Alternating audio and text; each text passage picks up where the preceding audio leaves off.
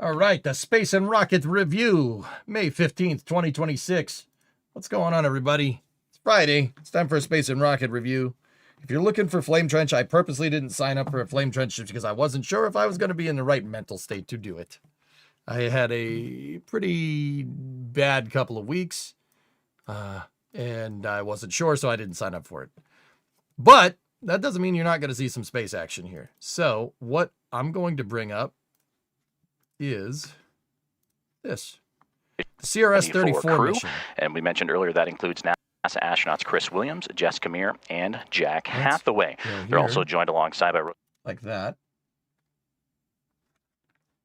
And let's go here. DIF. And let's also go here. Joining him on board the International Space Station is ESA astronaut, or European Space Agency astronaut, Sophie Adno. Now on tap for docking as the Dragon spacecraft makes its way closer and closer to station. It will be Hathaway of NASA and Adno of ESA that will be monitoring the Dragon spacecraft as it gets closer and closer to the orbiting laboratory. So these are the people that are currently up on the ISS. Jessica Meir, Jack Hathaway, Sophie Adno from ESA, Sergei Skverchkov from Roscosmos, Chris Williams from NASA. That's Max Sarayev over there, and Sergei Mikalev, I think. I forget his name. What we're watching here, guys, is a resupply mission. This is an ISS resupply mission. This is Commercial Resupply Services 34. So SpaceX 34th ISS resupply mission since they started doing them in 2012. 2012 was CRS-1. We're about 8 minutes out. This is a Falcon 9 right here. Falcon 9 Block 5 bug with a cargo Dragon on top. What is this carrying? Yeah, it's food, water, clothes, stuff like that. Just a straight resupply mission. We are going to see a return to launch site here with this booster. Little bit of background information on this launch here. Once again, the 34th resupply mission. The Dragon flying tonight has flown five times previously. It's Dragon C209. It's on its 6th flight. The last flew about a year ago.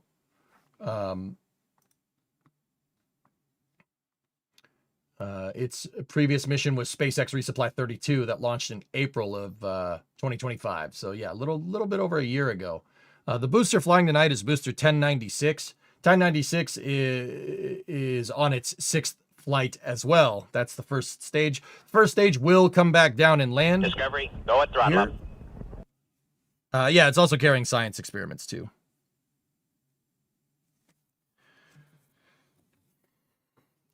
Fun fact, this booster was the first Falcon booster to launch a Kuiper mission, which was also its first flight. 1096, yeah, its previous missions were GPS-3 SV09, L77 for the National Reconnaissance Office, a Starlink mission, IMAP, which was a rideshare mission, and then, yeah, its first flight was in July of 2025 on the Amazon Leo KF-01 mission. Pretty cool. It's launching on a northeast trajectory out of the Cape. This is an ascending node trajectory, meaning that the ISS's orbital plane is going from southwest to northeast when they go to launch in about 6 minutes. We will do pre-roll ads on Twitch.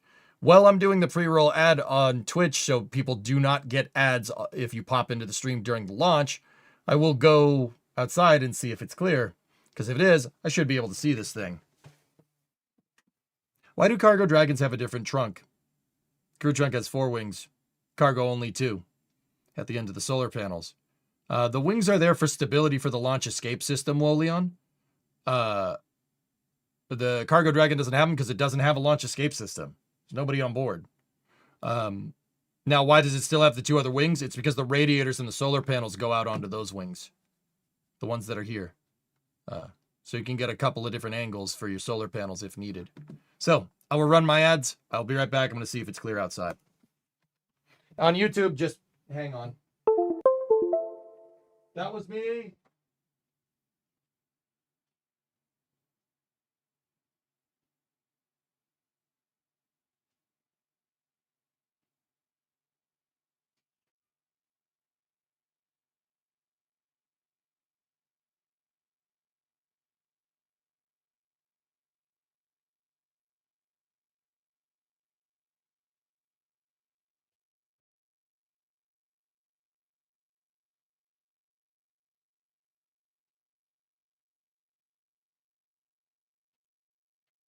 It is ridiculously cloudy. That was me. That was me. There's a frayed wire. It is ridiculously cloudy. There's not a chance I'm seeing this. Okay, I already answered that. Is it coming up by North Carolina? If you're anywhere on the eastern seaboard, you should be able to see this. Chris, you want to make it down to see a launch one of these days? I should be down there around July, so hopefully there's one going on. You're more likely to see a launch than not see a launch at this point, Chris, which is actually pretty cool.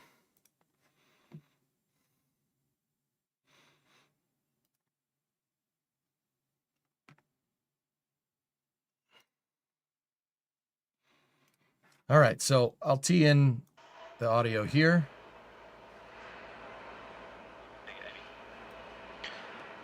Now, a little more than 3. Oh. Come on, X. Green to support today's launch. Now, if for some reason we do not launch today, we do have a backup opportunity. That'll be tomorrow, Saturday, May 16th at 5:43 p.m. Eastern Time. But right now, all systems tracking well as we continue to monitor the final progress of fueling and getting ready for liftoff. Here from just outside Jetty Park, ready for a launch. There you go. You're in Taunton, you have clouds? Yeah, I can. And the clouds are low up here, dude. Because that damn We're going to rain. continue The listening should in be over good the up here. countdown nets. Doesn't And really the help next us, though, thing to we're see the rocket, expecting though. is stage 1 LOX load complete. Stage 1 LOX load is complete. There you go. The weather is 95% go. CRS-34 originally attempted to go on Monday night. The weather was 60% probability of no-go. And then they tried on Wednesday. And Wednesday was a 50-50 shot. It didn't work. They scrubbed it. And today, weather is really cooperating here. 95% go for launch. About 2 minutes and 31 seconds out. Yeah, Kurt, it's overcast here too. We got, that's that big rainstorm that popped through.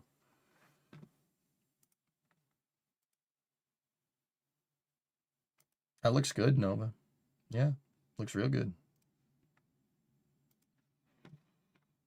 It's 95%. Mondays was 10% favorable. You're right. It was 90. Yeah, I thought it was 60. Whatever. They tried to go on Monday. They didn't go on Monday. They tried to go on Wednesday. The clouds didn't cooperate. We're inside of 2 minutes. And yeah, it looks to be pretty clear. Clear skies out there today. Now, if you look, there's a landing pad right over there. See that slab? That circular slab? The first and second stages are now fully... That first stage is going to land over... It's behind this camera. It's that way. Auto idle. Coming up. About how many minutes after launch to reach around north of Boston? So, Series Flyer, if you're on the North Shore, about 8 minutes. 8 or 9 minutes. If you're on the coast... Like if you're in Gloucester or something, you should just look south. Look south, southeast. You'll see it if there's no clouds. It might still be a little bit too bright out, dude. We might not be able to see it because of the lighting.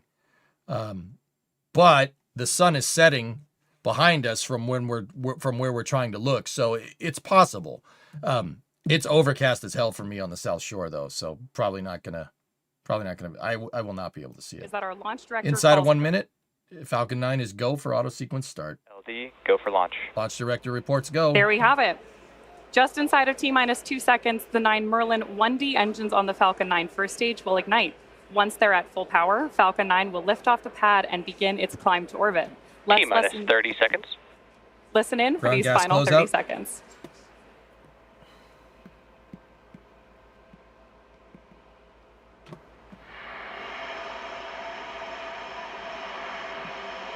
T-minus 15 seconds. T-minus 10. What sound you're hearing is 9, pad deluge. 8, 7, Sound suppression water 6, system is on. 5, 4, 3, Ignition. 2, 1, ignition, and liftoff. Go Falcon, go Dragon, and go CRS-34. Okay, SpaceX's 34th And liftoff. NASA's International SpaceX Space Station 34th commercial resupply mission. resupply services Is mission one carrying chamber over pressures are 6,500 pounds of cargo and supplies is on its way to the International Space Station. Good liftoff, clean step, everything looked good there. The next step in the flight here should be a call for power and telemetry in the next 15 seconds. And then we should hear... Everything is looking good on board Falcon 9. Should hear a call for supersonic and max Q. Control that the rocket is pitching downrange and that all 9 Power Merlin and telemetry nominal. engines continue to Good perform call well. on power and telemetry. We're just about to throttle down the engines to prepare for max Q, Should the get a point call of for maximum supersonic. aerodynamic pressure during ascent. Max Q happens when the combination of speed Falcon 9 is supersonic. and Good. air pressure put the greatest stress on the vehicle. And with that call out for mission control, we know that Falcon 9 is moving faster than the speed of sound. Max Q. That's There's that maximum call out for dynamic max pressure. Q. Now coming up, there are going to be Max Q is peak aerodynamic load being exerted on the vehicle. The vehicle can only go so fast down here before Falcon 9 can only go so fast down here before it can't move the air out of the way. And what that does is create compressed air up at the front of the vehicle and tries to accordion the rocket. It tries to smush it. So they throttle the engines down to lessen the load. Max Q indicates the highest amount of dynamic pressure on the front of the vehicle. Now, they throttle the engines down, and they're pretty much up above the atmosphere at this point anyway, so they're going to throttle them back up here. And in another probably 40 seconds, or 20 seconds, we should see a ramp down on stage 1 thrust. And then in about 30 seconds from now, they should be entering the ramp down now. About 30 seconds, we should see stage separation.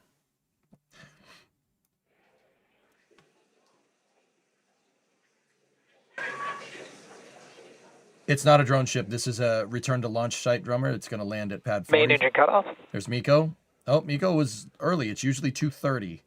But that's on a Starlink mission. This is a slightly different trajectory. Stage separation confirmed. Now that first stage is going to turn Back around. startup. Back startup. And you should see the first stage relight its engine because it's turning around and coming back. There we go. First stage turning around and coming back great to land. views on your back at screen there landing as you zone heard 40. and hopefully saw all of those key events taking Bro. place. Main engine cutoff, That's stage separation, so good, dude. That stage never 1 gets old. flip, which is That's happening on the super cool. left-hand side of your screen, second engine start on the right-hand side of your screen, and the beginning of our boost back burn. Now, coming up shortly, we should hear the call out for completion of the Time boost should be back visible burn from on the Jersey. first stage. Give it another 2 to 3 This minutes, burn Redbeard. helps to steer the booster back toward the landing site and is the first of 3 burns the first stage performed. You can see all of the Floridian Peninsula right there. There's Tampa over there. Orlando. Got some clouds over Orlando right now. There's Daytona right there. You can see all the way down to Fort Lauderdale there and then down to Key West. Fort Myers over here. Bradenton over there. Somewhere down there, Cletus McFarland is jumping a dirt bike over a Coke can. Somewhere down there. SpaceX 34th Commercial Resupply Services mission, now 3 minutes and a little more than a half into today's flight. Takes about 9.5 minutes to get into orbit and all set as Dragon on the right-hand side with that Merlin MVAC engine on the right. Yep, Continuing all the way its up to chase to the Jacksonville, orbiting you can laboratory, see and there you can the see inlet up there. that St. stage Augustine 1 right there. making its return back to Earth on the Jacksonville up there. left-hand side. We had an on-time liftoff at 6:05 p.m. Eastern with the Time cursor? from Don't worry Space about Launch it. Complex 40 in Cape Canaveral Space Force Station. Now, in order to make the left side, stage 1, make its return back to Earth, a couple things have to happen. 2 more burns to execute. The entry burn, where 3 of the Merlin engines will reignite, and this helps slow the stage down as it re-enters the upper part of Earth's atmosphere. And following the entry burn, the booster will go through its outside right landing now, burn. Redbeard, and look This southeast. is a single-engine burn that brings the vehicle's Southeast, speed down high on the rapidly horizon. in order to land back on Earth. And we should be hearing those call-outs for that entry burn in just a couple of moments from now. Oh, my favorite part. So right That's now, right, Joseph. We are what Falcon 9 is doing, the first stage is firing. You see the downward thrusters firing. What they're doing there is settling the propellants because Falcon 9 is falling back down right now.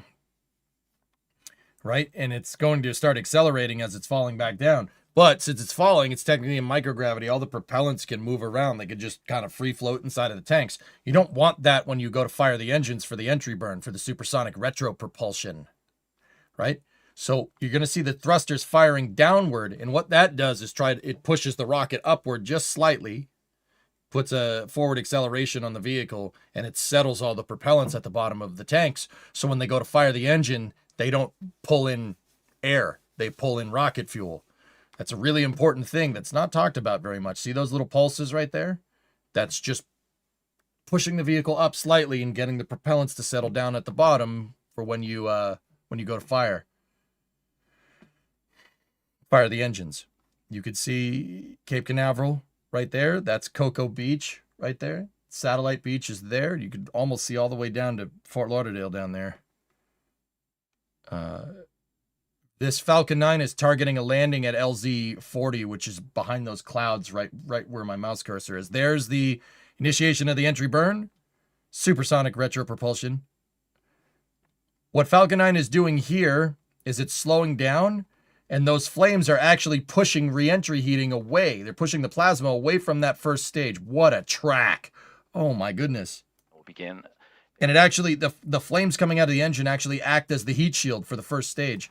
You can see a shock line right there as the first stage flies back down. Craft on top of that second stage, making its way into orbit. So you should see some vents now, down 6.5 here. minutes into today's flight. Those vents are priming the engines for now, the again, landing moments burn. away from entry burn. That's what we see down here. The Grid stage one fins steering light that back Falcon up 9 back as in. It will rapidly decelerate in preparation Stage for one, landing transonic. at landing zone 40. Stage 1 FTS safe. Dude, she's flying, baby. She is flying. Milestones continuing Zoom out. to check Just a off little for bit. the stage one as it makes its return Okay, here back we to go. Earth. Getting back down into the lower atmosphere here. You And can we'll see a keep lot of an eye out for that aerodynamic entry forces burn, are shaking those start grid of the fins entry burn around. shakedown, Got some landing vapor burn. You should get accumulating some great there. visuals off the. We got the sonic booms. So landing burn now underway, and that's the single engine that slows down stage burn one has begun. rapidly ahead of touching down 1096 back is on the over. Forward coastline. The LZ-40 landing site. Stage 1 leg deploy. Grid fins will lock into place. Reaction control system steering the booster. Right back to position. Stage 1 landing confirmed. And we got a good touchdown, baby. 1096 completes. And its great sixth visualizations there as stage one has delivery successfully of returned payload back to to orbit. landing zone 40. That's now 7.5 Dude, minutes that's into so today's good. flight. We still have I about love a it. minute to I go, a love little it. It's less so than that good. for stage There you 2. saw, And there and you can hopefully follow heard my along the colleagues pathway behind stage me. 1. That is another. Let's just talk over each other. Okay, so the second stage here is at the Outer Banks. That's North Carolina right there. See the Outer Banks of North Carolina here. Should be going up to Chesapeake Bay over here somewhere. This engine needed to get Dragon into the so proper fucking orbit cool, to dude. align with the International Space Station. Stage 2 FTS safe. Stage 2, terminal guidance. Once again, if you're on the eastern seaboard, you're in the northeast here. If there's no clouds, you should be able to see it. It's Just about cloudy here, 10 God. I can't seconds do it. until we should hear that SECO 1 call.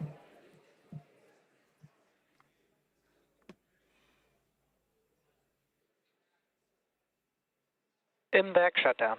Yeah, it hopped a little bit, Dan. Ain't no And thing. then there's confirmation of MVAC shutdown on board our second stage. Okay. Now we are just standing by for confirmation of a good orbital insertion. Stage 2, nominal orbit insertion. Good.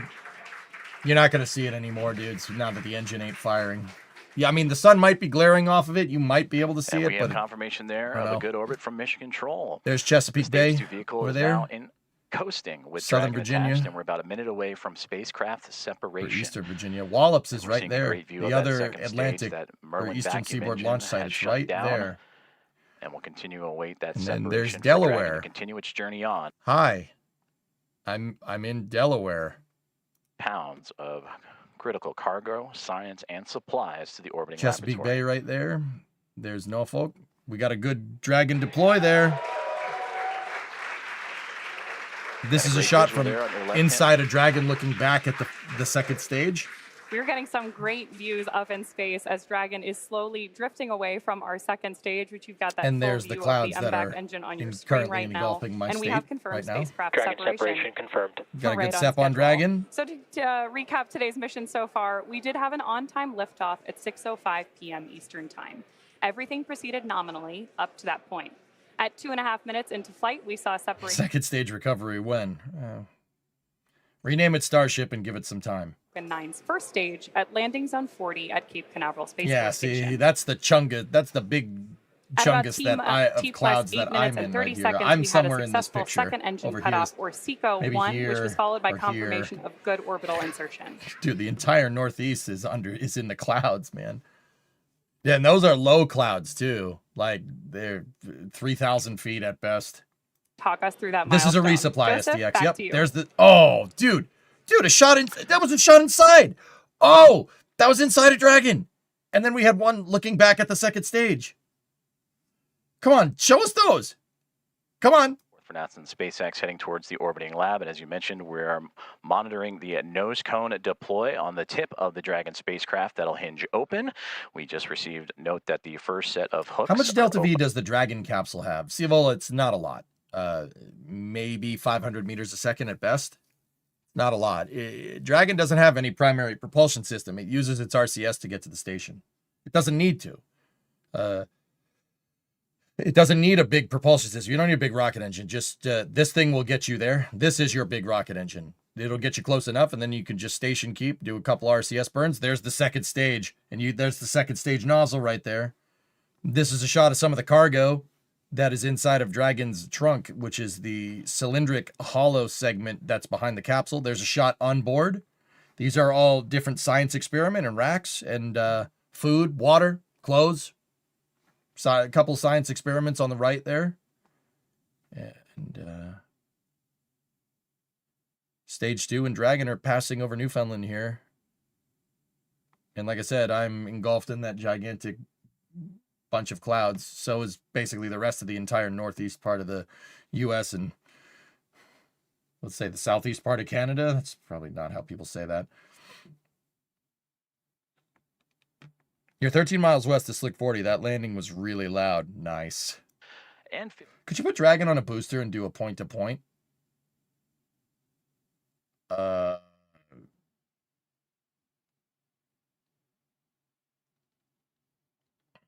mean, you could with substantial modifications, sure. Firing of the Draco thrusters will That looks like a high inclination difference. This is just how this graphic is represented, Ciavola. That's the next orbit. The way this graphic is presented is Earth relative, not orbit relative. So this is what a 3D shot of what the Earth looks like spinning underneath it.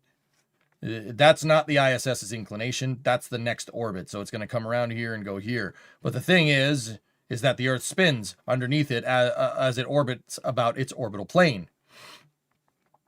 So because the Earth is spinning, the next orbit appears to be at a differential inclination, but it's not. This is just our Earth relative frame here. Does Super Heavy do the ullage burns, or does it use the header tanks? Monitoring the orbiting laboratory, but keeping a close eye on Super Heavy can use the header tanks. But see, like, here's the thing, Pigzig. It uses the header tanks, but Super Heavy doesn't do the exoatmospheric retrograde burn. It doesn't do the supersonic retropropulsion. There's 3 Merlin engines getting ready to be built over there. It doesn't do that. Because it doesn't do that, you don't really need to settle the propellant. Super Heavy uses the natural deceleration of the booster. So when the booster starts coming back, Super Heavy starts coming back down, it's going to start hitting the atmosphere, and it's going to decelerate because the atmosphere is getting stuck in front of it, right? Because it can't move it out of the way fast enough, at least, right? You're going to get dynamic pressure built up at the bottom of the vehicle around the engines. That's why they glow when Super Heavy comes back in. Well, I don't know what Block 3 is going to look like, but you get the idea. So because you don't need to do that, the decelerative forces that happen to the vehicle, because it only fires its engines basically for the landing burn, will settle your propellants for you. You don't need to do that propellant settling. So it's using the header tanks, right, and physics to get going.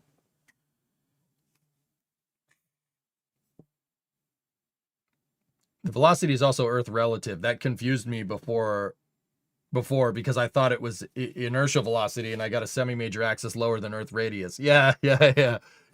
Our conversations about that previously, Lava, when we were talking about this before, is how I figured out that it's an Earth relative frame. Today is Friday. When does this make the ISS? Soon. This is a shot out the front of Dragon. Thank you for following along.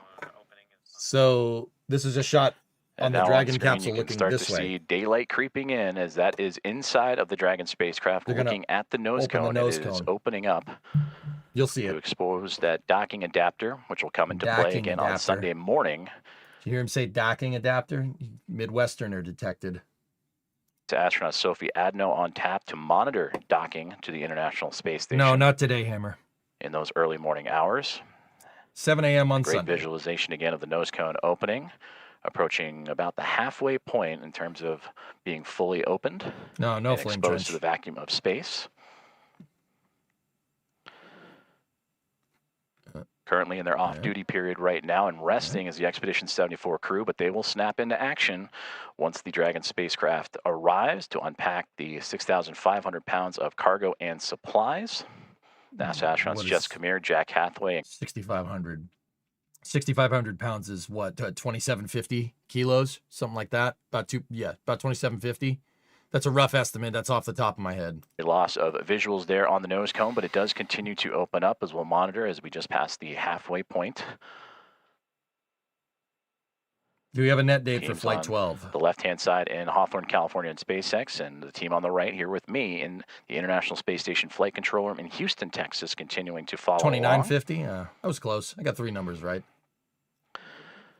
We also mentioned there will be 5 key burns for the Dragon spacecraft to make as it begins its chase to the 19th. Thank you. Station. The first one will be the phase burn, which happens not too long after liftoff. In fact, that'll be a little bit later on this evening.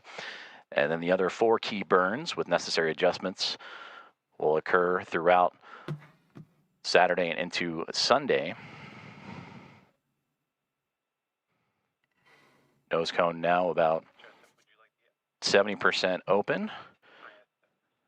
It'd be nice if we could see. As the teams here continuing to move along. He's listening to a comm-net that we can barely hear it, but it's not being piped into the stream.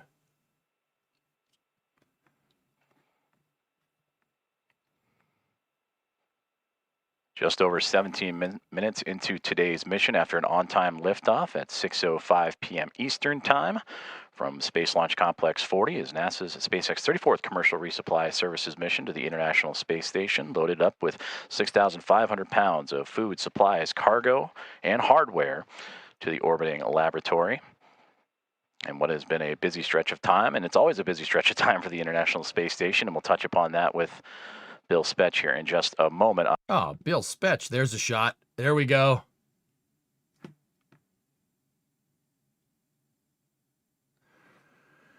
Before anybody says it's ice that's entering the sunlight, and when the sun melts the ice, it outgasses and it looks like orbs moving around. That's just ice. Seriously, that's what it is. It's just being illuminated by the sun, and when it outgasses, it makes thrust. That's why it looks like it's snowing.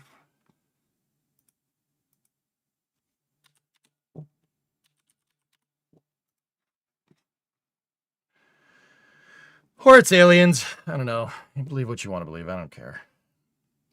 So it's not P this time. It is in fact not P this time. And the yes. rest of the way is, again, we continue to stand by for confirmation of. Why is there so much ice? It's probably what you're probably seeing is from the second stage outgassing, or if there's any environmental control systems on Dragon that were just turned on, or some type of dump system on Dragon. It could be the thrusters. Yeah, the vacuum does weird things to things, if that makes any sense.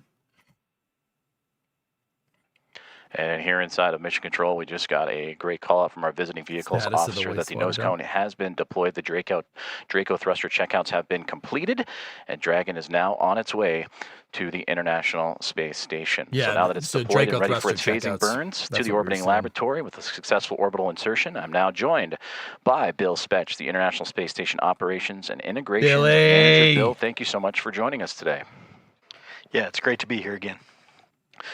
Bill, this commercial resupply services mission that just launched, for you, what stands out about this? Hang on one second. We have to ask, is the toilet good? Control, this is Houston. Or is the toilet good? Hold on. Integrity Houston, toilet is powered, waste tank purged. All right, we're good. forward. This mission is delivering new research, hardware, supplies, all the things that keep our crew healthy and the laboratory running. Every one of these cargo flights helps us test systems, study human health, What do you mean, Dan? and mature technologies that we'll need as we go deeper into space. It's a reminder that the ISS is still one of the most productive platforms we have for discovery.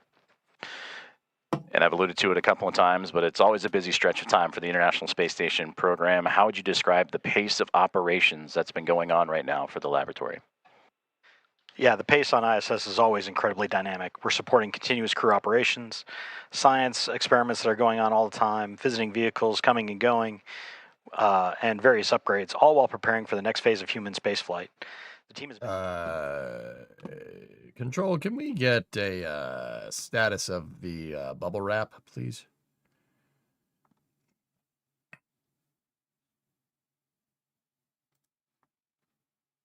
Copy. Bubble wrap. Bubble wrap is nominal. The transition got a little garbled there. Hold on. Can you repeat, please? Copy. Bubble wrap nominal. All right, cool. Thank you. Anyway, back to Bill. On to low Earth orbit. Yeah, the International Space Station is really the foundation for everything that we do from Artemis and everything going forward.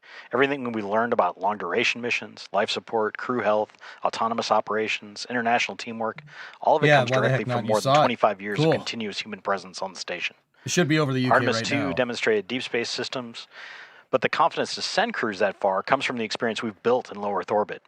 The station is where we test, refine, and prove the capabilities that will take us back to the moon.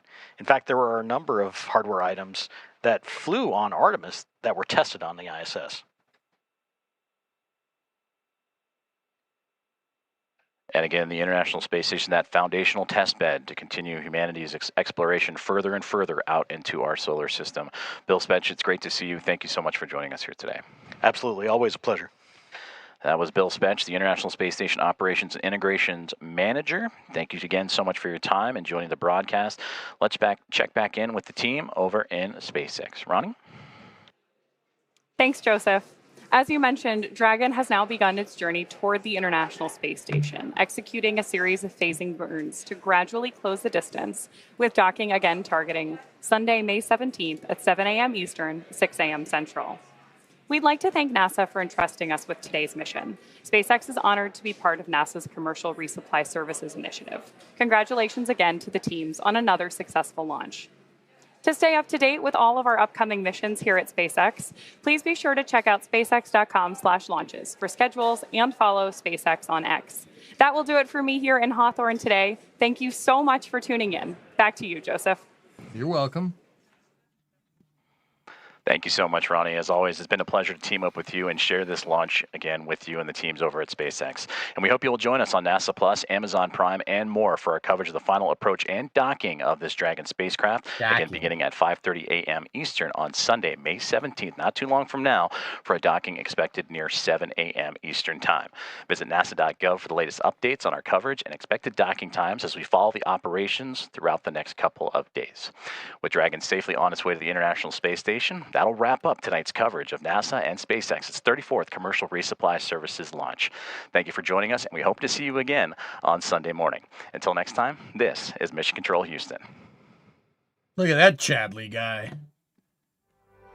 With your worm logo jacket and your beige Volvo. You're going to do the docking coverage with NSF. 7 a.m. on a Sunday? Nah, I got a meeting. I got to return some videotapes. You mentioned the Windows disconnect sound effect was due to a frayed wire. As far as I know, that's a fire hazard. It's not a fire hazard to a webcam, dude. Don't worry about it.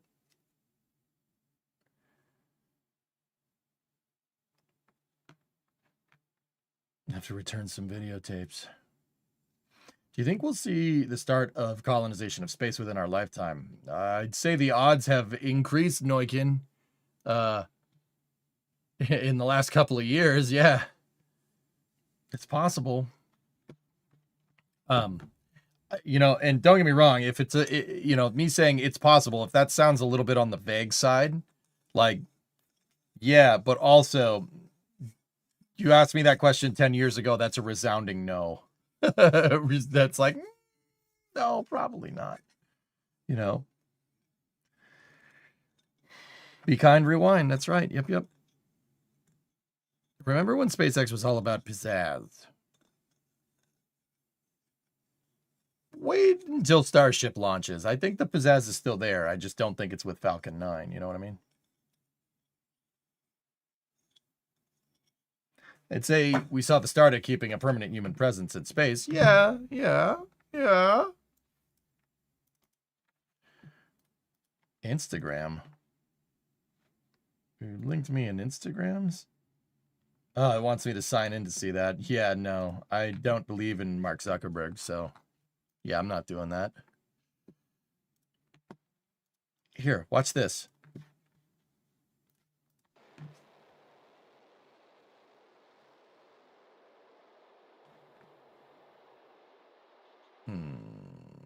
Stage 1 landing confirmed. Yeah, she weeble wobbled a little bit, dude, but yeah, otherwise great landing. Stage 1 has successfully returned back to landing zone 40. Can I just... Hey, baby. Nice.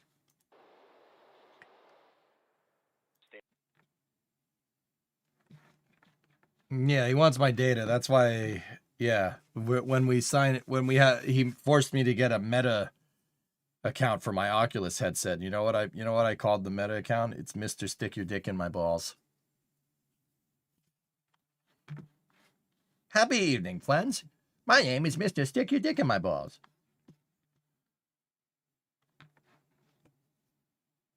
A, B, C, D, E, F, G, H, I, J, K, L, M, N, O, body.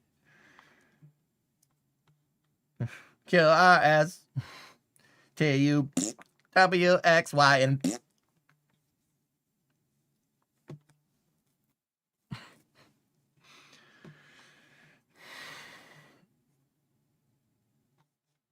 Anyway. So, what do you guys want to talk about? Space news? We'll just do a quick space news to kind of wrap it down here.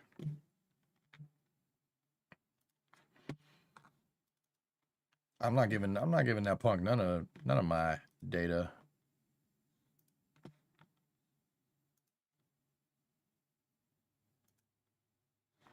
Oh my goodness.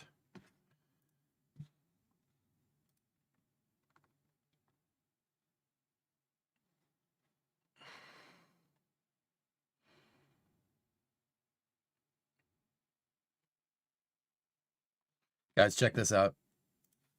It's the end of an era. Jack got a new car.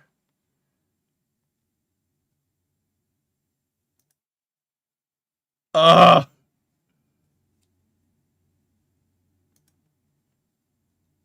Bro. Well, new to him. I wonder if they're parting out his truck. Dude, you have no idea how much time I spent fixing that stupid latch back there. It looks like they took all the parts off. They took a lot of parts off to use them on another vehicle. I'm not telling you what he bought, but I'll bet you could put two and two together.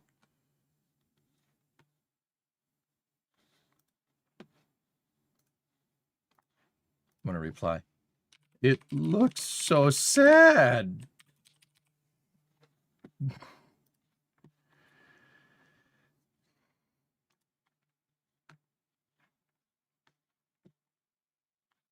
He posted it? Oh, okay. Disco 3, baby. All right. That thing. Jack sent me a lot of pictures. That thing is way nicer than his than the other one. Yeah. Like way nicer.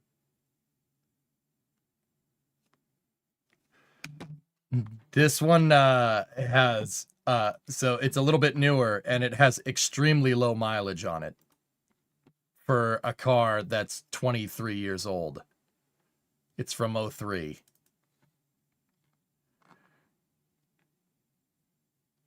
Oh God, I give it 6 months. 6 months of what? Oh, Jack replied to me. What did he say? Despite being stoked about the new rig, I only slightly ashamed to admit that I cried today when I said goodbye. Dude, cars are beyond personification in my mind. It's a living, breathing entity. And they all have different personalities.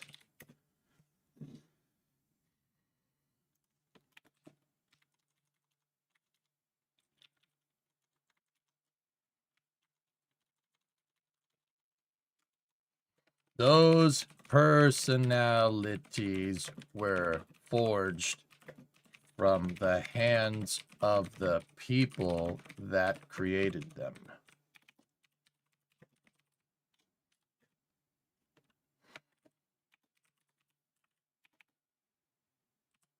Whenever you work on a car, you impart a little bit. You know what? That sounds inappropriate.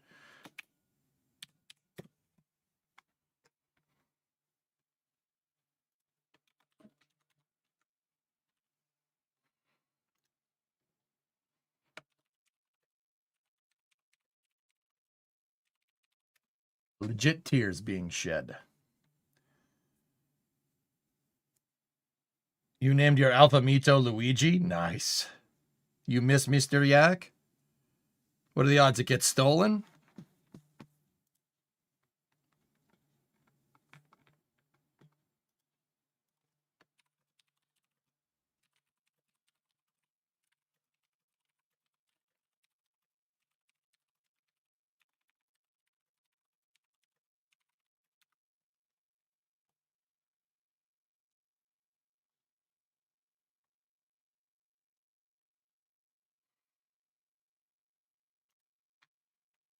Hold on.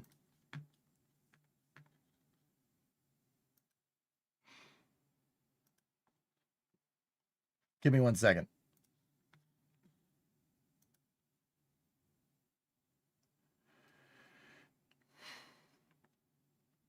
No, attach a picture of I'm tired, boss.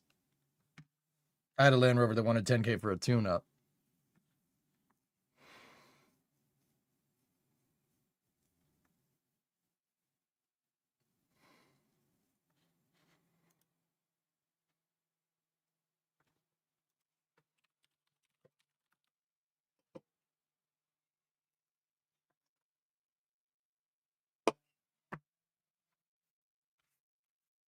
I had a recurrence of my drinking problem.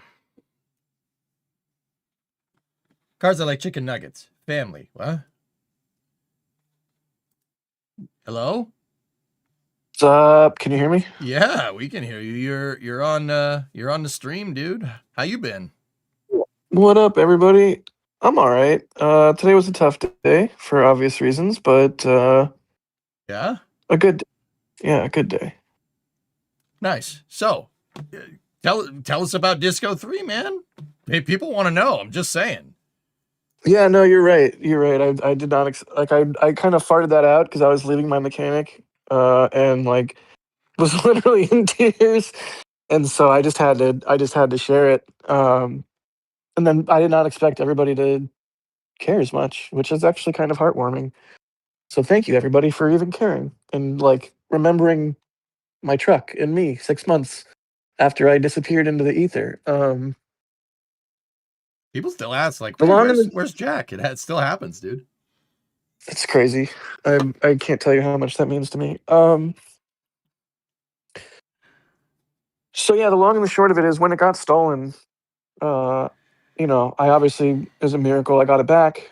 and I paid a bunch of money to get it running again. But it was not the same truck, and it would have cost many, many thousands of dollars to get it even back to where it was before it got stolen. And even then, that wasn't, so that the calculus was already against it.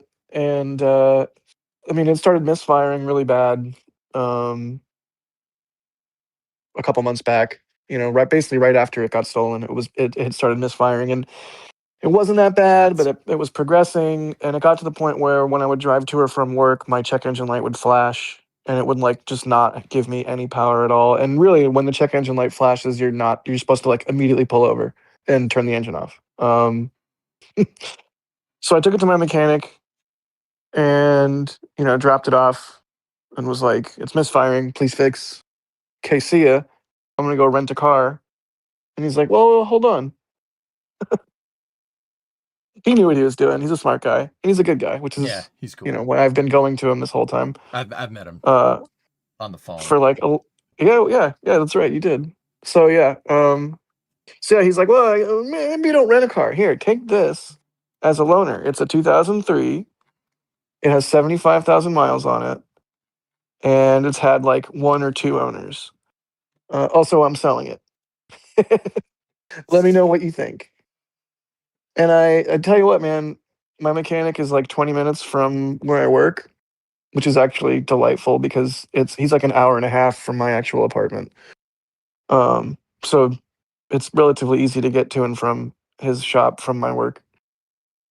So I drove that little 20-minute drive back to work in the Disco 3, and as soon as I got to work, I texted him like, "Jesus Christ, man, this thing is a dream to drive. Feels like I'm driving a freaking cloud."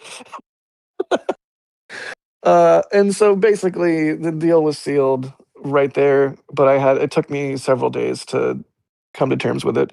In fact, it took me long enough that he did the work on Disco Stew, thinking that I was going to keep it. A little bit tragic there, but yeah, the new truck is a lower trim level. It doesn't have the two sunroofs, which my mechanic's like, you're gonna not miss the sunroofs, one less thing to break. And I'm like, yeah, well, it was really nice to kind of stuff a Starlink Mini just underneath the sunroof and not have any complicated mounting or anything. Like, that was really cool to be able to do. So I'm gonna miss the sunroofs. And then the other thing is, it is like I said, it's a lower trim level. So like the driver's chair and the passenger, like a shotgun chair, don't have armrests, which is like a small thing, but when you drive the same car for 11 years and you get used to a certain like posture and driving position, I'm constantly like, "Oh man, where's my armrest?" So but that can be solved with a new chair. I already told my mechanic, and he's going to keep a lookout. When there's a scrap 03 in the right trim level that has a good chair, I'll just buy that off of him and throw it in. So some stuff off Disco Stew is going to live on Ship of Theseus style on Disco 3. There you go. Including the aftermarket bumper, the lift kit, the shocks and suspension, the all-terrain tires, and the larger 16-inch rims. Oh, very nice. So parts of whenever I drive Disco 3 to Boca, which whether it's a year from now or longer or shorter, whenever Disco 3 makes its way out to Boca, it will have parts of Stew on it. So, it'll continue on.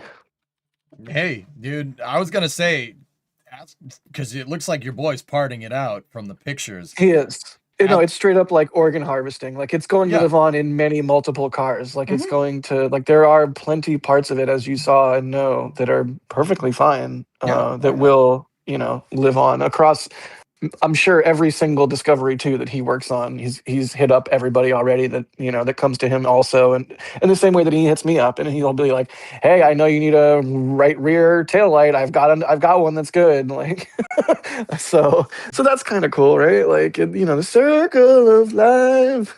Dude, you should, I'm not saying what you should or shouldn't do. Have him get one of the front fender, take the front fender off and like hang it on the wall in your office or something. That would be cool. I mean, they can't be that expensive, dude. They're, a couple $100, but you get a piece of it, Right. So the reason I went today was because he, I think, is finishing up parting it out and was like, all right, I'm gonna get rid of it. And I had a bunch of crap in there still, so I just took a box and grabbed like my tent stakes and my folding chair and my window shade, like all the random detritus that I kept in it at all times. Yeah, we can see. And in the process of doing that, I grabbed the Land Rover emblem from. I forget what interior part of the car it's from, but it's like, the classic green and yellow, like oval Land Rover thing. I always keep a piece of my cars, dude. If I sell one, I don't sell them. That's my problem. But if I do sell them, I always keep a piece, dude. Yeah. That's cool, man. The new, dude, did you say 75,000 miles on the new ride? Yeah, it's absurd. It's absurd. I literally think it just sat in the garage for years and years and years and years. There's no other explanation. Yeah, that's. I mean, it's a 23-year-old car.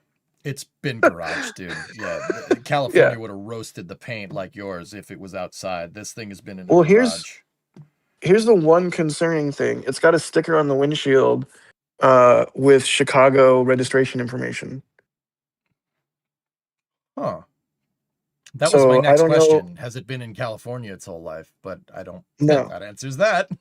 No. Wait a minute. But also, there's zero evidence that it has been subjected to like proper winters with salt. Yeah. So, but that was one thing I did find interesting. But yeah, next week I take it back to him, and all of the stuff from Disco Steel will get thrown on it.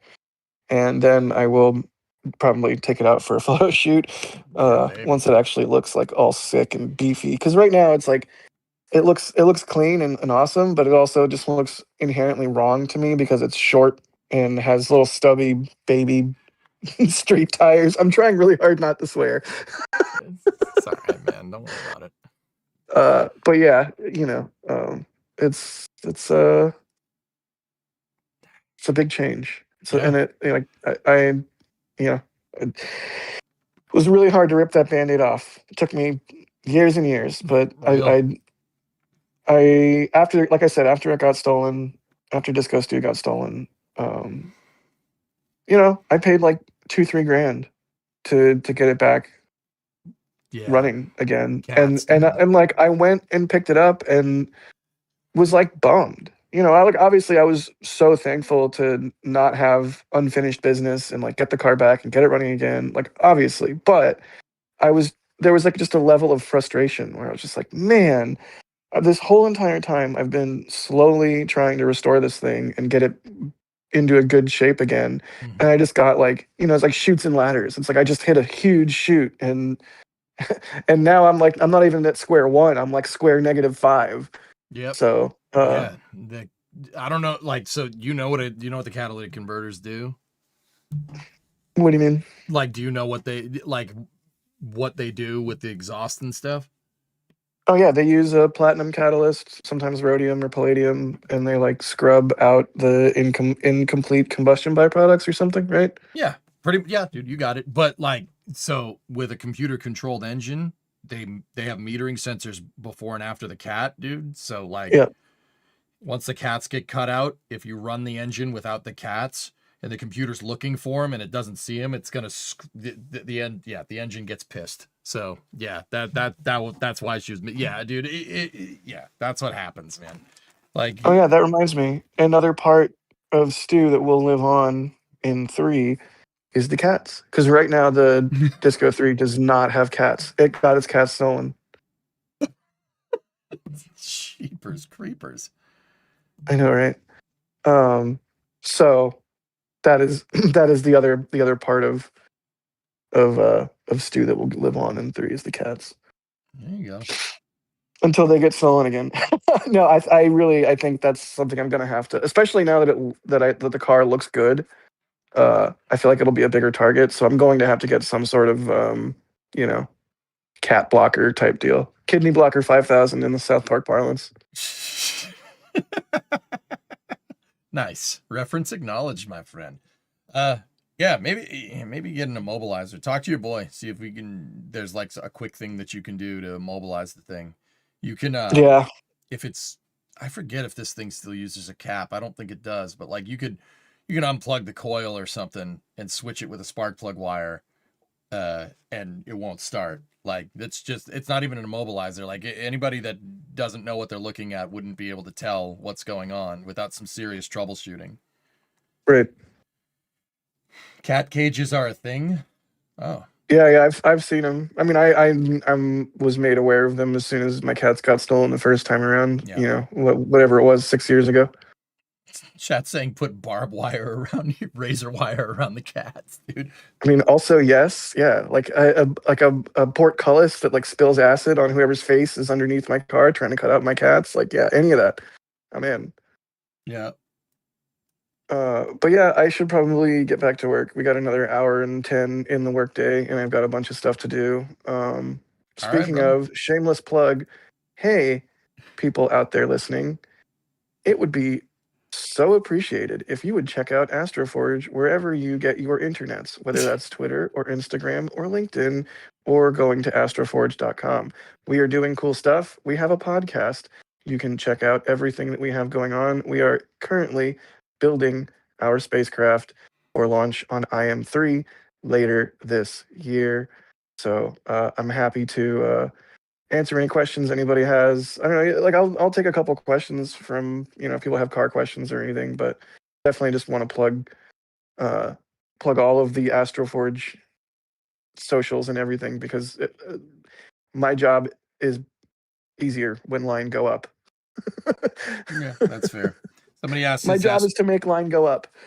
Yep. Somebody asked, is Astroforge hiring CNC machinists? We might actually be. Look at the website. There's a bunch of different career job or job openings on the website right now, and there's even a I think it's called Write Your Own Adventure or Choose Your Own Adventure. Like you can literally just submit an application and say, I want to do this for Astroforge. And I think we have hired people off of that method of applying. Headhunting I don't know if we've had a lot of people perhaps? off of that, but that was one of the things when I was interviewing here where I was like, oh, I actually really respect that. That's pretty cool.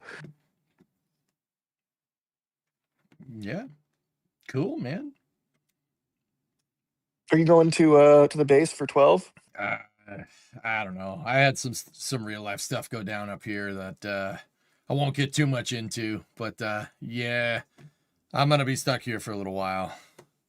Word. I hope you're doing okay and everyone's safe and healthy. Yeah, we are now. We weren't before. Jesus, man, I'm sorry. I'm also not going to be there for 12, so I feel your pain. Yeah, it's all right, man. It's okay. I'd love to. I think Max is down there. I'm pretty sure. Yeah, I've been chatting with him a little bit and loving, the content he's been putting out. The whole team's clearly just firing on all cylinders still, which is, you love to see it. Mm-hmm. Yeah, you love to see it, man. Absolutely. Yeah, hell yeah. So yeah, freaking A, man. I miss you. I miss everybody so much. I can't express how much it means to me that, Bro, they love you. Like I'm not even trying to blow smoke up your tail. I'd take you down a peg or two if I had the opportunity to. You know that, but people freaking love you. You're a good dude. Like, it's all good, man.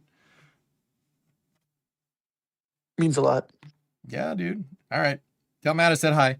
He's not gonna know who the hell I am, but tell him I said hi. Yeah. Hey. I'll DM you some stuff. Oh, all right. Yeah. But yeah, love you all. Thanks for caring, and let's chat soon again. I always enjoy these. Yeah.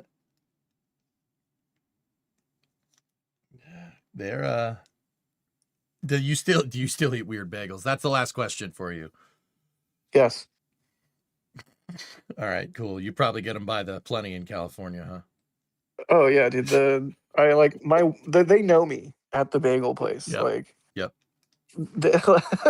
like I walk in and they know what I'm about to order because I'm a weirdo and I get the same exact thing 2 days a week every week because it's like my weekend ritual. Saturday and Sunday I go to the bagel joint to get a bagel. Dude, I have a breakfast joint that I go to, and everyone knows me there. I really think that's yeah. it's a underappreciated thing you can do as an adult is like become a regular at places and like establish rapport. It's awesome. Yeah. I need to figure that out with a bar. I don't have that with a bar here yet, but I really want to just like walk into a bar, sit down, and get handed a large flagon of scotch with the biggest ice cube possible in it without saying a word and like without looking at anybody. Like that's when I know I am truly back in LA. But yeah. Sometimes you want to go where everybody knows your name. So real. Dude, I've been watching Cheers. All right. Wait a minute. What? No wonder we were able to do this for hours at a time. Oh yeah, no, it's easy, man. You make it way simpler. All right, y'all. Talk soon and be safe. All right, Jack. It's good to hear from you, dude. I'll talk to you later. Hell yeah. See you. See you, buddy.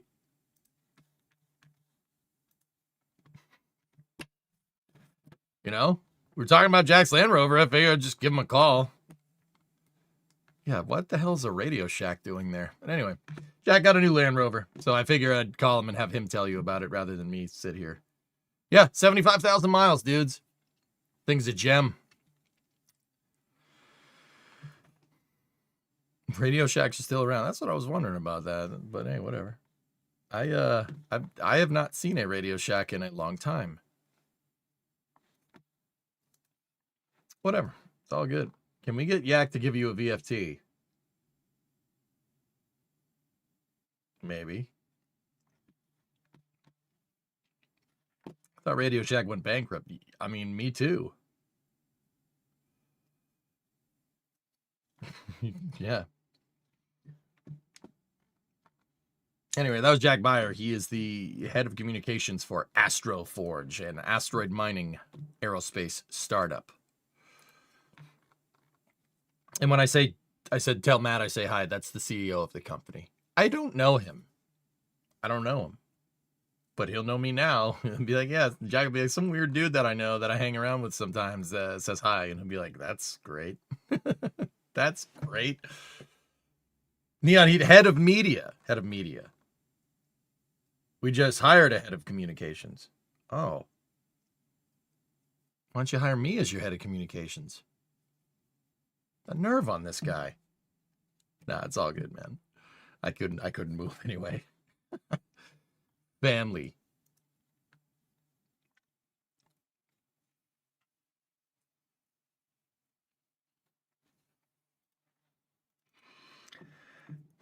So we could see Gen Z Twitter posts now for rockets? Jeez.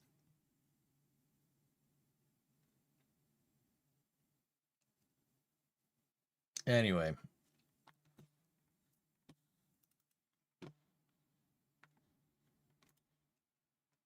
All right. So, check this out. Let's flip the page just a little bit. A launch license was awarded to SpaceX from the FAA, the Commercial Space Transportation License to Space Exploration Technologies.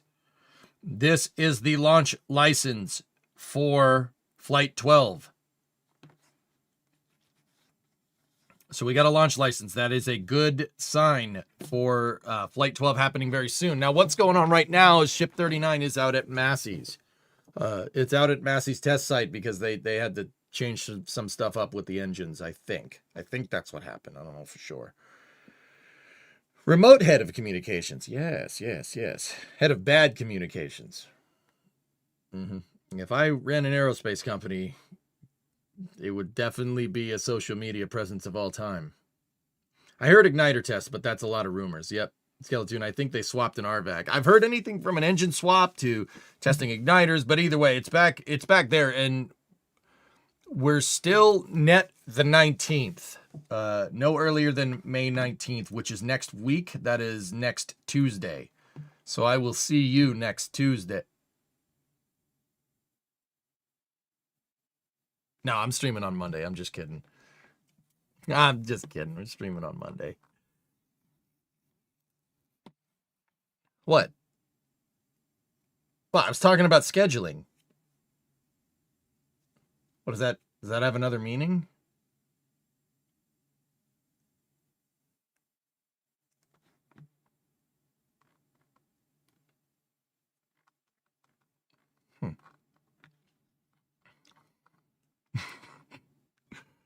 So here. So that's good for flight 12. We'll once again, next week, guys, just on a quick side note, I should go back to the regular schedule.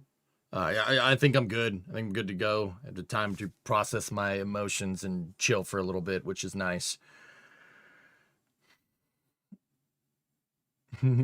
He's awesome. We love a Tuesday catch up. Yeah, right, mate. That's dang right. Here, look at this. Look at this new picture that was posted from the Artemis Twitter. Take a look. Oh, can't play the music, mate. No good. So we got some high def pictures of capsule separation before re-entry at the end of the Artemis 2 mission. Look at that.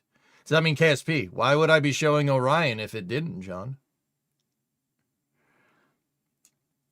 So good to know the normalcy might return. Yep. How do you think both vehicles will do in flight? I think for flight 12 it'll work, Anonymous. I think SpaceX has been cooking. Oh my goodness. Absolute cinema. Yep, indeed. Because it's cool? I mean, okay.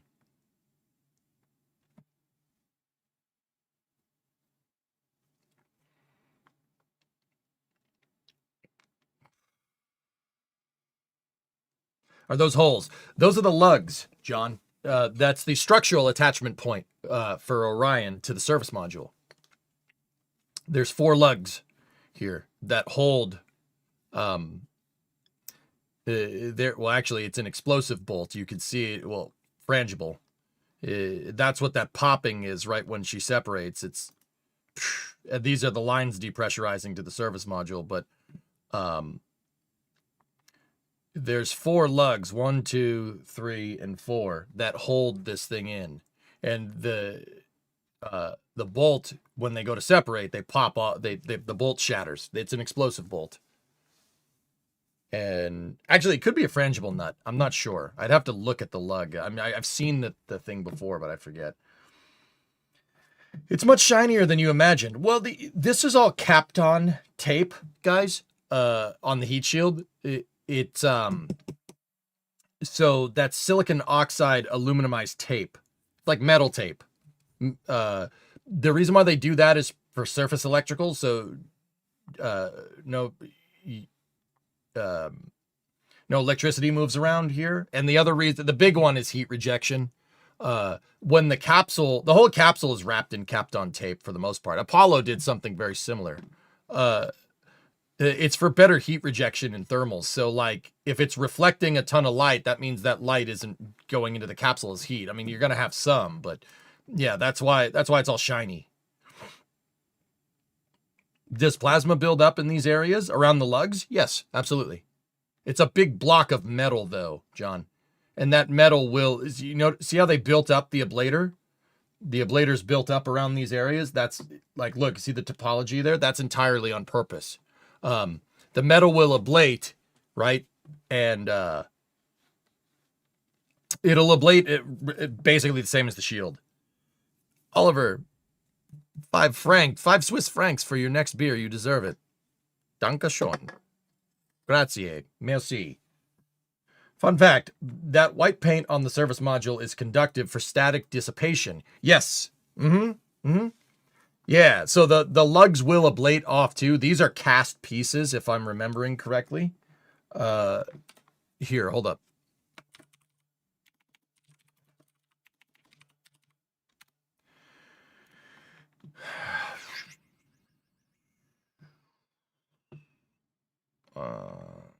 I'm trying to find a good picture of it.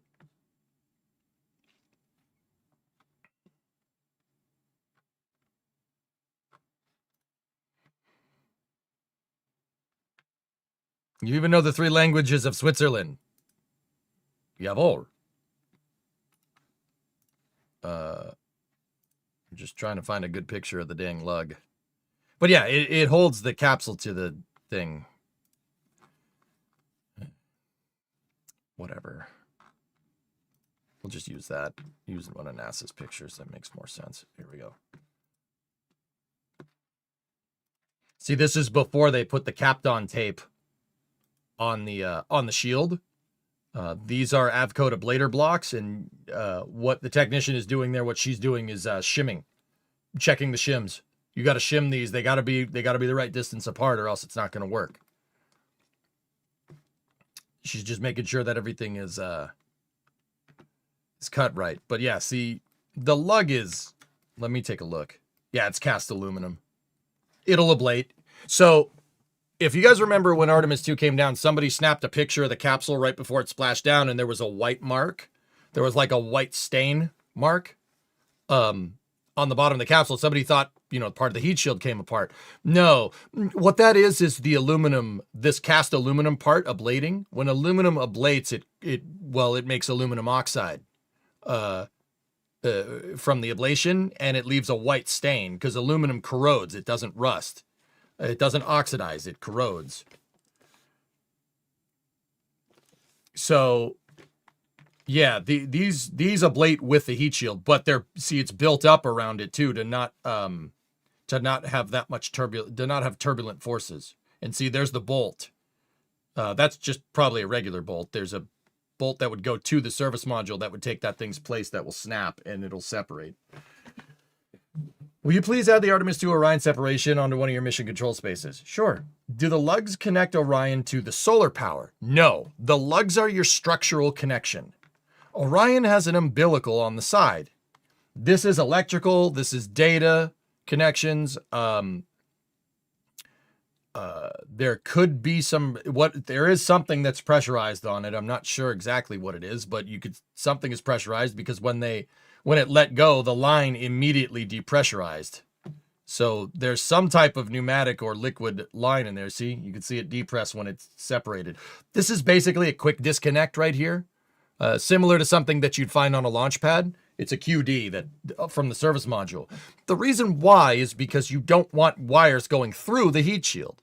You don't want holes in the heat shield. At least not a lot, right? So Dragon has something like this too, connecting the trunk to Dragon. They call it the Dragon's Claw, but Orion has one as well. Then you see they have a little bit of a flap shield right there for when the line's depressed. But all your electrical data for the service module, all the sensor information is going through all those different plugs there. I believe your O2 and ammonia coolant lines are there. Yeah, coolant lines is probably right, Rev. Yeah. You coolant fellas, bite, Contra, you guys said it. Yeah. Rust is just iron-specific corrosion. Yeah, that's right. Mm-hmm. Yeah, Apollo has one of these too. SpaceX has one. They're on the trunk. It's called the Dragon's Claw. So they got to separate the claw. So, yeah, the lugs are just your structural attachment piece. That's just where it actually physically bolts to the heat shield. And then all your other commodity connections are over here. Cool thing is from this angle, I said that was the star tracker at the beginning of the stream. It's not. It's not in the right spot. The star tracker's up there. I don't know what this stuff is down here. It could be the OPCOM system. Actually, that is the OPCOM system right there. Optical communications. It's on the belly of Orion. So what we're looking at here, this is from one of the solar array wings. This shot is on the starboard side of Orion. So Victor would be right here, Reed would be next to him, and Christina would be right here, and Jeremy would be right here. They're 1, 2, 3, and 4 right there. The hatch is on the starboard side of the capsule. If we're going, orientation front rear like this.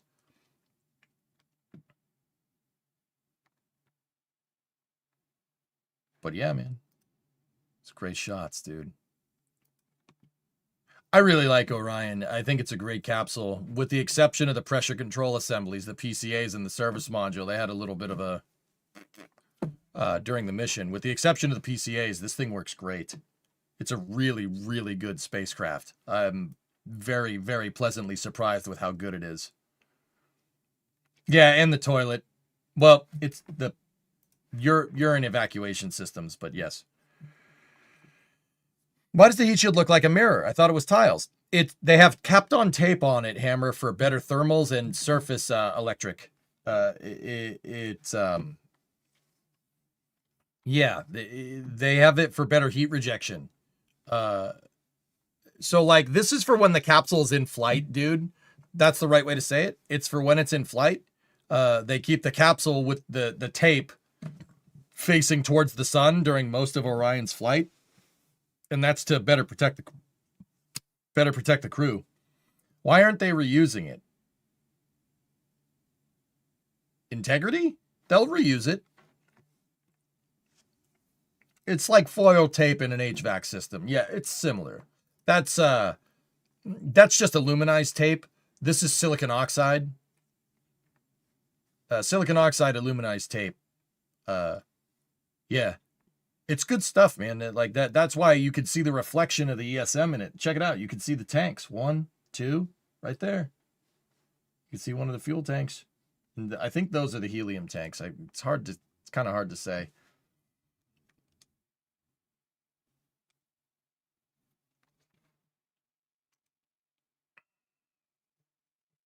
They're going to reuse some parts of Integrity on the next Orion, guys. And some of Integrity's parts were reused from the first Orion capsule, the Artemis 1 capsule. They took parts out of that thing. The avionics package, they took it out of the Artemis 1 Orion, and they put it in Integrity. So, yeah, the avionics package on Orion has been out to the moon twice. Just saying. So Orion is reusable. It's just reusable in a little bit of a different way. Integrity will fly again, guys. It will. If the Artemis program keeps going with Orion, yeah, it'll fly again. Not with the service module. The service module burnt up. But this part up here with the windows and the urine dump and stuff and the toilet. So funny thing, on a per wavelength basis, the ability to absorb and to emit is always exactly the same, meaning the shiny could also being used to keep heat in. Yeah.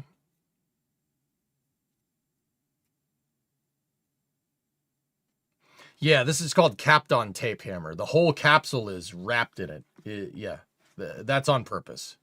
That's why when Integrity came back down, it wasn't shiny. The heat shield was cooked. It looked like charcoal.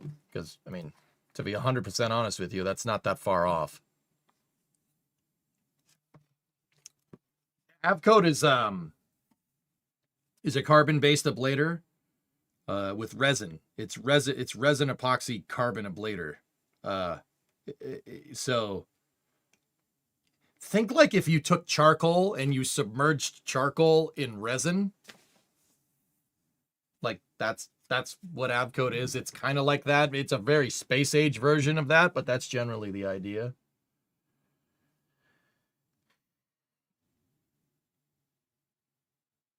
If you feel like browsing, I posted the Frangible Bold in Discord General. Oh, thank you. I do. Thank you very much. The bolt is on page 49. All right.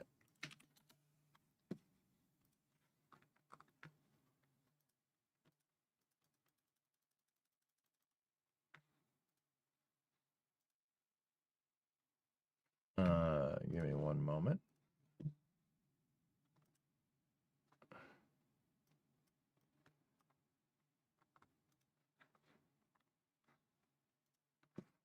There you go.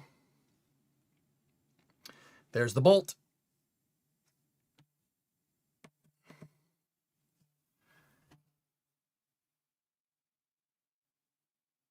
The thread is 212. 2012 UNJF-3A.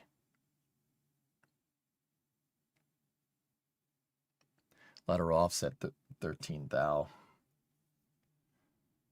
Functional preload, 60,000 pounds of force. Ultimate load is 90,000. Thermal cycle, minus 11 Fahrenheit to 142 Fahrenheit, 14 cycles. Can take 14.6 G's RMS composite, 3 minutes per axis. Shock. It could take 6,200 Gs, 3 shocks per axis. Nice, nice. That is a very strong bolt.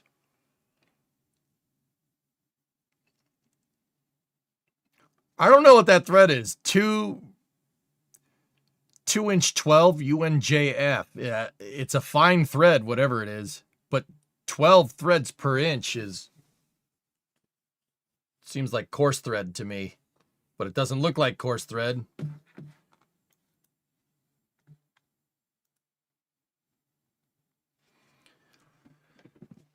Well, it could take 6,200 on 6,200 G peak, 3 shocks per axis, John. So, yeah, it's good at anything. You could take shock from any direction.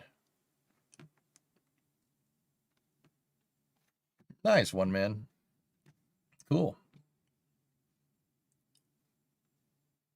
Yeah, 90,000 pounds of force. So they have 4 of them. That's way over-engineered for purpose, but that's kind of the idea. You don't want the service module separating from Orion unless you tell it to, right?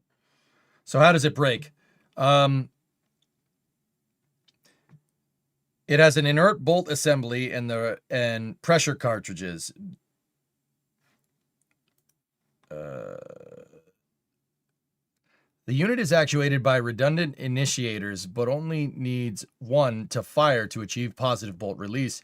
The output charge builds pressure, rupturing the closure disc. So this thing, see this tapered part right here? That part blows up. The cartridge goes into the thread right here. There's 2 redundant cartridges, and it'll shoot pressure down into here, and it'll shear the bolt basically right at that point.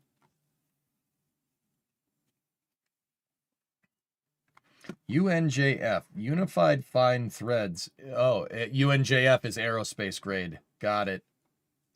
What is it? 3A?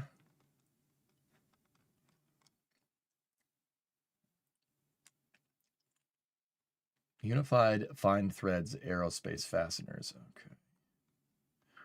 We're looking for number 2-12.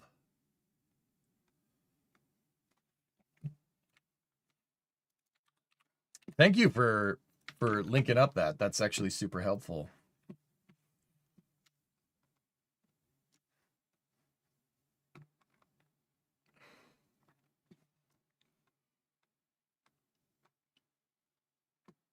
Oh, yeah. Suitable reduction of bolt screws and nuts for aerospace applications where the root radius is controlled. External threads of this series have greater tensile stress area comparable to the coarse series. Fine series is suitable when the resistance to stripping bolt or external.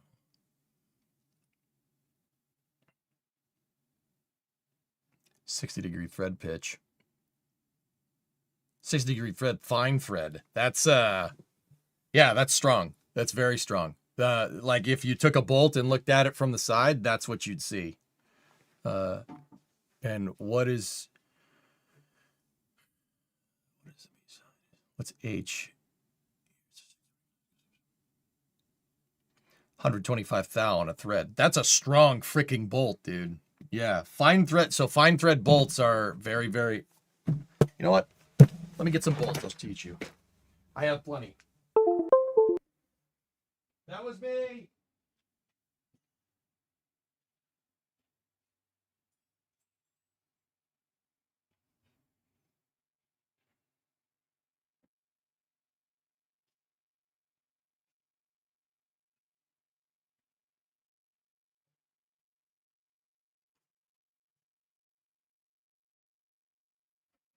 All right. I got 2 grade 8 bolts here. Look. So they look very similar, right? Now look at them close. Come on, camera. See the difference? So this right here is called a coarse thread. Meaning, if you look at the rungs on the threads, there's less of them per inch. This is a... I'd say probably 3/8. 3/8 quarter 20. Or no, 3/8 20, I'd say, because actually no, probably less, 16. Because so that's a coarse thread. You see how there's less of them? Look at this one. This is the same exact bolt, same exact size, same exact length, but it's using a fine thread.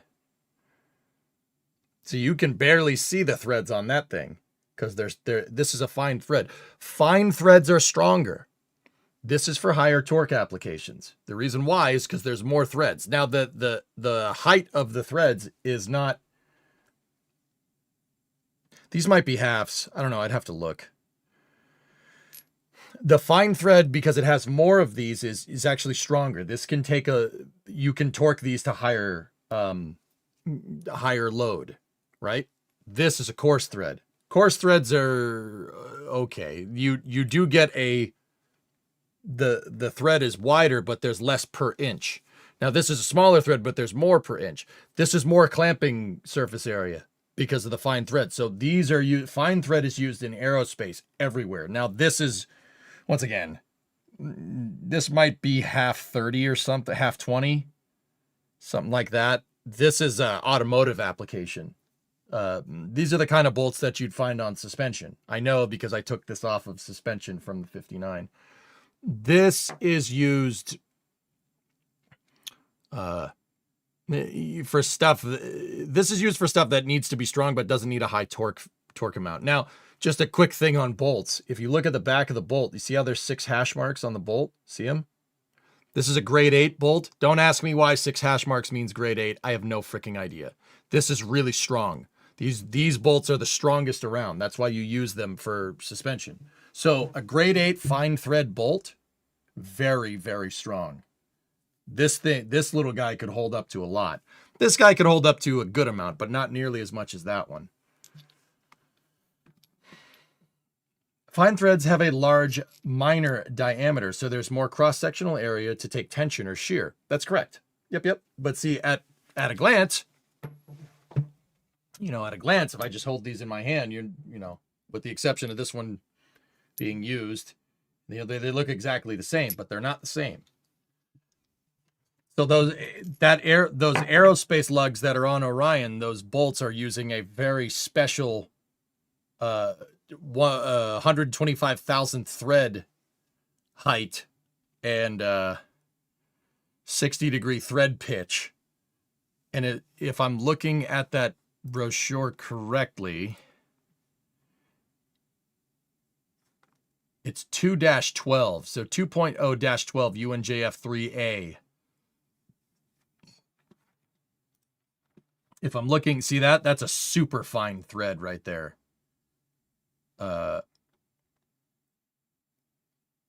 This is real grade 8. Yeah, absolutely. Now, metric, there's a version of grade 8. It'll have your hash marks, but it'll say, what the hell does it say on the metric bolts? The metric bolts are the same, but there's, just like everything else, the metric bolts make a lot more sense than the way we do it, but you get the idea. 10.8. There you go. Yeah, it'll have a number on it. Mm-hmm. Yeah. 60 degree thread is the standard. Any metric thread is also 60 degrees. Fine thread is just the balance between the strength of the thread versus the net section, if you recall correctly. Yeah.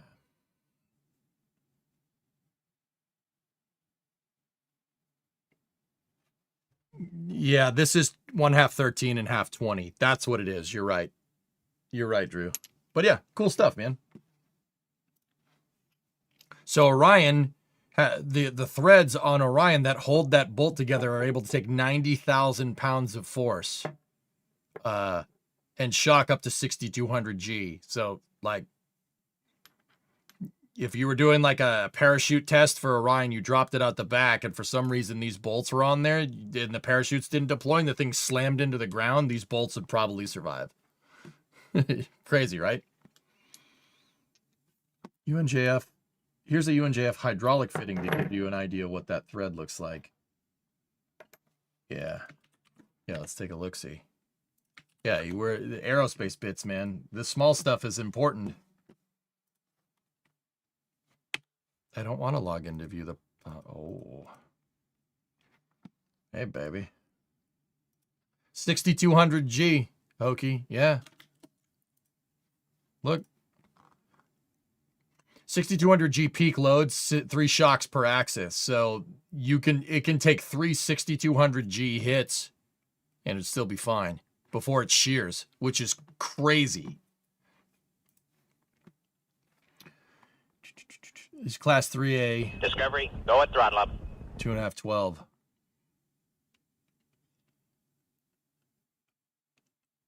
That's strong, dude. That's a really strong thread, man. Small stuff is very important. That's right. The flowers are still standing. You want a rabbit hole? Read the entirety of ASME 14. Do I want to know? It's a series of standards from the American Society of Mechanical Engineers that defines the language for engineering drawings, 3D models, geometric dimensioning, and tolerancing. I do want to read that, but I don't want to read that at the same time, man. I do want to read it, but also no.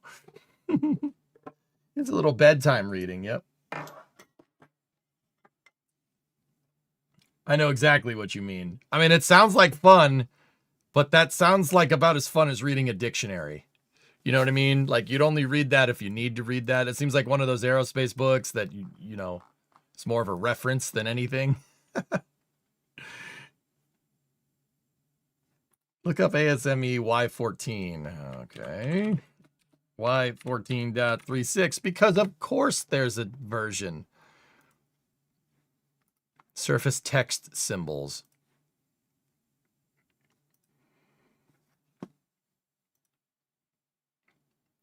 Yeah. Okay. Yeah. No, that's great, man.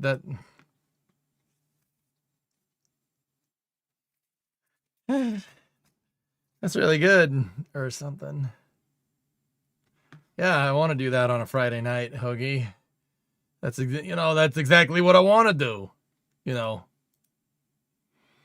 read that. Yeah, you know, it's like that movie Predator, but instead of killing people, you're crapping. Maybe it's 38. All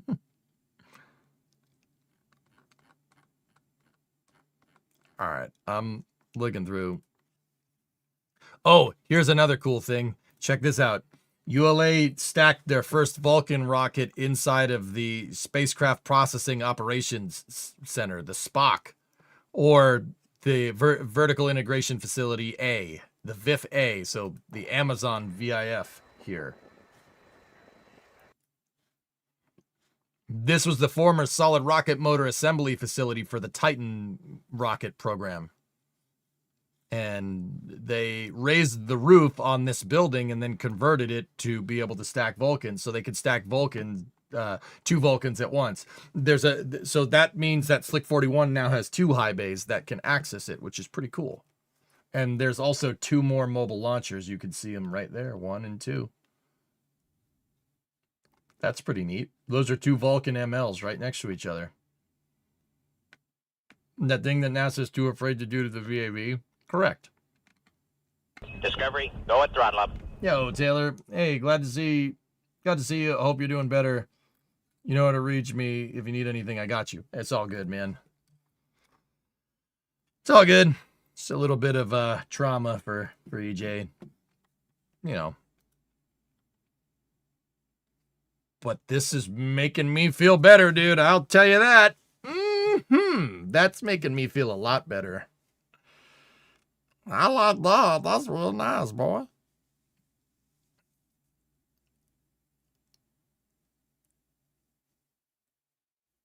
If they ever get engine reuse on Vulcan, would they mate that with new tanks at the Cape there?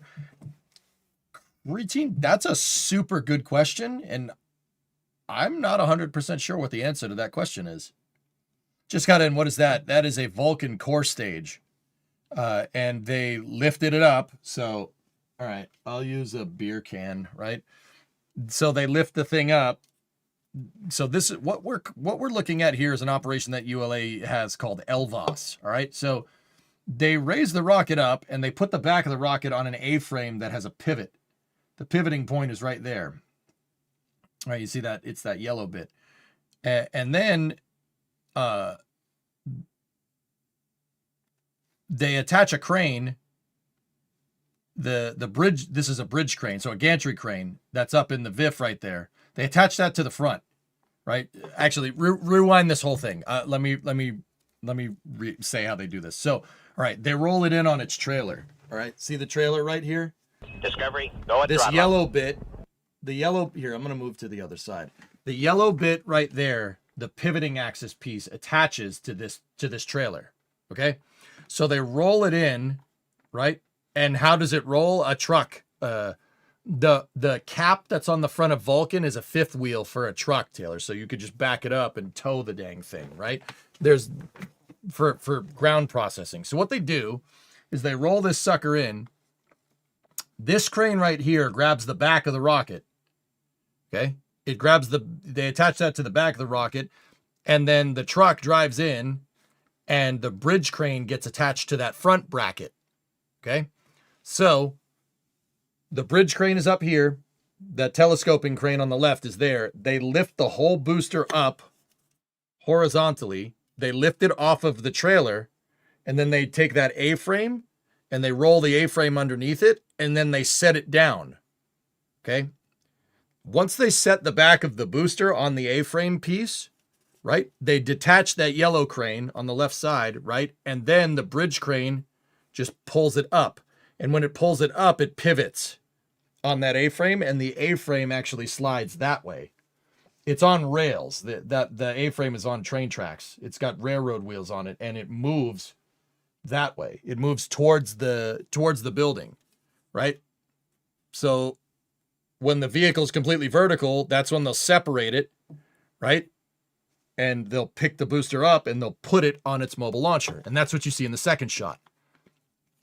Notice that it doesn't have the yellow pivoting bracket attached to it because it's already been detached.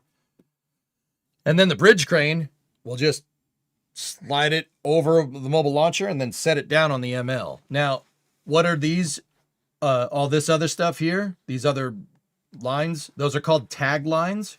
So they have dudes that are pulling on them that can precisely position the booster for when they do what's called LVOS, launch vehicle on stand.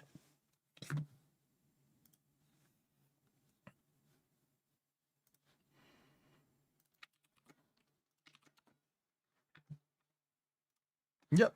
Actually, goalie, there you go. So yeah, this is an LVOS operation. Launch vehicle on stand. See, it pivots on the A-frame and the A-frame moves towards the VIF.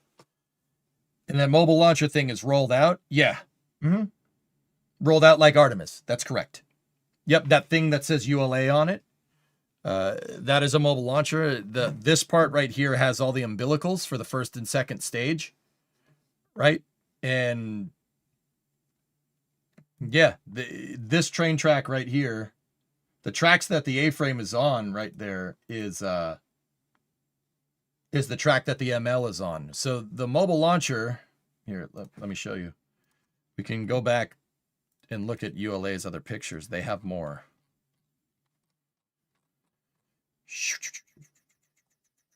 Give me a moment.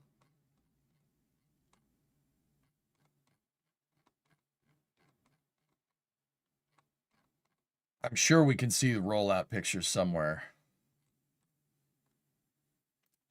I mean, keep in mind, this is Atlas V, not Vulcan, but they're put together the exact same way.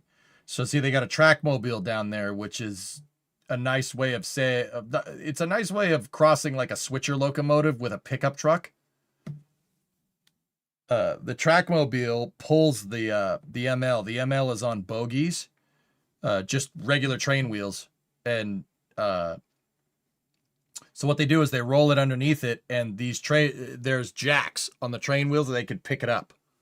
They lift it off of its mounts in the integration building, and it'll pull it out of the integration building, and then the jacks will set it down on the pad. But yeah, see that whole square right there, Taylor? That whole subassembly moves. It's big. These Atlas and Vulcan aren't the biggest rockets around, but they are the biggest rockets around. But yeah, that still is pretty big hardware, and that's a shot of it rolling. It's actually moving in that picture. Here we go. And then on the back side of the ML, they have all this equipment here. And that's all the HVAC systems for the rocket. Elon, I'll shred you down to your last atom. Okay, thank you. And what's that rocket being used for? Vulcan is used for Department of Defense missions, mostly. It does have some other missions with Project Kuiper. Well, that's potential. We don't know that for sure. But yeah. Vulcan is made by a company called United Launch Alliance. ULA is a joint venture between Boeing and Lockheed. Yeah, actually, there you can see the pivoting piece on the trailer right there. I always thought it was cool with Vulcans and Atlases that you can just, the front bracket is a fifth wheel. And all you got to do is just, yeah, the truck can just, yeah, there's landing gear on the front of the bracket, right? If you're a trucker, you know what I mean. And you just back the truck up and then retract the landing gear, and the trailer has the pivoting piece on it already. And that's your A-frame pivot bolt right there.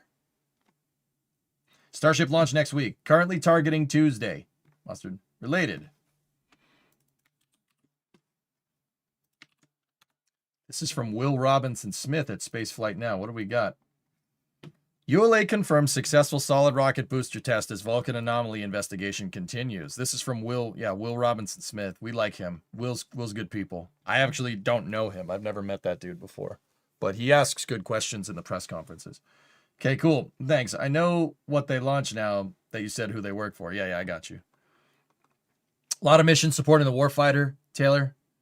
Stuff like that.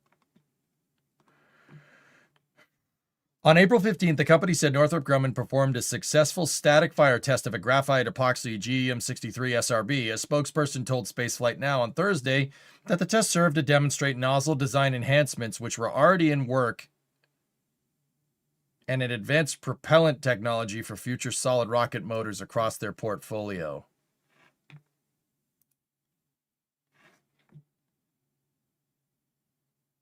Demonstrate nozzle design enhancements which were already in work. They knew. They knew. They knew. They knew. Oh, yeah. They made a batch of SRBs, right? And they figured out that that nozzle could have a problem, and they didn't change it. They just didn't change it. Speculation was it was a Band-Aid fix to use existing motors. I don't think that's speculation, Phil. I think that's what happened. Yep. It was already in work. Yep. Okay. I, too, like to gamble with... Can I add to that, Mutter? I, too, like to gamble with multi-billion-dollar defense payloads. Yeah, that's a great idea. The information gathered from this test, along with the findings from the investigations, will provide critical data to validate analytical models that support Vulcan's return to flight.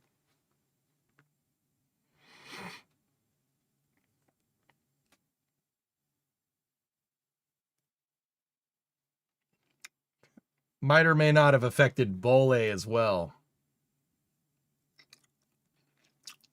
Oh, yeah?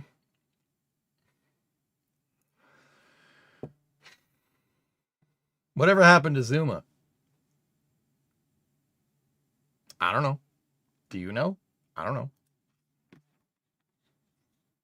You applied for a job at ESAR. Nice, man. Good luck. During the launch of a mission for the Space Force, SF-87, one of 4 SRBs attached to the Vulcan booster suffered a nozzle problem. Yep. There was some asymmetric thrust that we had when we had that solid rocket motor fail, and it reduced performance, said Gary Wentz, Vice President of Government and Commercial Programs at ULA. He spoke with Spaceflight Now in the days leading up to the Artemis II launch. The BE-4 in our avionics system gimbaled to control it. We did some roll, and the BE-4s were able to compensate to arrest that roll.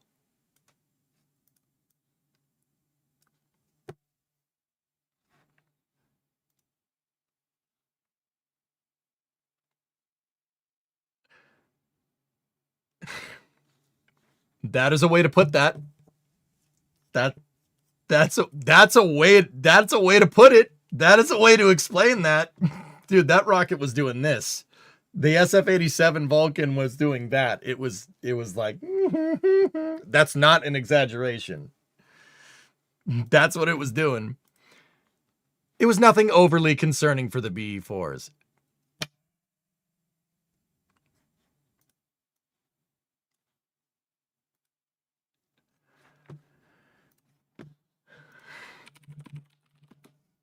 Hold on.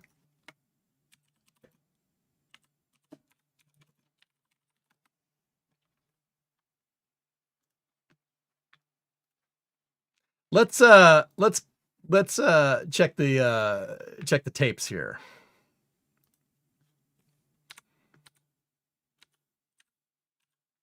Here's some, this is NSF footage of the SF-87 mission. Just watch. Yeah, you see the flames coming out the side of the nozzle and not coming out the bottom. What does Tim Dodd always say? Flamey in down, not flamey in to the side.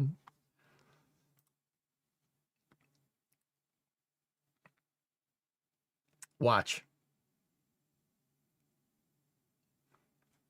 Yeah, you see those? Those are pieces of the nozzle falling back down onto the pad. You see them over there? Isn't that great?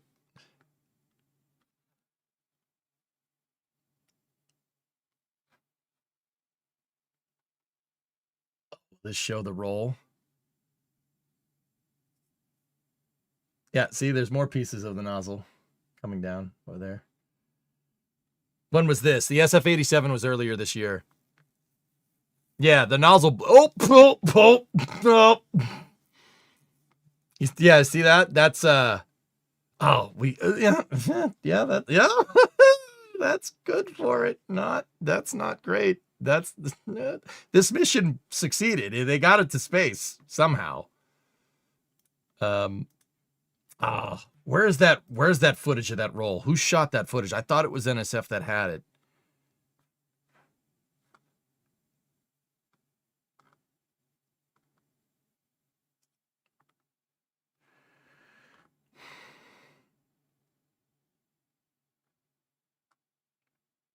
Yeah.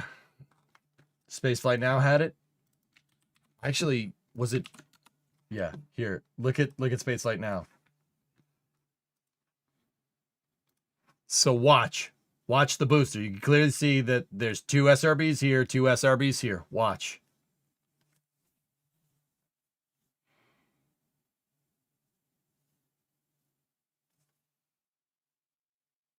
See the vehicles rolling? Watch what happens now.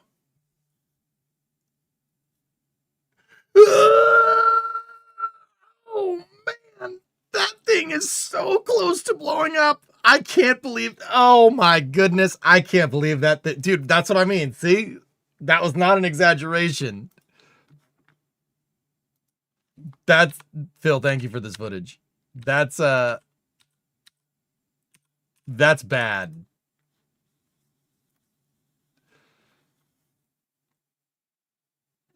Oh, that's a hell of a roll rate. Dude, yeah, a guy called that not concerning. In rocket science, that's what we call a pucker moment.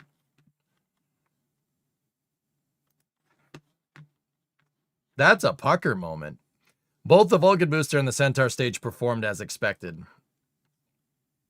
The integrated U.S. government contracting team is reviewing the technical data, available imagery, and have collected any debris. We are in the process of conducting a thorough investigation and will implement any corrective action necessary before we launch the next rocket.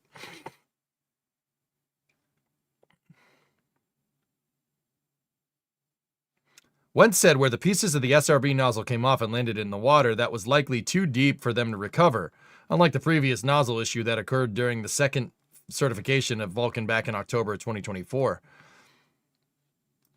They failed at the same time. Whatever. Vulcan's going to go back to flight by the end of the year, and then we'll launch our manifest backlog that we have.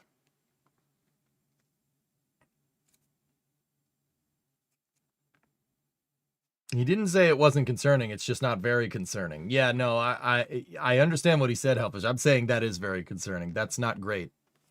Because that happened. So, a little bit of context.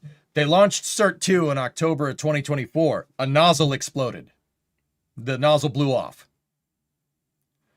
And then they tested it, and then they said they fixed it. And then they launched the SF-87 mission, and the nozzle blew off. It failed in the same place at almost the exact same time. And now they're saying, the information gathered from this test, along with the findings from investigations, will provide critical data to validate analytical models and support Vulcan's return to flight.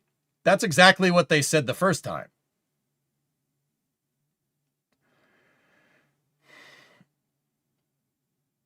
Yeah, Aqualex, as for the love of Christ, I know what the guy is saying. Yeah, for the engines, it's not a big deal. Dude, the rocket almost blew up, all right? Like, I don't know how thick I have to lay this on before somebody understands that I'm just being a little bit hyperbolic here and not, taking what was said on the page literally. Yeah, we fixed it, but not on those nozzles. That's what happened. So did a certain cowboy hat wearing dude leave before or after this? I don't know. What's even more concerning is USG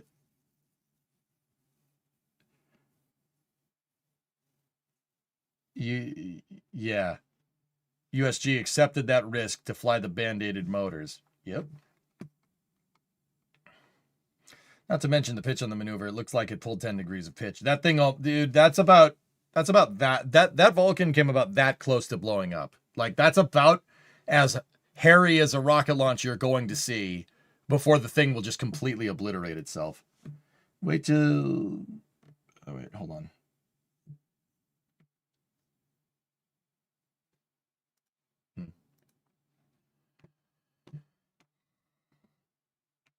When you said it'll blow your socks off, yeah, right? So, yeah, they got another one ready to go. That's in that Vulcan that's stacked over here is a return to flight. But yeah, still cool. I mean, Vulcan's a good rocket. It's just got to figure out those SRBs. Yikes. You bet. Concur. Kind of off topic, but integration related question. Why is it that for some pads rockets, the launch platform is mobile and the integration building is static? In others, the platform is static and the integration building is mobile. I would think one operation is consistently better than the other. All right, bite. I'll bite. What do you think is better? What do you think is better? I find it hard to believe that ULA was willing to risk their reputation on something this sketchy.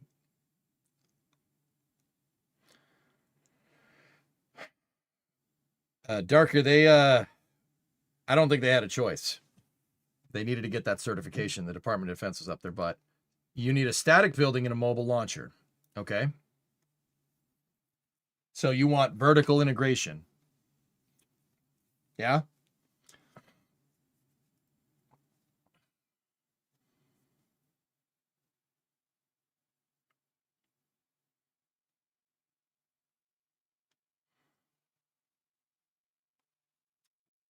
Do you want vertical integration because you like it, or do you want vertical integration because it's useful? So it's useful for certain things. Why do I have the strangest feeling that EJ can win from either side of this argument? Well, you ruined my joke. No, Bite, I was gonna argue one way or the other.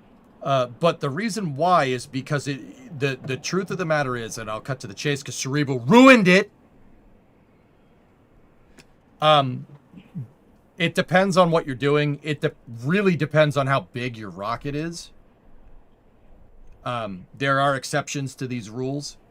I suppose, isn't vertical versus horizontal integration depending on vehicle size? Yes and no. Yeah, it makes much more sense to horizontally integrate a smaller launch vehicle, like Electron. Vertically integrating Electron is a waste of time because the transporter rector's tiny. Now, I will say there is kind of a cross point where vertical integration makes more sense, and I would say that a bigger launch vehicle. Once you really get into the realm of super heavy lift, it doesn't really make a lot of sense to do horizontal integration. But also at the same time, that didn't stop the Soviets. There's really no, like, hang on one second. That didn't stop the Soviets with the N-1 rocket. Jesus, is that a big scale? Holy crap.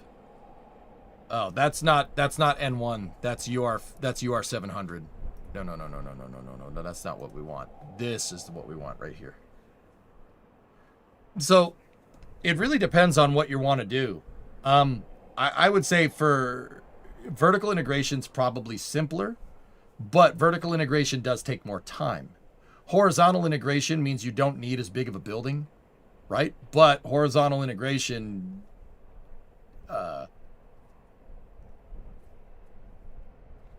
horizontal integration, you know, you can go a little bit faster with it, but once again, there's a thing with scale and, you know, size and whatever that really kind of, there's an intersectional point. I would say that, personally, I would say that New Glenn is probably the biggest you're going to see. New Glenn and N1, which are about the same size, believe it or not, are probably the biggest that you're going to see for horizontal integration. I don't think you're going to see bigger than that in the near future. Once you get past New Glenn 7x2, you should vertically integrate. It's just building a gigantic heaping transporter erector to do something like that doesn't make any sense. It's much easier to just use a crane because cranes already exist. Now, like I said, with smaller stuff, it kind of makes sense to horizontally integrate. But another thing to take into account, and this is what I mean about trade-offs and stakeholder expectations with rockets. What are you launching? What are you launching into space? The space shuttle, for instance. All right? You have to stack the solid rocket boosters. A 4-segment solid rocket booster is 2,000 tons. Or not 2,000 tons. 200, it's 250 a segment. 1,000. That's 1,000 tons. You're going to try to move that? You're going to try to turn it? No, it makes sense to vertically integrate, right? And that's why the shuttle was vertically integrated. Buran doesn't have that problem, so they went with horizontal integration with the Grasshopper transporter erector, the Soviet shuttle, right? But what are these things launching? The shuttle, they made the shuttle use solids and they made it able to vertically integrate payload. They did vertical integration with the shuttle so it could vertically integrate payload. That's a really important thing to understand. Why would you vertically integrate payload? Why would that be a design requirement? It's a design requirement because certain payloads with very, very, very, very sensitive lenses that the shuttle was supposed to launch into space are really only designed to stack in one direction. Certain type of satellite, not going to say which, certain type of satellite does not like being on its side. So payload integration requirements do play into this. The Saturn V is no exception to this as well. The Saturn V is no exception because you're not horizontally integrating the LEM. The Lunar Excursion Module, that's only designed to stay upright in the direction. It's only designed to tank axial loads on its long axis. You can't have that. If you tried to stack the LEM on its side, it would fall over. It would just break. That thing was so delicate. So a lot of delicate and sensitive payloads need to be vertically integrated.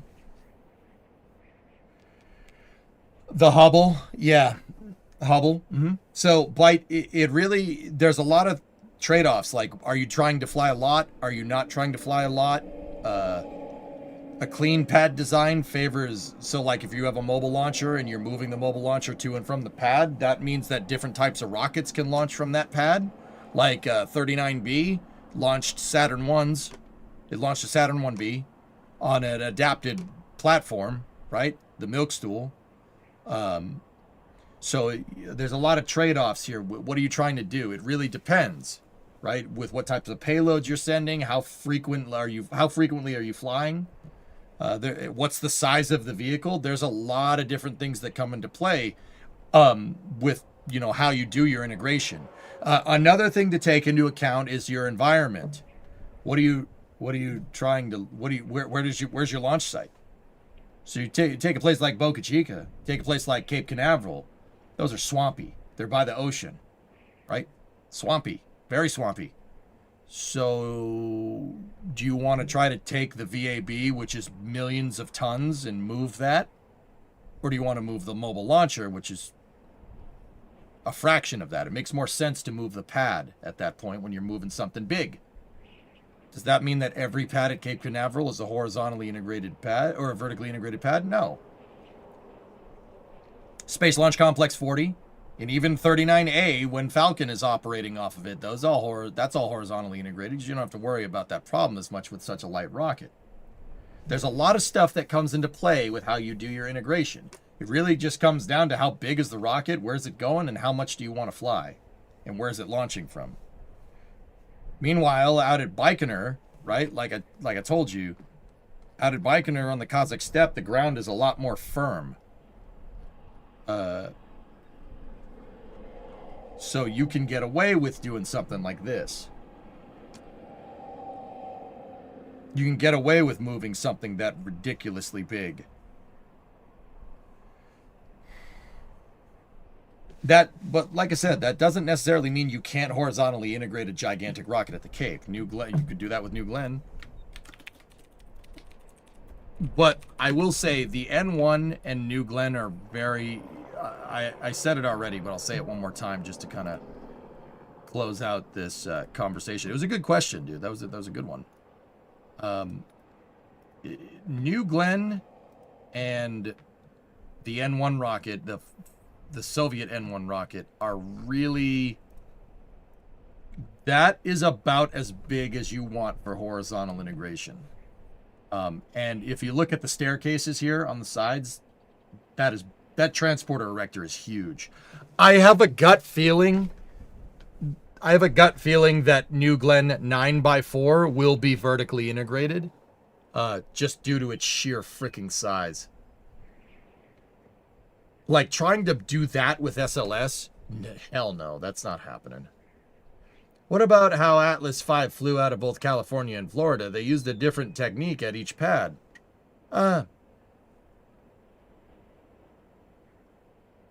So Atlas V was assembled on the pad. Slick 3 West uses a fixed pad design. And Slick 41 uses the mobile launchers. Now, that's a good question, dude, actually. So it's going to require a little bit of explanation.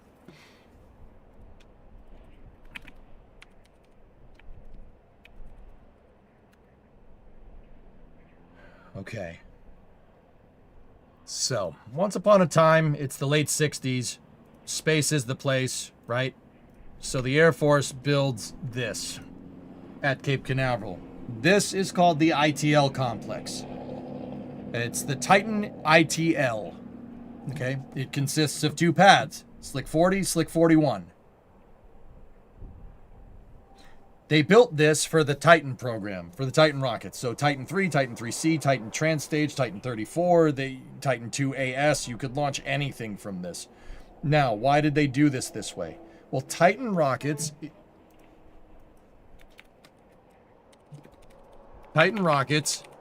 use solid rocket boosters. That's actually, yeah, that's a Titan 3. That's Titan 3C. They use segmented solid rocket boosters, something you can't horizontally integrate, right? The idea for the shuttle segmented boosters come from this, right? You see the segments? So, because of that, right, with the Titan rocket, you had to do vertical integration. So when they made the ITL, they made a 4-bay vehicle assembly building. You could see it right there, 4 bays, and they made the mobile launcher. They used MLs, just like what they did at 39 because of solids, right? Now, ULA is using some of these facilities. Slick 41 is... This is the Titan solid rocket motor assembly facility here. This is on the ITL complex. And the big reason why they use the mobile launchers at 41 and why they used it for Atlas V and why they're now using it for Vulcan is because that was already in place from the Titan program. Didn't take much modification to the ITL, to pad 41 at the ITL to you modify it for a different mobile launcher. It didn't take much. You use the pre-existing railroad tracks and you go. That's why they did that. You can see there's the VIF-G right there. Vertical Integration Facility Government. And there is an Atlas V sitting in it in that picture. Or ULA just opted to... you go down the ITL causeway.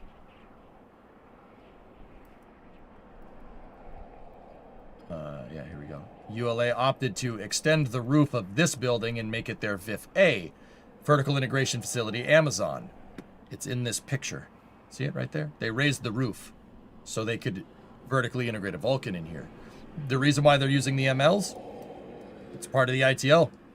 Part of the original ITL complex. Now, see, this is an old picture. The railroad tracks end right there. These tracks have since been restored so they can pull integrated Vulcan boosters out of here and then roll them down that way. Now, down here is the solid rocket motor integration, former solid rocket motor integration facility. They did have a bypass track over here where you could, if they were launching a version of Titan with no solids, so like the 2AS version, you could just go around. Oh, this is space. Oh no! I'm in space. Gifted 20 subs, thank you. But if solid rocket boosters needed to be attached, right, you bring them in here, you put one in here, you put one in there, they roll the vehicle in, and then they attach them to either side. And then you keep going. That has since it's not used for that anymore. You could see where they would bring the segments in. Right there through those doors, and there used to be tracks that go to them. The tracks come from there. So they would bring the down here, move the solid rocket boosters in through the sides and go. Now these are payload clean rooms. SpaceX uses these clean rooms to integrate Starlinks. Yeah, SpaceX uses that facility. In fact, that building doesn't have the USAF logo on it anymore. There's a big SpaceX logo up here on it nowadays. Now, you go further down the ITL complex, you get to where the VAB was. They demolished it. It was a 4-bay VAB. You could build 4 Titan rockets at once. That would be very useful for ULA right now, but that was demolished when we decided we didn't want to do cool things in space for a little while. Oh no, thanks for the 20 subs. How's it going? Where are the vertical integration bays now? Yeah, they're gone. ULA had to modify the solid rocket motor storage and assembly facility, the SMARF. They modified that to be a VAB, or vertical integration facility, and then they had one left over from the Atlas program. Both of these can do Atlas or Vulcan. Well, actually, no. This one can do Atlas or Vulcan. The other one can only do Vulcan. But yeah, the reason why they use MLs down here is because this is all part of the former ITL complex. Let me see if I can get you one more picture. There's really cool pictures of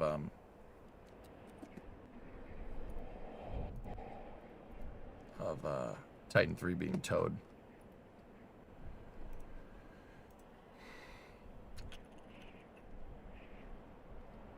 So the one at the Cape wasn't the one at Vandenberg.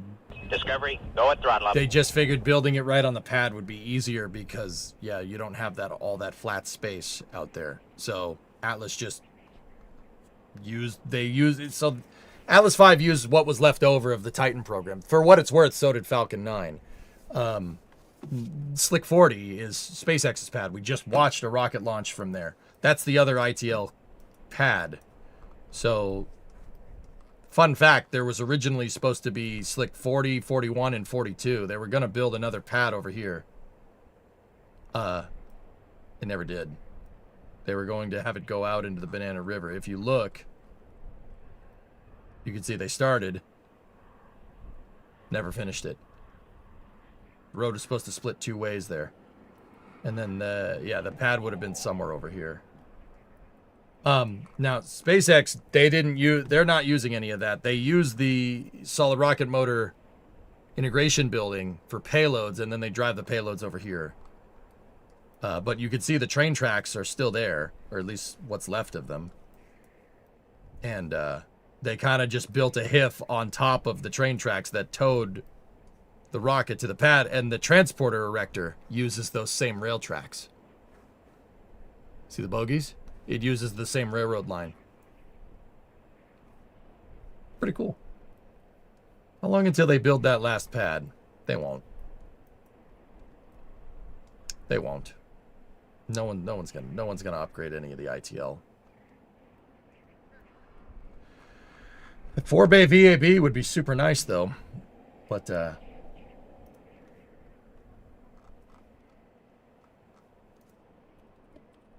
dude, there was a whole railroad. The U.S. Air Force operated switcher locomotives to pull the Titans around. That's what they did. They use trackmobiles now, and I think trackmobiles are stupid. Especially when, especially when the Air Force was toting those bad boys around. EMD switchers. Very nice.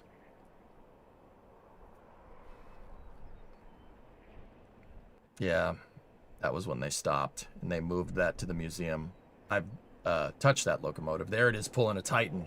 Right there. Yeah, baby. Doing great. Doing my next semester course scheduling and course itineraries for next semester. Cool. Oh, no. Right on. Is SpaceX the first ones who transport vertical and stack on the pad with Starship? No. Atlas V is built on the pad. Delta II was built on the pad out... Actually, Delta II was just built on the pad, all pads, LC-17 and then Slick 2. I wonder if that means the Air Force MOS had a train engineer. Yes, absolutely. Dude, there's somewhere around here's a gnarly shot of those switchers pulling a Titan rocket around. They had 2 switchers on either side. 2 EMD switchers. They were Alcos, but then they changed them because they suck. Alco's better than EMD, all right? I don't care what anybody says. I'm an Alco fanboy, all right? What do you want?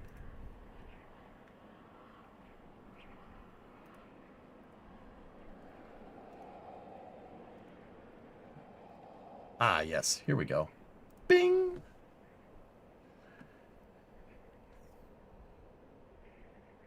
That's pretty sick, dude. That's like... probably like 1966 or 67. The ITL, look at it, it's brand new. Freaking.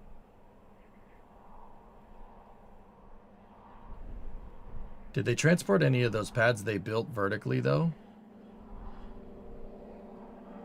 Thanks for taking the time and effort to answer stuff. The stuff's so dang interesting. Yeah. Bob Eagle, you know you like your electric thrusters. I was recently looking at the field emission electric propulsion thrusters for a CubeSat for university. They're really cool. You can get up to 8,000 seconds specific impulse. And they use liquid metal as fuel. That's neat.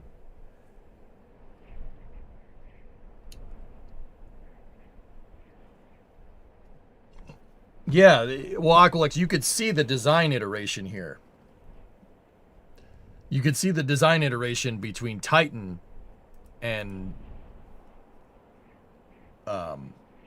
Vulcan and Atlas. It's the same idea. That's why these are mobile launchers, because it's the ITL was originally made for mobile launchers. And that picture is freaking sick, by the way. The ITL is cool. Good idea.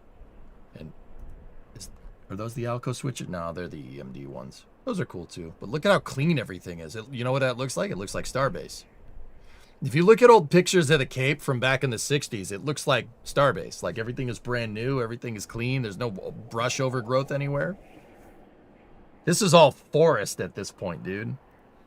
Like, that shot was taken from the top of the vehicle assembly building, the ITL assembly building. It was taken like right here. See?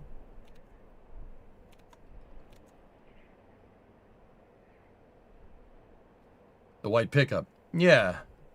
What we got? Oh, I saw it. Believe me. That's a Dodge quad cab. Pretty rare.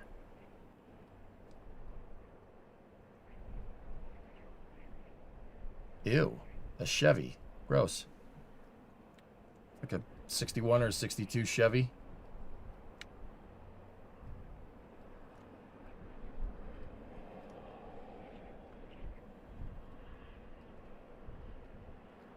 Look, I'm never gonna stop. I'm never gonna stop and hesitate to talk about if I can combine trains and rockets into one conversation and teach people about it. I'm never gonna not do that because trains are cool, rockets are cool.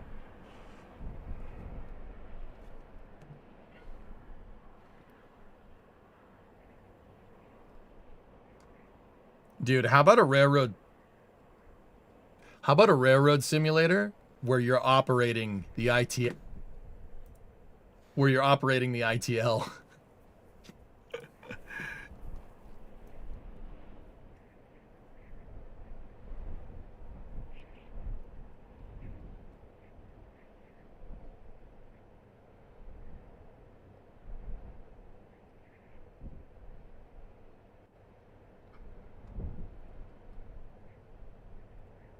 Like you have to pull an empty mobile launcher back to the VAB, put it in the VAB, and it you know, you could see them pulling the rocket, and you know they'd have to bring the core in, the Titan core at first stage in on a truck. At least that's how I think they did it. I don't know if they brought them in. They may have brought them in by train.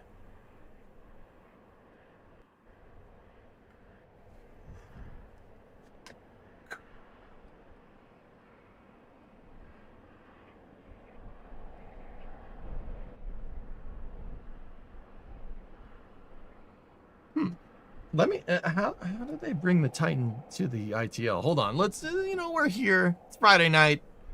Let's do a little bit of a deep dive here.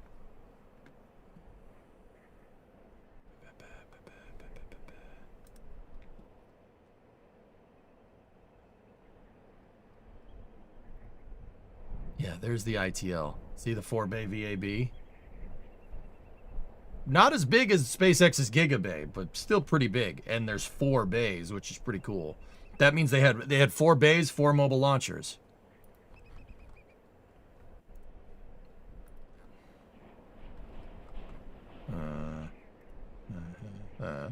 That's Slick 41. See, they'd tow it right to the pad and hook it right up.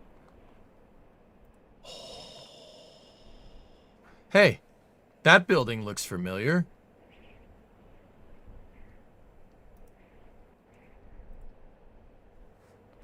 Where'd you go?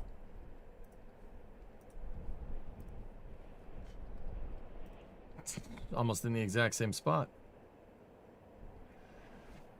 EJ, I have a thought. Is it worth it for Starlink to put another relay sat on higher orbits for speed? They're putting the data center satellites higher up. There's a reason why I call my dog Titan, because Titan rockets are cool, man.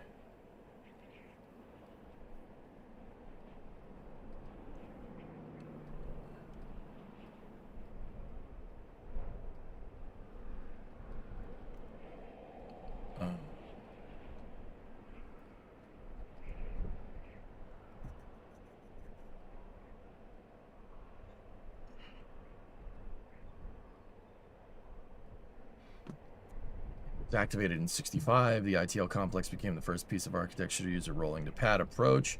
Later sites 39A, ELA, at Guiana Space Center, and Tanegashima. Yeah. Okay, where Titan's first stage, second stage, and trans stage were raised and stacked on a mobile launcher platform inside of one of the vertical integration buildings for high bays.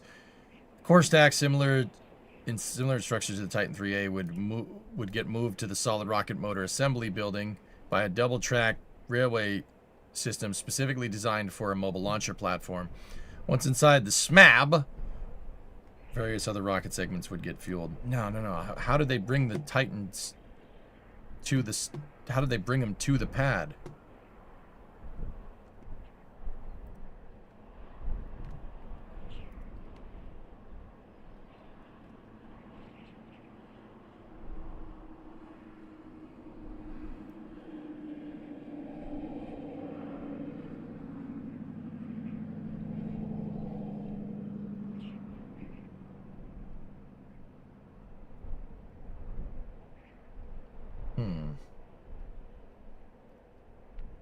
This is the museum.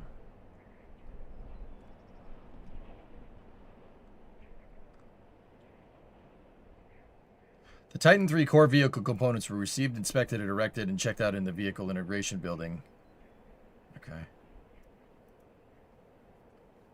Double track railroad.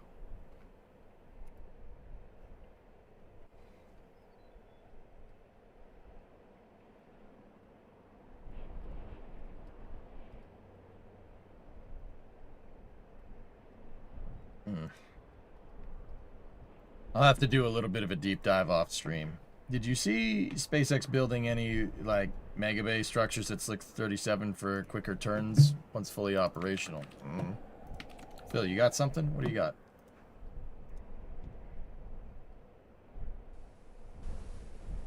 Oh, it's an hour long.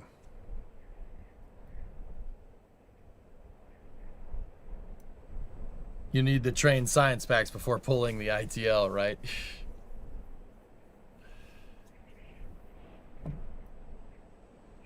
Titan used hypergulls in the first, second, and third, depending on the variation stage.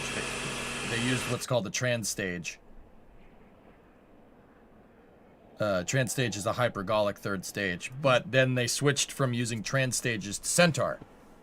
Yeah, Titan Centaur. Very, very good rocket.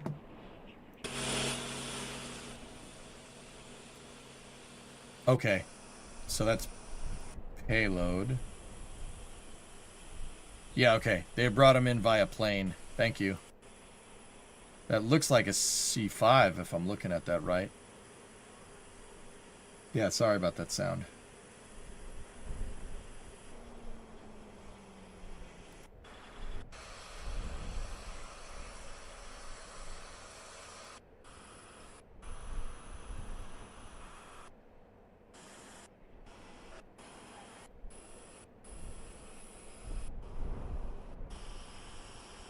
Back when Lockheed built rockets in Denver. Yeah. Bro, look at the Ford C-Series. Whoa! Ford C-Series, cab over. It's a cab over truck. Dude, this is from 1997. How old is that dang truck?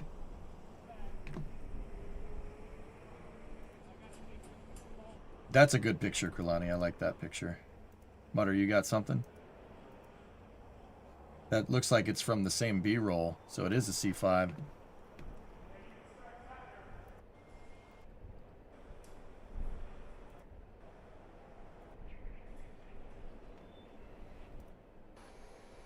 Yep, okay. So they brought him in via planes.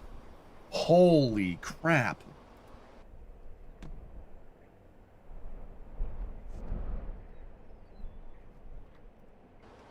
That's neat.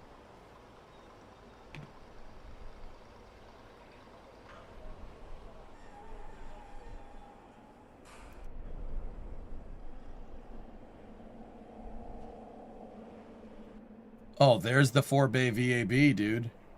Look at the Ford Taurus police car.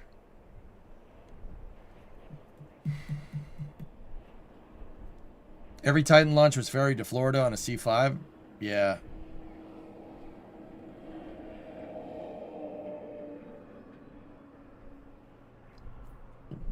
Taurus police car, what were you thinking? It's first and second stage. Ah. Holes in the inner stage. Anybody know why? Why would you have holes right there? They are holes. Titan's a hot staging rocket, baby. Just like Starship or Soyuz.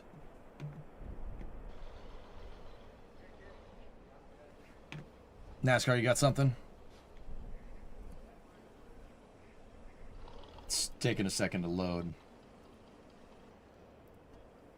Let's see.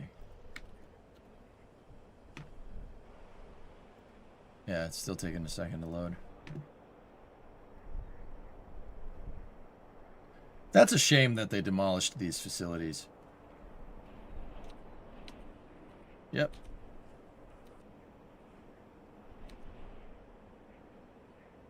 You know what I didn't realize? They fed the rockets from the back of the facility. If we go back over here, right? They brought them in and picked them up and then put them on the ML this way. You like, if you think about it like the rocket core stages being bullets, I always thought that they would just bring them in from the front, pick them up, and put them in with a bridge crane. No. They fed it in the back. Let me look at something on Google Earth real quick.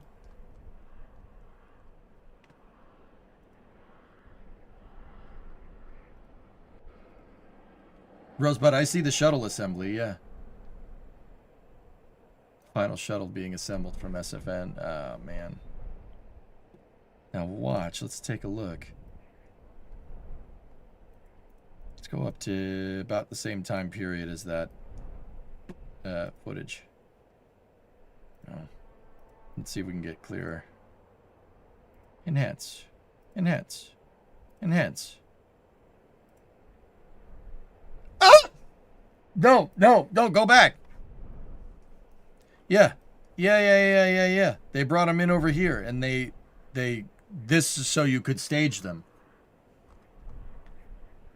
Yeah, you could. This is probably just for storage, if I had to guess. I never actually bothered to go and look. I just assumed they towed them in right here and picked them up and put them in, but you can't. There's no bridge crane. And the mobile launcher is there already. Interesting. Yeah, they fed them from the back. I didn't know that.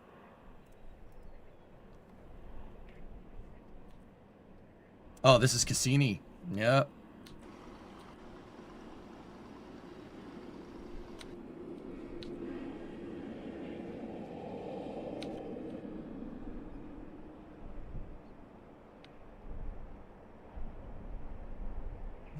So see, there's one of the gates right there. Oh, dude, no way. Hold on a second. Hold on a second, dudes. Look at this. The only time we got good video Titan integration. Yeah. Yeah.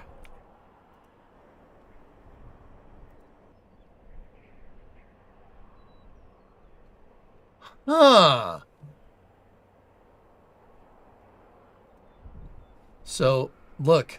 There's a bay right there. You could see this is where the mobile launcher would come in, because you could see the railroad tracks. See the tracks right there? There's a gate there, and then you could see another one there. I see how this worked. Look. All right, so see the center right here? How this worked is Discovery, they fed the rockets in over here, right? And then they staged them in a line, and they moved them down through here for processing, right? And when they got to here, they brought them up into the bay. You brought them vertical right here. That's where that footage is shot. It's right there. Discovery, and then there's a transfer aisle that goes left to right. You can tell there's a transfer aisle because see the open space right here? There's a transfer aisle. So this is your magazine, right? And this puts one into the breech, so to speak. And then there's a crane that goes this way. The gantry crane goes left to right, which is why they couldn't bring them in from the front in this design. That's super freaking cool, dude. It's tight in there. Yeah, it's not the VAB, dude. Hey, Repip, 57-month resub. And Zach, what's going on? 107 months. Commerce, Justice, and Science. Appropriates bill passed. Markup in the House. I don't remember any specifics about NASA stuff, and it's not too interesting until the bill passes in the Senate. What's the point of the Commercial Lunar Payload Services Program? Discovery, go at throttle up. Helps grow a lunar economy. Hey King, 41-month resub. Holy crap, you can't catch a break. Go from the highs of Artemis to the past couple of weeks. Just know you always have us, the community, support you. Thank you. Yeah. My April definitely had some highs and lows. It's been interesting. Give me the weekend, guys, to chill, and Monday we'll get back to doing space stuff.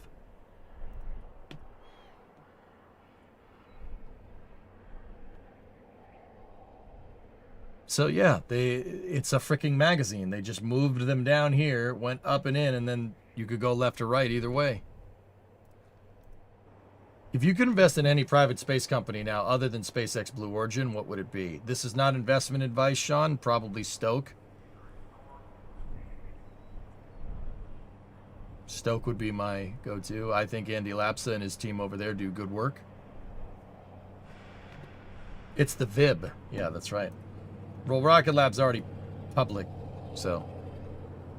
Frickin' LR-87. I hugged one of those. I hugged an LR-87. Have you hugged a rocket engine?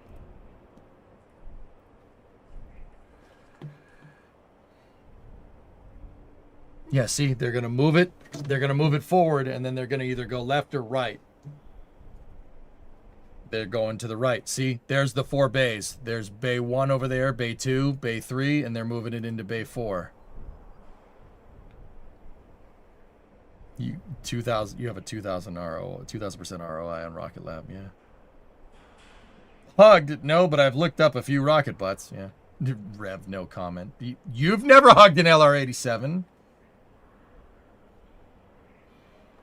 Wishing you and your family the best. They definitely come before all this. Thanks, James. Yeah, thanks, guys.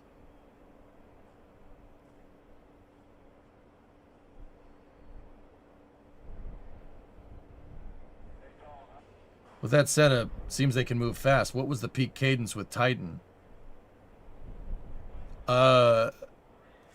Honestly, Bob, with this setup going, Titan is not that complicated of a rocket. I'm sorry. It just uses crappy propellants, but it's hypergol. It's pretty straight. LR-87s and LR-91s are pretty straightforward motors. I bet you this thing could hit 1 launch a week with the ITL in its stock configuration with four high bays, 4 mobile launchers, 2 pads. You could hit a launch a week with that. Your long lead items would be solid rocket boosters. The SRBs would be hard to scale. I would opt for a reusable casing and go fish the casings out shuttle style. But if you did that, you could probably hit a launch a week. You really need to go, but yeah, I think the facilities are here to do that. I think that's feasible. Yeah, at the very least, 1 launch every 2 weeks, maybe.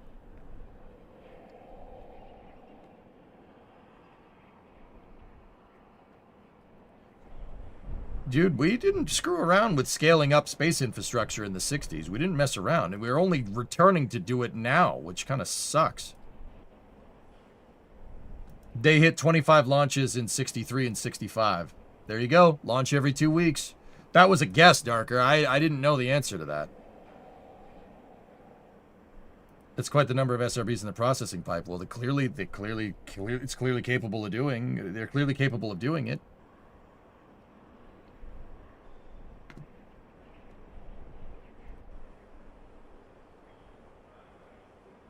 This is a hell of a facility, dude.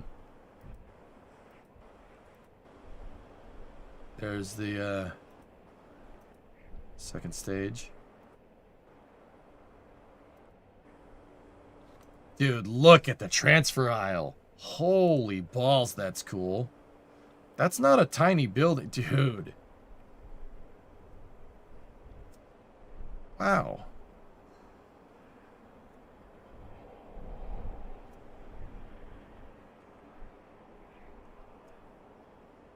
You'd need a lot of industrial momentum. Imagine if there was a disruption. Titan can launch without SRBs, dude. You could do either one.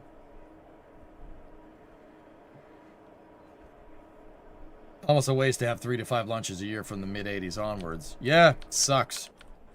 Yeah, and that's what I mean. Guys, if you... All right, here. You want to hear a real humdinger? Well, we're talking about Cape infrastructure. I haven't read too much about ITL. I know a good deal about it. You know what could handle a launch every 2 weeks? You know what could really do it?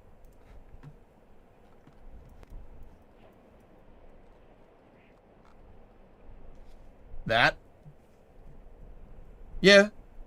Yes, I said that correctly. 3 mobile launchers, 2 launch pads, 4 high bays. You could absolutely launch a Saturn V every 2 weeks. With the scale that we built at, with Stennis, with Michoud, yeah, you could easily do that. Your long lead items at that point would literally be payloads. I don't think Grumman would be able to build a LEM every 2 weeks, but that would have just taken time. With the capability that the VAB with 39A and 39B, 3 mobile launchers launching Saturn V's had, you could support a mission every 2 weeks easily. You have 4 high bays, 4 launch control centers, 2 launch pads. You could get away with it. Yeah, just alternate back and forth off the pads.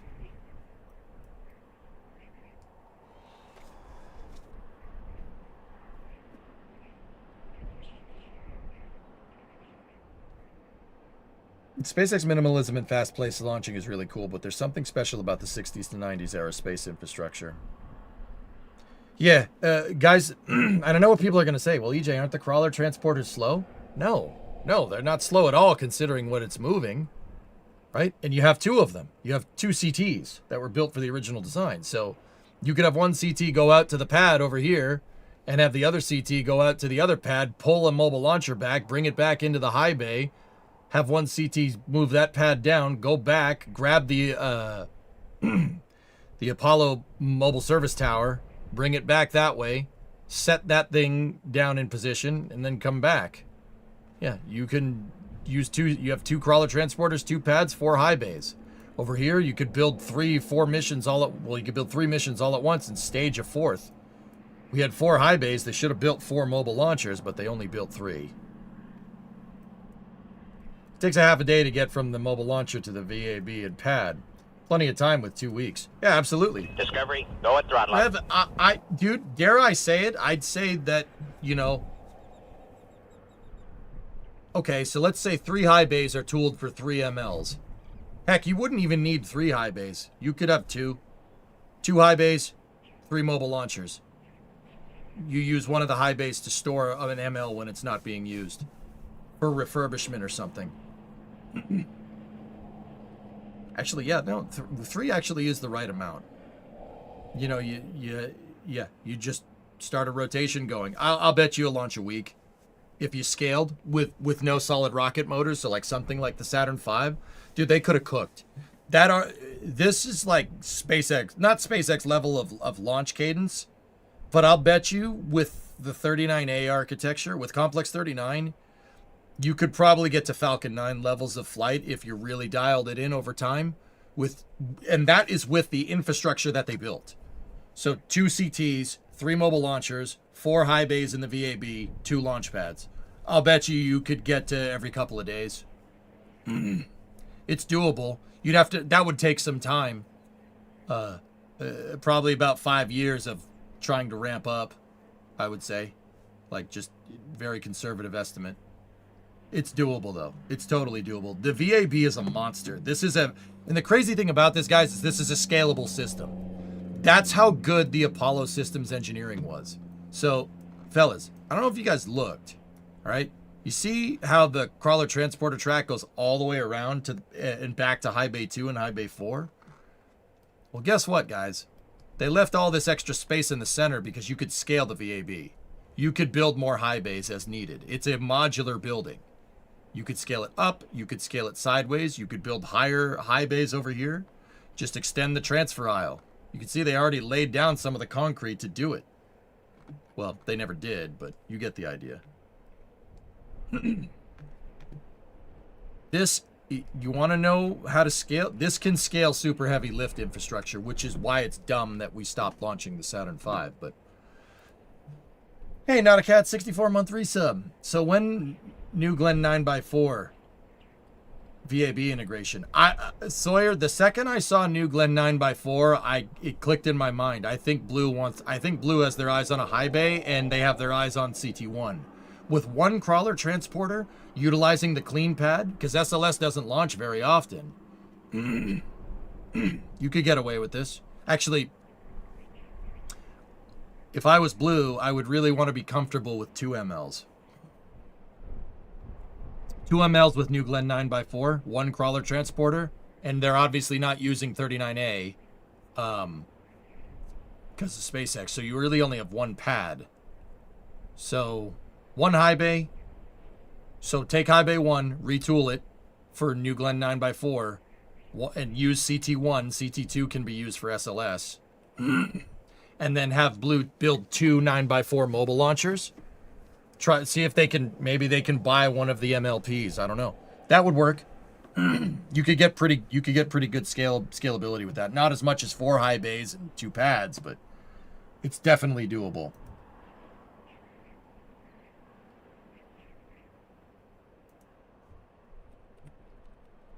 Oh, this is space. I'm in space. Hey, Tan. The footings for high bay 5 and 6 ML posts are still by the north VAB wall. There you go. So, Rev, you're saying a launch every 2 weeks gives you 6 weeks per vehicle. Plenty of time for something without SRBs. Yep. This is the scalability, man. That's scalability I'm talking about. That's why it kills me to see one high bay working with 1 crawler transporter and 1 freaking pad to support 1 launch a year. That's bullcrap, dude. With 1 and 1 like that, you could support 4 launches a year easily. Easily 4 launches a year. It's really a question of SRBs. Do you have enough casings? Do you have enough SRBs to launch at that cadence? Pretty sure Blue is building a second pad for 9x4. Dak, this is the thing about 9x4 and the VAB and stuff is that that is an entirely, that's EJ fan fiction, so to speak. Not like that. That's kind of what I would love to see. I don't know if that's going to happen. There's no evidence to say that it's going to happen. I do think the second pad is for New Glenn 7x2 though, but I don't know for sure.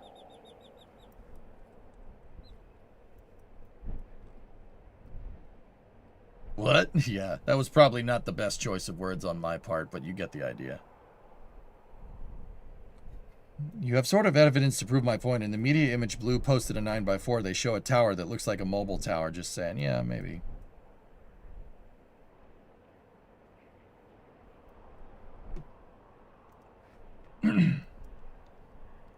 Player. What if I want 39D? Well, guys, Complex 39 was supposed to be a 5-pad launch complex. The idea is that you have 4 high bays in the VAB, 4 pads to correlate to increase turnaround time, and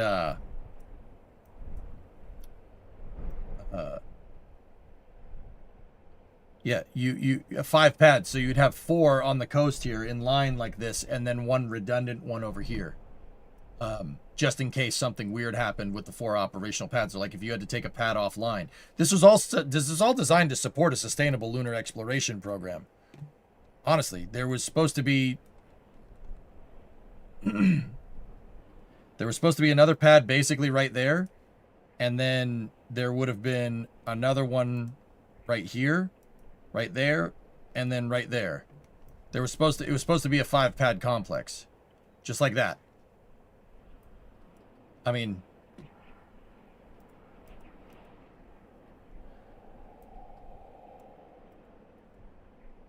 here, I'll show you how this was all supposed to go together.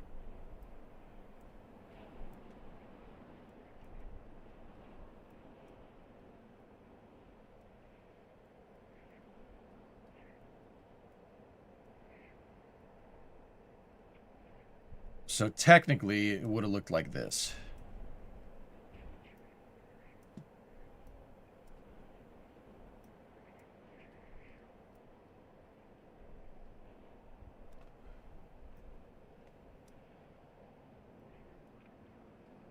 I'm just drawing a picture with lines.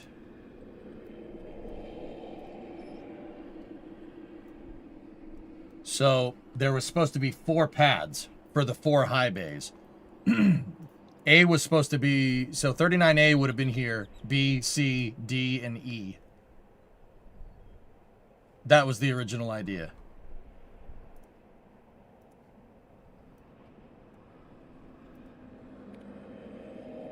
That's what it was supposed to look like. SRB stacking is tedious too, even compared to other elements. Yeah. Can you imagine though? Saturn V's are comparatively Saturn V's are not that hard to produce. Your bottleneck would be payloads at that point. But even with 2 pads, 3 mobile launchers, 4 high bays, 4 firing rooms, yeah, you could easily launch Saturn V's. I dare I say like once a week. We could have we could have scaled to that. That would have been easy. I would say if we didn't build any more infrastructure for the Apollo program, and instead of flying the shuttle, we just focused on manufacturing Saturn V's and just dialing it in and manufacturing as many as possible in the factories that we already had that were designed to mass produce Saturn V's. I'd say by the late 70s, we could have tuned the Saturn V up to probably once a week, maybe twice a month, something like that. So 24 launches a year. Yeah, easily. That would have easily been obtainable by the 80s with nothing else, with just the infrastructure of the Apollo program as it existed in 1972. That would have been easy to do. Actually. What pops in my head? Historical pivot points. If JFK lived, Johnson brings the boys home. No Nixon. Fascinating. Yeah, I mean... Anonymous, what's that?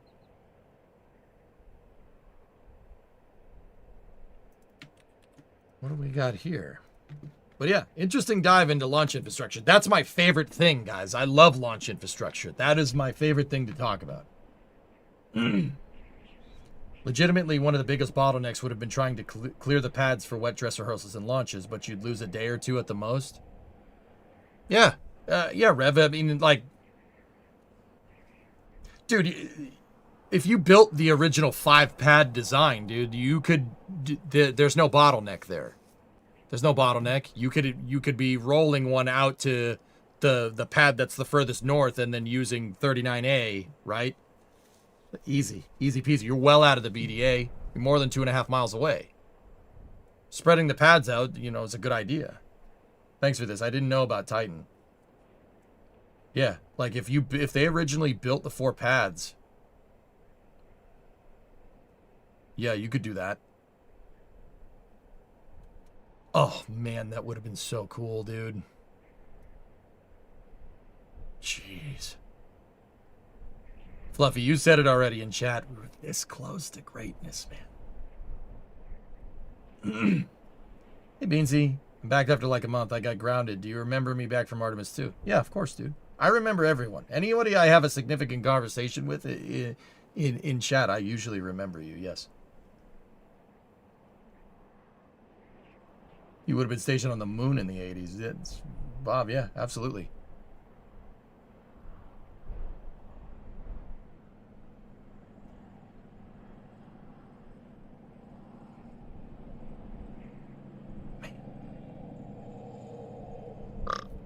Excuse me. Anyway, what is this that you linked up here? Who linked this up? Anonymous, you linked this up. What do we got here? According to an interview to the launch specialist of Wenchang Launch Complex, during 2028 to 2030, China will do 3 unmanned lunar flyby missions plus 1 manned lunar landing mission. No manned lunar flyby, according to this piece of news.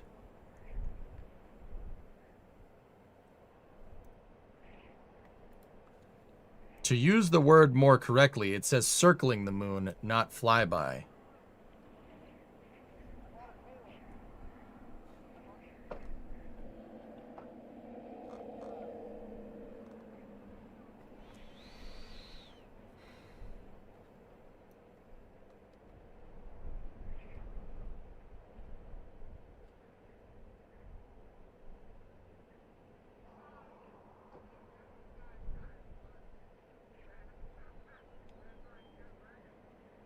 That's a very interesting test regime.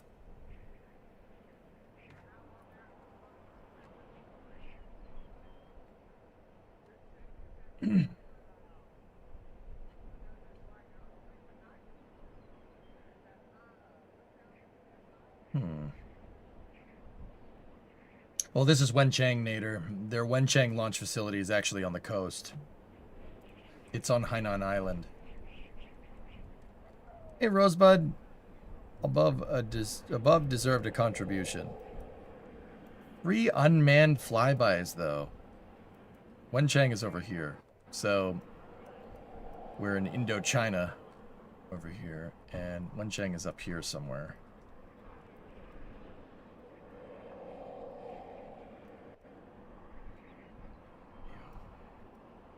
Oh, look, I zoomed in right on it.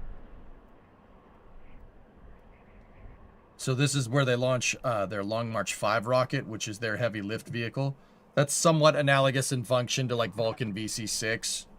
Not as good if you ask me, but actually you could see that they're building out mobile launchers for a bigger rocket right there. You could see it in this picture. Would this one be Long March 9, fellas, if I'm understanding this right? They have a twin bay VAB right there.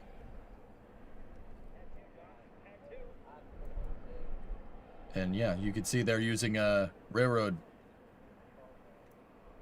Oh look, more than one. Yeah. This would either be for Long March 9 or Long March 10, but see it picks up on the same crawler way. And then we should see a right away for another pad being cleared right there. There it is. I wonder if Max realizes he's hot micing into the Starbase Live mics. Yeah, there's the footings for a much larger pad, if I'm looking at this correctly. Either that or they'll make it so Long March 9 can launch from the pre-existing. But, yeah, see? Multiple pads. That's weird. It's almost like that's a really good way to launch a lot. So strange.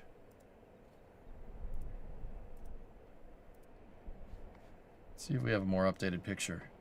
No, that's the most updated.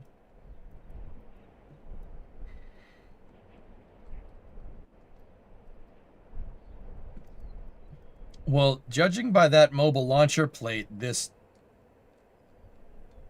ML plates look like it's supporting some kind of 4-core rocket. That actually looks to be a very similar footprint. Oh, wait, that one's different. Look, this one, so that one right there supports 4 boosters. You could, and then a center core, and this one is 3 next to each other. See that? 1, 2, and 3. Interesting.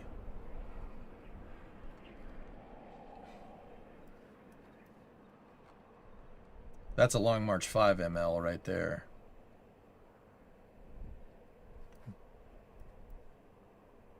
Wikipedia says it's for Long March 10. Interesting. Between plane names, trains, trucks, cars, bulldozers, rockets, and rocket building names in Civil War history, is there anything you don't have memorized? I'm not that good on Civil War history, dude, to be honest. Revolutionary War, World War II is, and Vietnam are the, well, I'd say more World War II and Revolutionary War. But I like knowing things, dude. Like, Drew, it's not even that it's memorized. I like reading about history. History is super interesting. And I like, I take a lot of, all this memorization isn't just to, I don't memorize a bunch of things just to be like, oh, well, EJ always has the answer. No, I like learning about things. I like learning my place in history. Does that make any sense? I never stop learning, dude. I'm always learning something new. Always, every day. I try to learn something new every day. Whether it comes to like aerospace grade threads, which we learned about today, or block sanding a car paint job, which is what I learned yesterday, or tips for block sanding a car's paint. I always try to learn something, and more importantly, I try to retain this information. The reason why is because it's what I was saying. I like to know my place in history. Like, okay, this thing exists. This exists. Very handy, very useful. Why does it exist? How did it get here? Right? My car. How was that made? How did we get to that point? Why is it built the way that it is? You know, like I have a Mustang, right? I have a newer Mustang from the 2000s, right? And I have my 69 Coronet that we're working on. They're both unibody, but they're a very different car, obviously. One has 2 doors, the other has 4, right? Why are they built differently? I like knowing my place in history.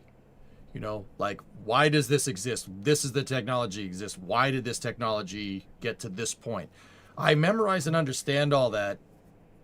Or learn, I'd say learn. I don't memorize. I don't just regurgitate information. I can tell you how it works. I do that because 1, it makes me a good teacher. 2, I like it. 3, you know, we live in a time where seemingly we have, well, you have the knowledge of the world in your pocket, right? You have a knowledge of the world in your pocket. That's a very interesting thing to have. No human has had access to unprecedented amounts of information like this, ever, in history. I think it's important to understand that and understand how we got to this point and why we're here. And I think that in understanding that, you can figure out you can extrapolate the goals of past generations, what has been the most important thing for them to do, whether it be go to the moon or, you know, a generation before that, the Transcontinental Railroad, or, you know, that defeating fascism in the 40s, in the 1940s, right? Like this, there, you know, it's important to understand what past humans, like what were their day-to-day challenges, so I can understand my day-to-day challenges and know where I am in history and what we need to do. Yeah. I think that's very important, dude. It's very important to know your, you know, people say know your history, but no, it's not just knowing your history. It's understanding why that history happened and why it became history. Why it became a pertinent thing for us to learn. You know, everyone says, well, you should know your history. Yeah, that's lazy. That's a lazy way of explaining that. You should learn and understand what, as best as you can, from a human perspective, what people were going through at certain times in history. And then the decisions that are made are very easy to understand at that point. And then you can extrapolate that to figure out what we need to do. What are our generational challenges? What is the biggest problem facing humanity nowadays? I think one of the biggest problems is information overstimulus. If you really want my honest opinion, we have the palm of we have the infinite knowledge. We have the entire knowledge of mankind in the palm of our hand. Right? For instance, this is just an example. Like, overstimulation, our mind can't get enough of it, and I think that societal degradation is happening because of it. If you look at, and how this references history is prohibition. Look at prohibition, the reason why prohibition existed 100 years ago, why it became a thing, and why they ultimately got rid of it. It's a very interesting concept.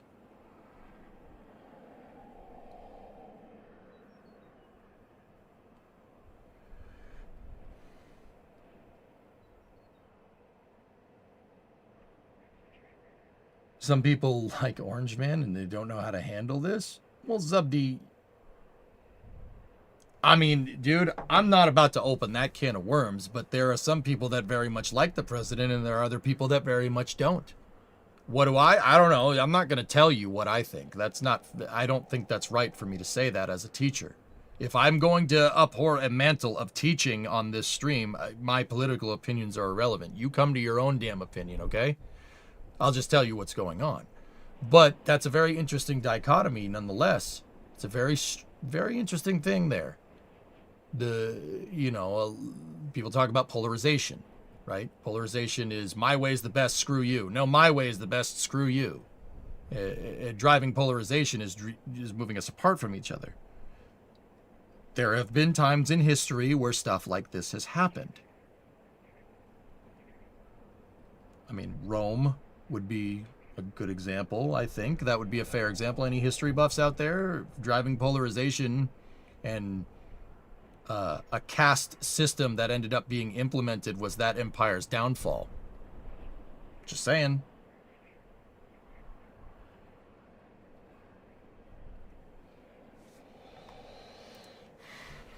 1860s America would be another good example. Yeah, if you look up President Buchanan and what he did, and James Buchanan, his presidency let driving polarization run rampant, and then we were shooting at each other. Great.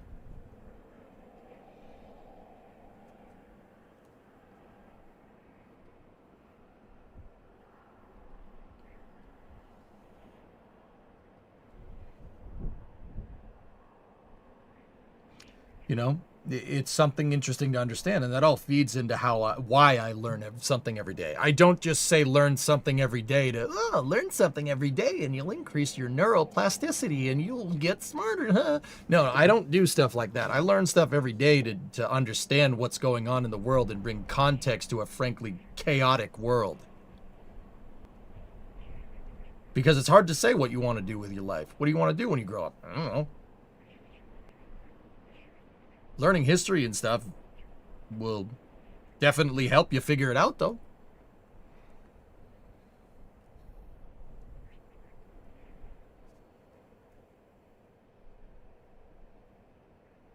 Shooting like in BF6? Yeah.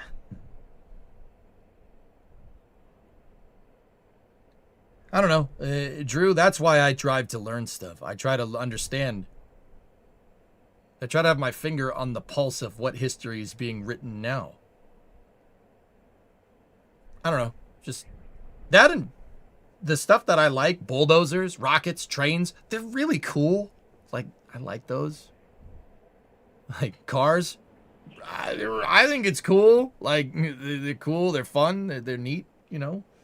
That's pretty neat. You know, if we were going to reduce it to a more simplistic element there, I think I think cars are pretty cool.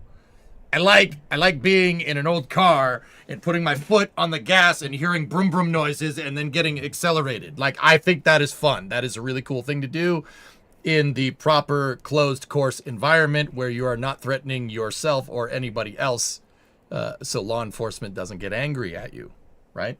Like, that's neat. I think that's cool.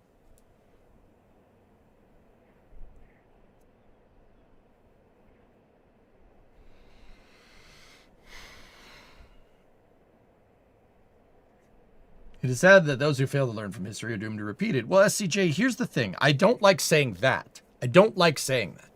Okay? That's something that everyone that has a modicum of understanding of history parades around like I know history, so you don't. No. And that was not the original context for that statement, but I try to lead by example. I learn. I show the process of learning on stream, and I teach people, and I learn things on stream too. You know, instead of sitting here and turning my nose up at people, it's like, well, you don't know your history, you're doomed to repeat it. I teach people why that is an important statement. Does that make sense? And I do it through example. Like, yeah. Does that make sense? Or does that jive?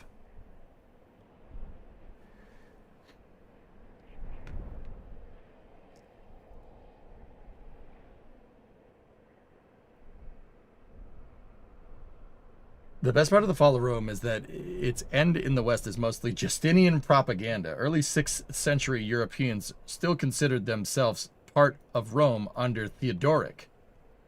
But it's not exactly useful for Justinian's ambition of expanding his part of the empire. Yeah? Yeah?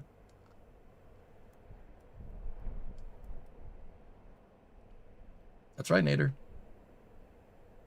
Like, I like Hearts of Iron. You learned a lot from a lot of history from EJ. Yeah, there you go. Those who cannot remember the past are condemned to repeat it. Yeah.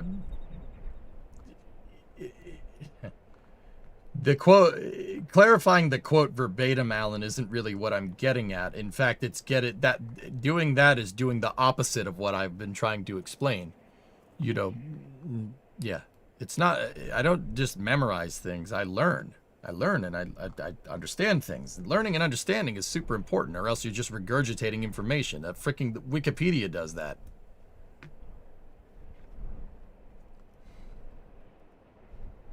Anyway. Yeah, we got a little bit in the weeds there. But yeah, Drew, I love learning this stuff, man. This is my favorite.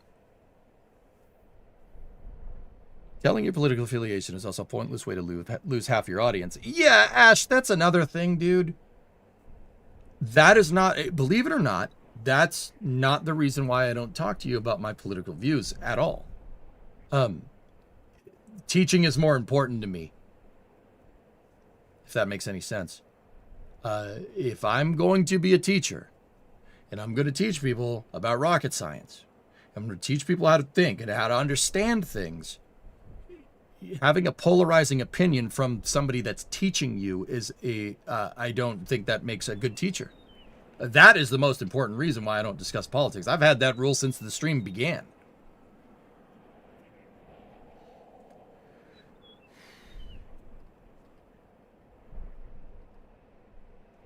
Yeah, there you go, Norse. I always try to teach, and I try to lead by example. I don't need to disclose, I don't need to tell you what I think about stuff. I want you to think about stuff. I want you to critically think. I always talk about trade-offs and stakeholder expectations. What are you trying to do, etc., etc. I'm trying to teach you how to think. That's my whole thing. And you don't do that by telling somebody your opinion and why your opinion is the right way. No, let them draw their own conclusions. Your opinion is irrelevant as a teacher. Just personal opinion.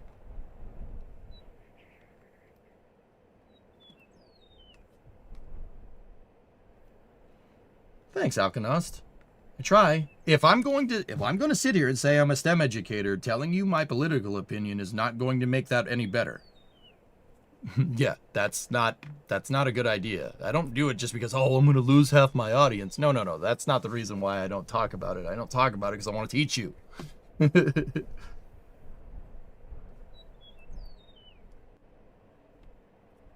That's just like your opinion, man. You realize that's a higher, more standard than significant percentage of traditionally trained teachers. Yeah, that comes from me having biased teachers about subjects in school. Yeah, that's where I got that from. Yeah. One of my history teachers that I had in middle school was horribly biased. And it's to the point where it was, yeah, teacher would get into discussions with the class about stuff, and I would discuss things with this teacher just because it came off as such obnoxious behavior. Even 15-year-old me was like, nah.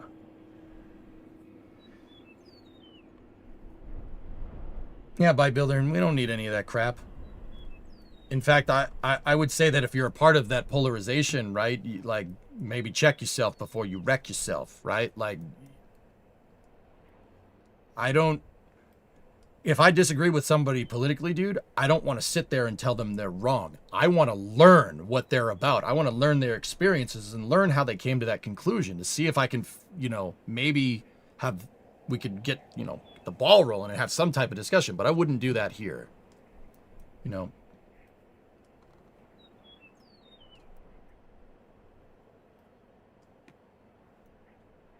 I mean, the flip side of that, guys, talking about history, is I had a history teacher I had a modern world, an ancient world history teacher in high school that taught us about Greek philosophy and talked about weighing pros and cons and talked about the foundation of the Western world and how it all works. I mean, we had a whole study on the Eastern world as well, which is a whole thing, and it's, but how the Greeks having democracy, and then the Romans after that moving to a representative republic, right? And after the Roman Empire collapsed, they, monarchies became a thing for a little while, right? This is a very condensed version, and how from not necessarily the Renaissance, but a revitalization of the individualism in, at the earliest stages of the Renaissance led to, I wouldn't say the Magna Carta, because Magna Carta was before that, but that's the British Empire, right? But, England deciding to be a constitutional monarchy instead of an absolute monarchy. That's what the Magna Carta is about. What was that, in 1215, I think? Revitalizing the, the principles of the Roman Republic and the Greeks before them 1,000 years prior. That led to where we are now. It led to individualism, and it led to the right way to condense this into a 15-second segment would be to say to judge people of the content of character, right? Like, that's really important to understand. 1215 is a Magna Carta, yeah. Spanish Armada, 1588. That is correct. So yeah, I had a teacher that was really into classics. That was a history teacher later. That was really into classics, and I loved that class. That's awesome. I remember that class. It was just between recess and lunch. Frankly, I found it rather elementary. Do you like apples? I got a number. How do you like them apples? I'd have to say there's interesting benefits to the way the Greeks did democracy, much closer to modern concepts of crowdsourcing while actively building community. Yeah, the way the Greeks did it was very interesting, but they were the ones that figured it out. That's the birthplace of individualism in the Western world. Oh, I destroyed the World War II segments, oh no. I destroyed those. Like, I didn't pay much more attention. I listened to classics and stuff. Everything else I didn't care about. Like, when we got to World War II, though, oh, I destroyed that test. I didn't even study. My teacher was like, why do you like war history so much? I'm like, have you not seen Band of Brothers? And the teacher was like, okay, good point. The teacher was like, you know, if you just did this with like everything, you would be like an A student, right? And I'd be like, yeah, I'm gonna go play Counter-Strike. I'll see you later. My history teacher was all about the French Revolution and the Third Reich. Mm-hmm.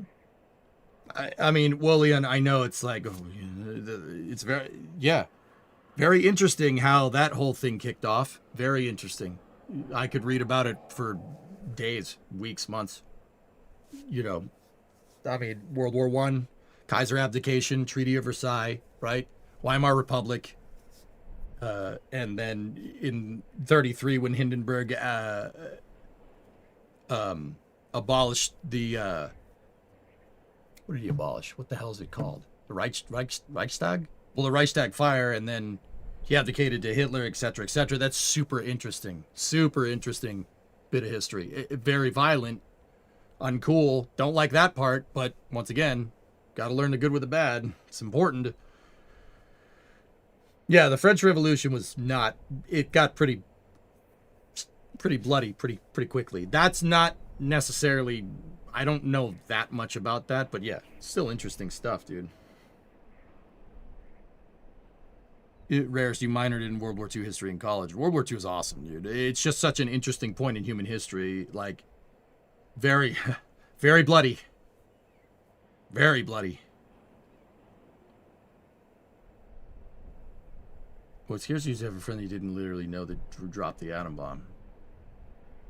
Well, teach your friend.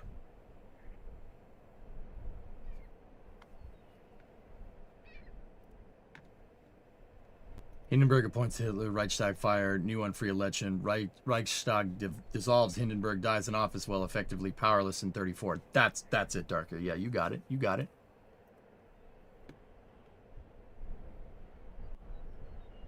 It's interesting when you compare the amount of inequality here now. I mean, certainly a component to history. Apocalypse for sure, man.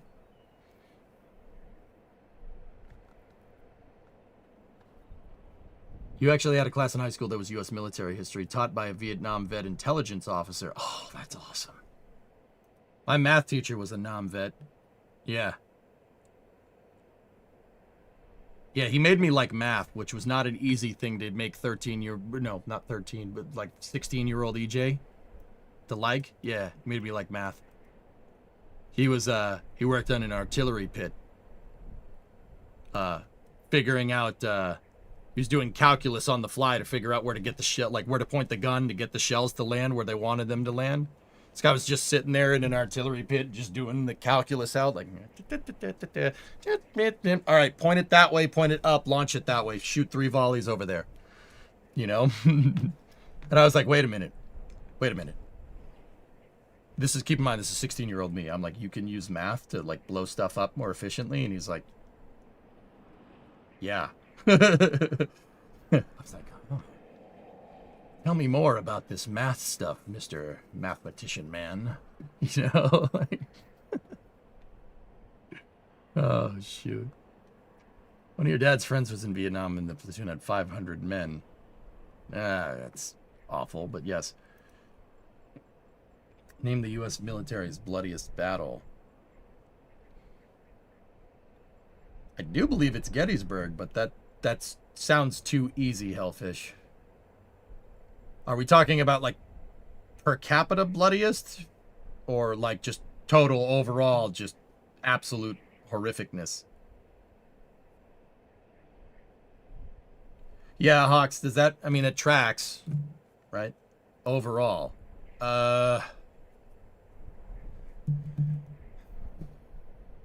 Gettysburg was a decisive battle. It's not necessarily the bloodiest. I'd say it's either Antietam or... crap.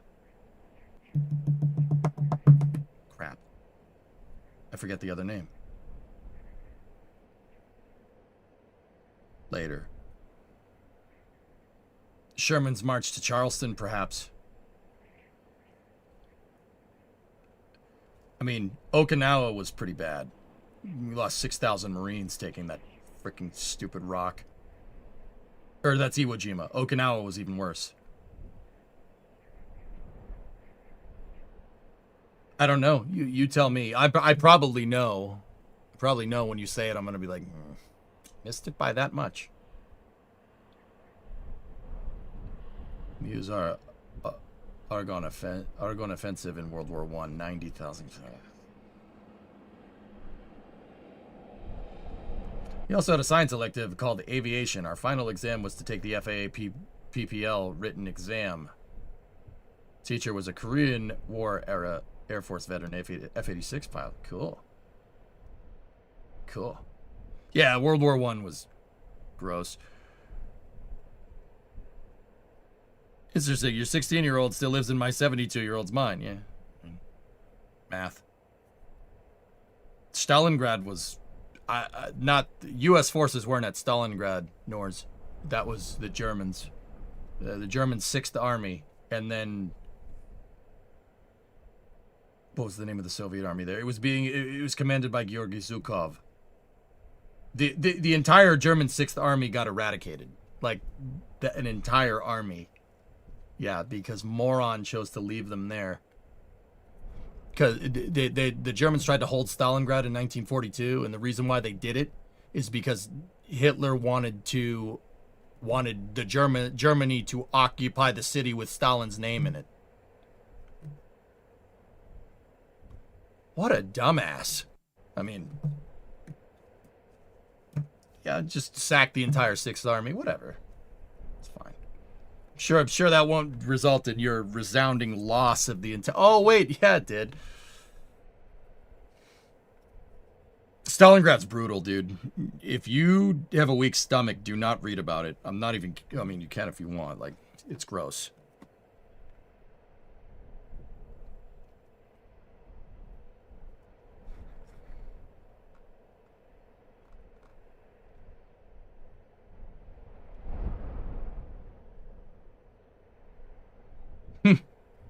Yeah, John, we could have.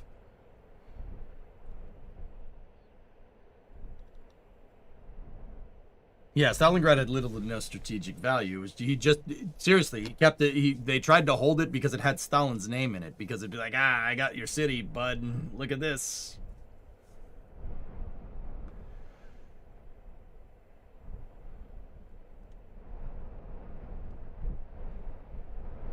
Yeah, they didn't really have a choice, spoiled.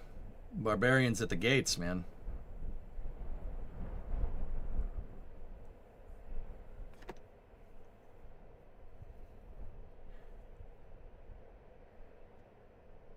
Yeah, I mean, Ryan, it's insane to me that... well, see, here's the thing. Right. The Space and Rocket Review got a little weird, but whatever. You know, Obviously, there's that fun saying that people throw around that know history, like, "Oh, don't invade Russia, don't get into a land war in Asia, don't invade Russia in the winter, etc., etc." And you know, at face value, it looks like the Germans did not get the memo from Napoleon like 100 years prior. Well, 140 years prior. They didn't really get the memo, but they did. That's the thing. They did. They invaded Russia in the summertime. Problem is, Russia's freaking huge. It's a big country. So by the time they got to where they needed to go, it was wintertime. The problem is that Russia's freaking gigantic. Like, you're not moving that many people across that much space that fast. Yeah, logistically, yeah, they couldn't handle it.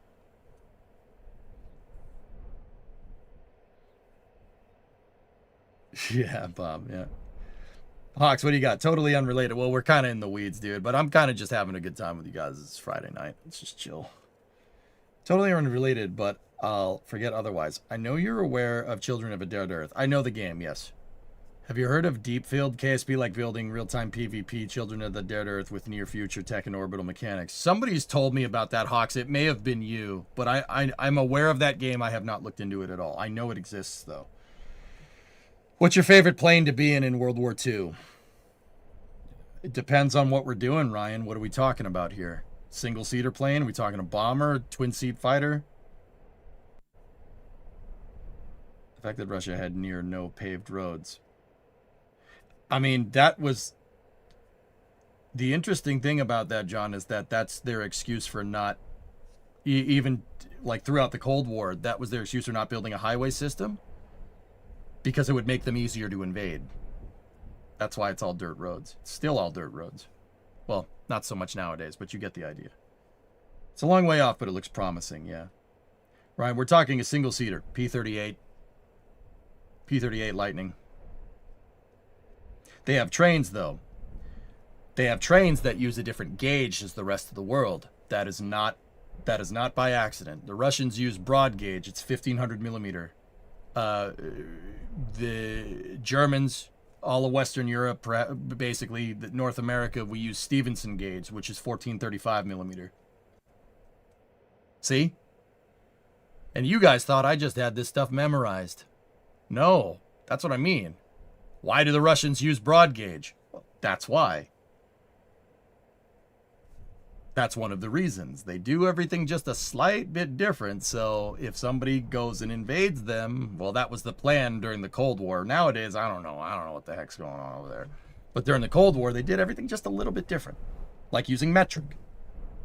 There's a reason why in the US we stuck with the imperial system for such a long time.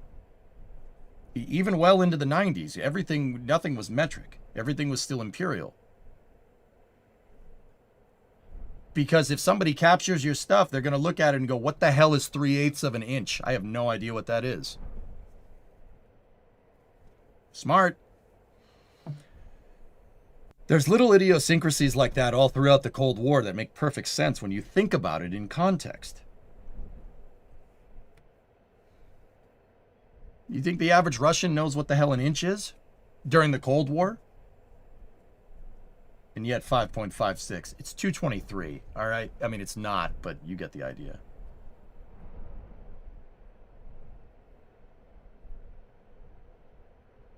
As someone isn't as knowledgeable on trains, could you quickly explain what the gauges mean? Sure. Vargon, train tracks have rails. There's 2 rails on either side, right? They got rails. There's a tie that connects the 2 rails together. When the train goes, the tie holds the rails together so they don't shoot off to the sides, right? Train tracks. The gauge is the distance of the center line of each rail from each other. So if they're 3.3 feet apart or 1 meter apart, you have a meter gauge. The vast majority of the world uses what's called Stevenson gauge. Stevenson gauge was invented by a guy named George Stephenson. He's the guy that basically invented the train. It's 1435 mil, so 1.453 meters. 4 foot 8.5 inches between your center points for the rails. The Russians use 1.5 meters, just slightly different. And that, when Germany invaded in 1942, when they invaded, that was a big problem. They had to retool all of the train tracks so the train tracks could support their trains, because the Russians used a different gauge, and that slowed them down. I mean, it kind of slowed them down. They ended up using prison labor to retool all the tracks. Yeah, you can extrapolate what that means. Not great. They sabotage the tracks too. It's funny. German trains would go to bring stuff to the front, the rails would just fall apart.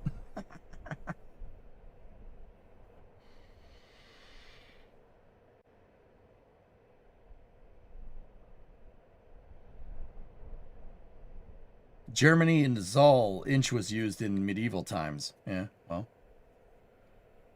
I'm pretty sure we're not in the medieval times anymore. I mean, when they went the other way, they also used prison labor. Yeah. You gotta try and see 4014. 4014 gets closest to me Electron on my wedding anniversary, so it's unlikely. I'll just have to go see it some other time. But yeah, history's cool, man. Drew, I love learning this stuff. The fact that you know the name and the size of the gauge as opposed to just knowing why they're different. What can I say, man? I'm meticulous. All this information is pertinent. We don't write it down just to make us feel better. I mean, some people do, but not that. That's one word for it. In Germany, we have some old train tracks that are 1 meter or 750. Yeah, so that's narrow gauge. Narrow gauge is, or no, what the heck is the name for the narrow gauge track?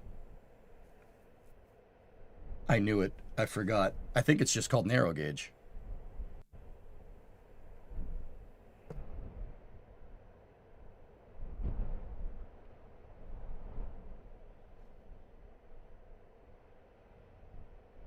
N gauge. No, that's trains. That's N gauge is a model train gauge. It's like that big. Sorry to swap the topic. I don't care.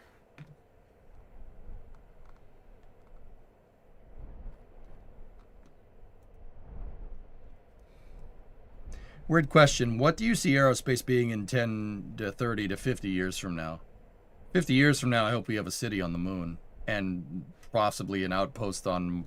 Well, 30 years from now, I hope we have a city on the moon and an outpost on Mars. 50 years from now, I hope we have a city on Mars and a city on the moon.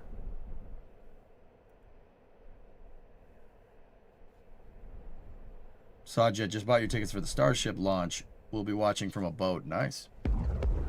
By the way, on the topic of technological innovations, here's something that recently reappeared in Lynn. Thank you for the bits. Oh, yeah. Nice, the old sign. Yeah, that's cool. Oh, fun fact, you can blame the Barbary Pirate for why the US didn't go metric. So when I hear people talking about a variable gauge train, is that one that can adjust the width of the axles? Correct.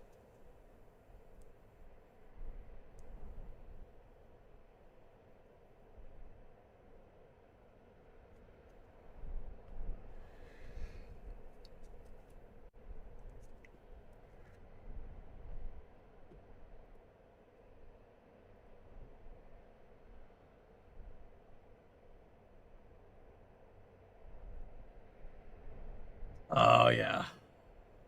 Somebody linked me this. Look, check this out.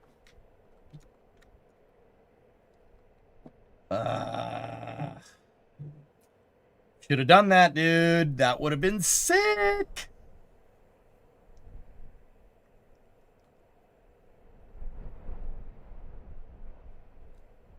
Do you think understanding dark matter will more affect propulsions in space travel? Yes, absolutely.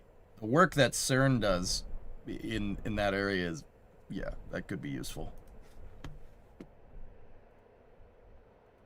There's no special name for narrow gauge. It's just narrow gauge. Cool. Yeah, Jamesy, no flame trench tonight. There was a rocket launch during the trench.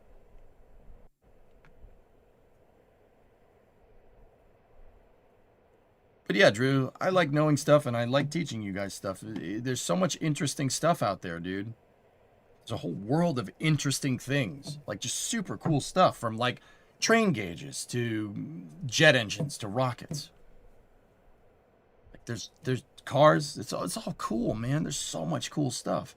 I want to learn it. I'm going to try to learn all of it. I'll probably fail, but I'm going to try to learn all of it. You can be damn sure. I ain't going to stop, that's for sure. I'm persistent. Like, that's a big one. That's a big one. Being persistent is really important. Just keep doing it. Just keep doing things.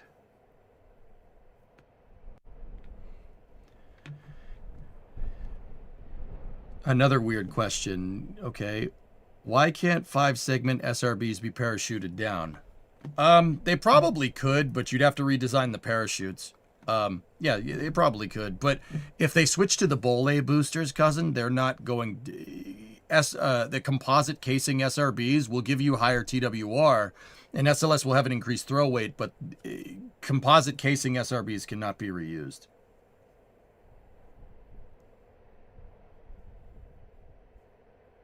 Yeah, Alex, there you go. Like the nitromethane rabbit hole I went down. From what I read, Raptor could easily run on nitromethane.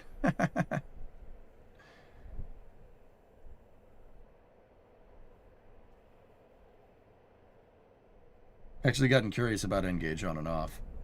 The reason why N-Gauge was made, Weather Guy, it's probably like a centimeter. I think it's a centimeter gauge for N-Gauge. The reason why N-Gauges exist is so you could build a bigger layout in a smaller area. That's why N-Gauge is a thing. N-Gauge is super popular in Japan, by the way, which is really cool. Yeah, the trains are, I call it micro machine scale, but it's not exactly. But yeah, with N-Gauge you could build a gigantic layout. The locomotives are about this big, about that wide. Why the heck not? I have HO, I have O gauge. And then I have O27 as well.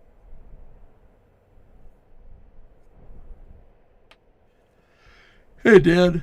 You cracked a beer. How you doing? I'm doing okay. Oh, boy. Do you know roughly how much mass would be added to the boosters if they added parachutes?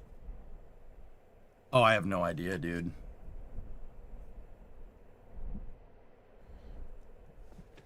Your grandfather hated N-Gauge. He called them little worm trains, so you grew up in an HO household. I never had N-Gauge growing up, Hawks. No, I had HO and O.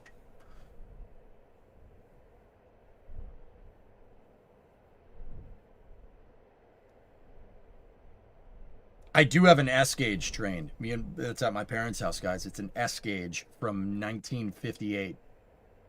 It's pretty cool. It still works. EJ, do you think it would be cool to have Titan launching again with shuttle SRB-derived boosters? Yeah, Isabel, I wouldn't do that. One solid rocket booster is bigger than Titan. Titan is not as big as you think it is. It's really not. It's worth money too. Never sell it. Yep. Oh no, we're not. I'll show you the set.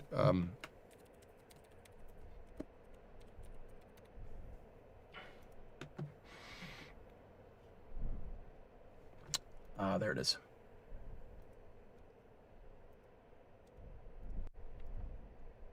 I have that in S-Gauge.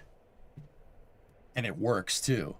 And the crazy thing about this is that 1950s toys are, I'm sorry, they're so freaking cool. The catenaries work on a model train. Catenaries are, that's real. It's the body of the train is Bakelite, but those are actually metal and they work. You can run electricity through them and the locomotive will work.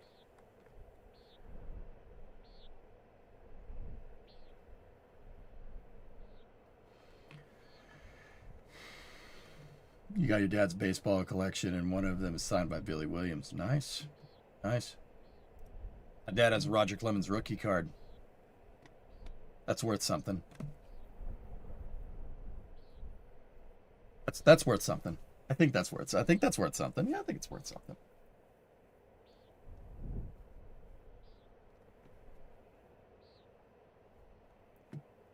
Appreciate the honesty. Yeah, Dan, I'm not sure. I'd say a couple tons to the SRBs, but yeah. I know, Curl. That's what started this train conversation, dude. I'll have to show that thing to you guys someday. It's really cool. I can't believe the damn thing still works. It's actually insane that thing still runs. It's 70 years old almost. Actually, no, it'd be 68. Yeah. O-gauge American flag given to you from grandfather in 72. Most of them are in glass now. Right on, right on, right on. I've played American Truck Simulator, Isabel, yeah. What is the next mission that you can watch here? So Kerbix Flight 12. Starship Flight 12. We did watch one today. We watched CRS-34. We watched SpaceX launch a resupply capsule to the ISS. The next big one is Starship Flight 12, which it's tentatively Tuesday, but it's going to be sometime next week. Hey, Zing, what's going on?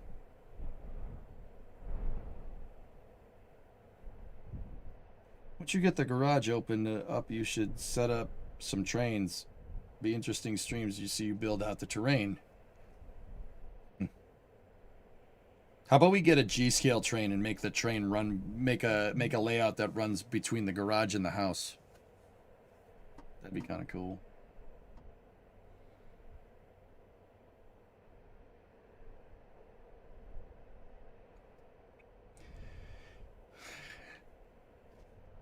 Actually, that reminds me of a really, really stupid idea that I had that I proposed to Brimo only halfway as a joke. Frick G-scale, dude. Screw that. HO, screw all that. No. How about we buy a real locomotive and we make a 300-foot run between my house and the garage with a real train? How about we do that? Why a model train? Frick that. Use a real train. And then we wire up an AC inverter onto the train. And then, you know, people are like, why do you have a train track in your backyard? Bro, okay, first of all, it's a train. It's awesome. Second of all, I'm never running out of power if we have a diesel locomotive sitting in the backyard. That's all I'm saying. We can play with the train by having it go back and forth between the house, right? And then if I want to generate power, locomotives can generate amazing amounts of power. I'm never running out of power. We could just cut ourselves off from the grid at that point. Are you going to chat to fund the fuel? The idea holds diesel or holds water if fuel isn't ridiculously expensive. Which, you know, fine, geek. Just crap on my dreams too while you're at it. Just do it. Just crap on my dreams. Yeah, thank you. That doesn't help us get trains in my backyard.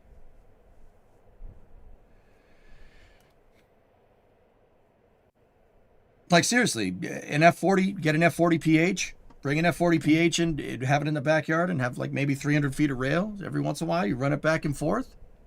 And dude, that's a 3,000 horsepower diesel engine. You're never running out of power.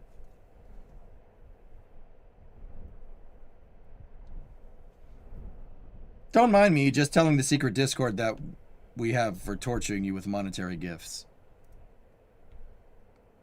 We can't do it. Brimo shot that idea down. You can't do that. I'm just saying, that would be pretty cool to have your own F40 PH. That time a Canadian town derailed a diesel train and drove it down the street to provide emergency power. Yeah. Yeah, dude, you can power your whole neighborhood with one of those things. What type of loco is it? Yeah, Boucherville, Quebec. Borrow a diesel locomotive and use it as a supersized emergency generator. Yeah, this is a thing. It's funny that they derailed it and steered it down the street, though. That's actually pretty cool.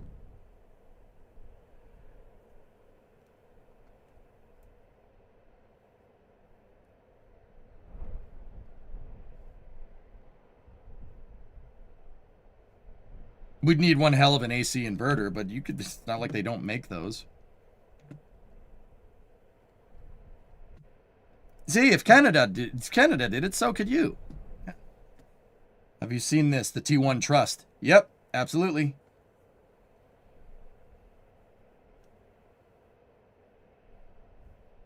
How much more money do they need while we're here?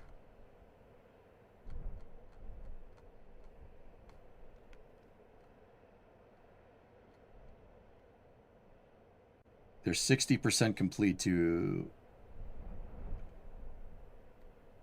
doing that. Dude. Man. Fellas. Discovery, go at throttle. I'm not saying if I hit the lottery I would tell anybody, but there would be signs. Like, the T1 Trust would just be like, hey, we got all the money we need to build this from an anonymous donor. His name is Mike Grotch. It's like, yep. There would be signs.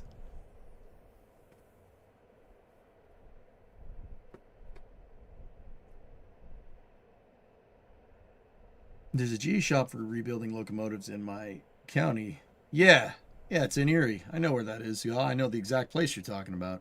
Have you seen the P2 project? You would suddenly see a rocket company startup from Boston. Yeah. Yep.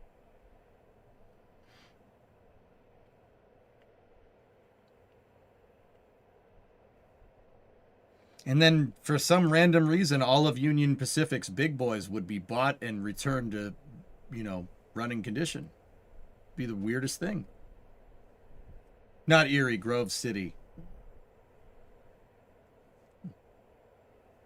Amanda Hoggenkiss, huge ass. In other news, the local man is supplying electricity to his entire neighborhood after the blizzard knocked out power lines. Details at 11. I'm not saying, dude, there would be signs. That's all I'm saying. There would be signs.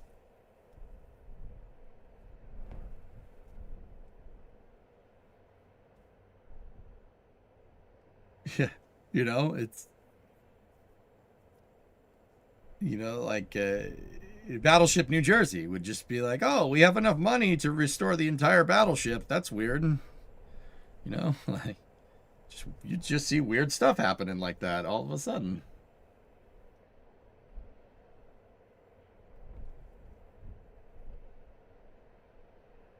The Eric Johnson Electric Corporation.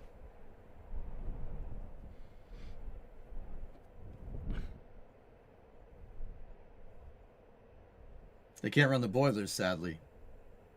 Make new ones. Make new ones? Question? So what?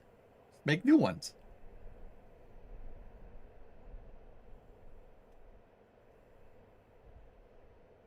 The USS Iowa is in storage in California. It's not. It hasn't been in Suisun Bay for a long time, dude. It's a museum in Long Beach. We'll convert it to nuclear. I mean, John, I figure with enough money, we could probably go to the Navy and be like, yo, can we get one of these museum ships sailing again? For educational outreach. And, because I hit the lottery, the Navy would be like, how deep are your pockets? I'd be like, not as deep as yours, but, pretty deep.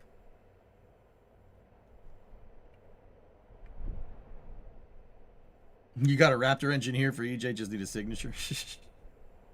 Yeah, like the F-14. Oh, dude, somebody got a shot of an F-14 being towed out of the boneyard. And I don't know when that picture was taken,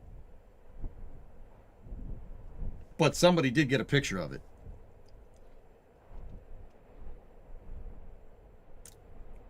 The Navy told the museums they can't run the boilers. Yeah, with enough money, we could probably figure it out. We could probably come to an agreement. E-scale. Yeah. Aqualex, that's cool, but those are the types of trains you see at like amusement parks, man. If I'm gonna be a railroad hobbyist, I want an actual locomotive. Like I want an actual railroad. Like, is that messed up? Is that weird? I don't know. Your actual plan, if you hit the lottery, is to fund a shipyard over the eastern shore of Virginia. Oh, the Salem. That's the other thing, John. The USS Salem. I'd be like, I don't want to tell you all of my plans, right? If I hit the Powerball, right? But all I'm saying is I would buy the Four River Shipyard in Quincy. I'd buy all of it. I'd just buy the whole thing. And then we'd build, well, this was a dry dock here. We'd reactivate the dry dock and we'd put the Salem in the dry dock and then make the Salem seaworthy again. And then, you know, the Navy would be like, yeah, and I'd be like, you know what, Navy, be quiet. You don't use cruisers. You don't use heavy cruisers anymore. Don't worry about it. The ship hasn't been combat relevant for half a century. Don't worry about it. It's fine. The guns, don't worry about those. I think Flight 12 is going to work. Yeah, I think it's going to work. If EJ won the lottery, let's be honest, there would be an STS-136. Why the heck not? Okay, all right, we'll bring this back to aerospace. Dude, you know how everybody's like, oh, we can't. Another pad deluge test.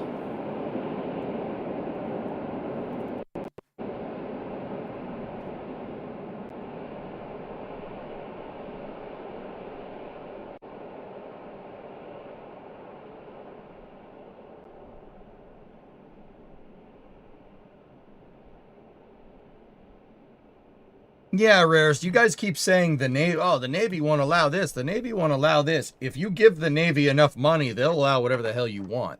And don't say that that's not a thing, because it's a thing. Don't say that's not a thing. Come on. Come on. Everything has its price, right? Even for Uncle Sam. It's just Uncle Sam's price is pretty expensive. But, you know, say we hit the lottery, it's fine.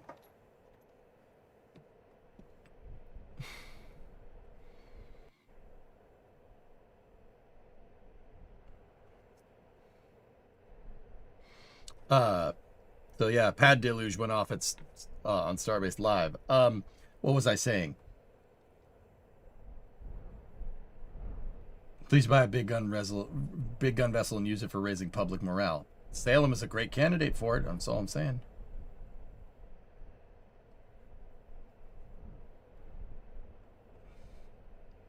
So why the heck not? That's what I was saying. Dude, honestly, okay. You know, everybody says like, oh, we don't know how to rebuild the Saturn V. We don't know how to do that. I actually wouldn't, you know, with a good amount of seed money, I would not, try to build the shuttle. I know. I mean, I think there would be some merit to that idea, but you'd have to wrestle Boeing for the patents for it, and I don't think they want to do that. Saturn V, though. Everybody says, oh, we couldn't rebuild the Saturn V now. That's bull crap. Of course you could. It would take some time to get it right. But you could absolutely make one, and you could make it better with modern materials. Just saying. Okay, guys, case in point here. The Apollo LEM, for instance, used riveted aluminum for its pressure vessel. Riveted aluminum. You know how much mass you could save by making that billet? Like Orion? Just saying. So, you know, why the heck not? There wouldn't be an STS-136, but there'd be an Apollo 18. If I was going to, like, if we had a good amount of seed money, good investment, I think investing in super heavy launch capability is going to be something that is needed for a growing economy. You know what you could do with riveted aluminum? You got an aluminum tube.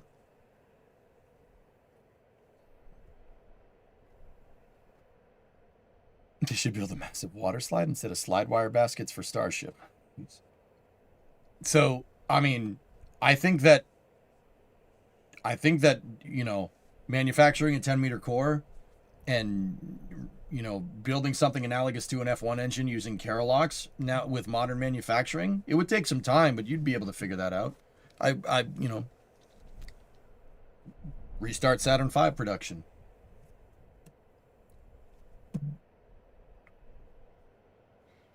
The shuttle patents are all expired? Really?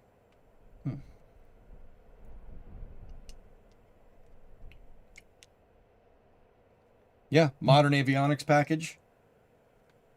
Honestly, it would work. Use F1Bs and I don't know about J2Xs. J2Xs are a little bit heavy for the application there. You'd really need high TWR. You need a very high TWR Hydrolox engine, which is hard to do. Element, 97-month resub. How I blew my $400 million Powerball lottery winnings in less than 3 hours. An autobiography with pictures by EJ. You know what, Element? Here's where I'm at. We hit the lottery, we got seed money. Even if that meant one more Saturn V launch.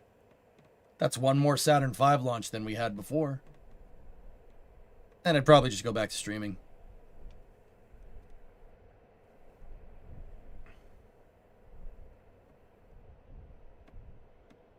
There you go, Zanku. Yeah.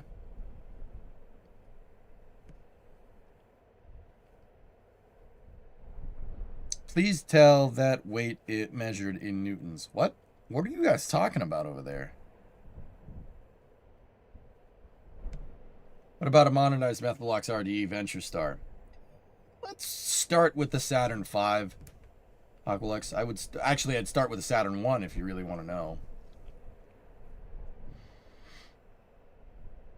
Can you imagine a Saturn 1 with Saturn 1 had a 6.6 meter diameter?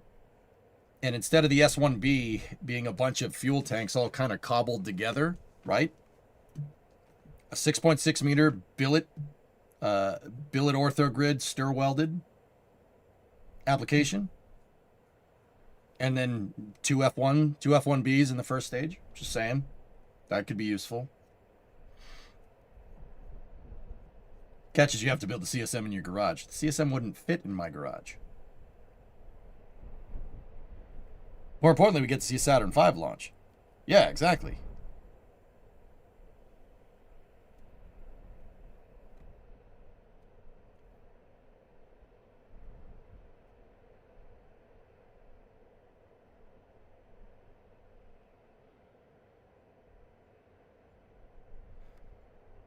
Wasn't there a study about reproducing the F1 engine to replace the F1Bs? Yeah, it's called a Pyreos booster, Xpod. If I had more 400 million, I would take Tim, Jack, Das, Joe, some random dude named Bob, and Scott on a trip around the moon. Oh, and EJ. I don't know who Bob is. James E, rewatching all your Artemis coverage, the best. Thanks for the $10 super chat. Appreciate it, man.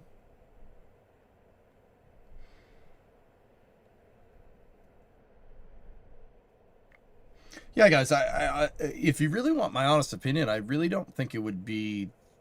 Okay, like, this is provided we had a good amount of seed money. I don't think that rebuilding, like, modernizing the Saturn V's tooling for, like, tankage and stuff would be that difficult. I really don't. It's not Starship, dude. It's not Starship. It's an expendable vehicle, at least initially. The biggest things would be propulsion, the J2 and the F1. That would be the hard thing to do. Like, yeah, that would be the difficult thing. Upgrading the garage to a high bay would be a good investment. I mean, can you imagine, guys, if we have, you know, a rocket with a 10-meter fairing? 10-meter fairing with 120-ton lift capacity? I'm not going to say that NASA wouldn't be like... But also... You could basically use an Arduino as its avionics, right? Yeah. Hey, Geyser, what's going on? Actually, guys, a modernized Saturn V, honestly, like, with F1Bs and J2Xs, with modern manufacturing, that would not be 120 tons to Leo. You could probably move closer to, like, 150, maybe 200. depending on how you did it. Cape Cod polar orbits. Yeah. I know about Eyes Turn Skyward, yeah. BDB and KSP has a lot of parts from Eyes Turn Skyward. Yeah, Isabel, I know about that. What is the difference between mass and weight? Max, I know the difference between mass and weight. You just said the difference between mass and weight. With that being said, I have no clue what you guys are arguing about, and I feel like if I answer your question, you're going to use it to prove whatever stupid point you're trying to make in my chat. So, what's the difference between mass and weight? Banana. That's the difference. Banana.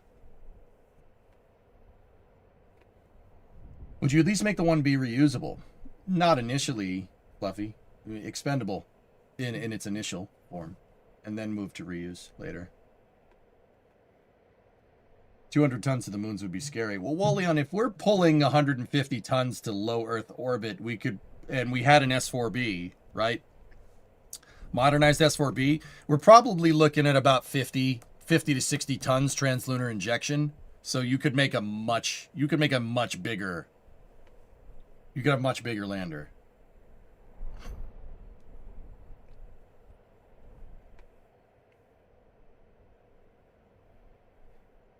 Would the J2X have more thrust than the BE3? Heck, J2 engines have more thrust than the BE3U. J2s make one meganewton of thrust. They make 1,000 kilonewtons. And there's 5 of them in the second stage. Just saying. I think modern materials and methods would be 200 tons to Leo for Saturn. Hellfish, it's somewhere between 150 and 200. It would be a monster of a vehicle, dude. That'd be nice. How would you reuse it? I wouldn't. Not initially, at least, guys.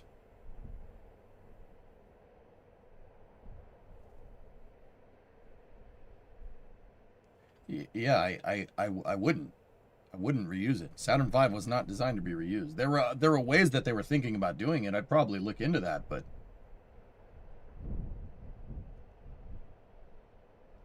dude, you can move 150 tons. 150 to 200 ton Leo, 10 meter fairing. There is a demand for that. NASA would be like, what's up? Imagine the type of space stations you could build with that.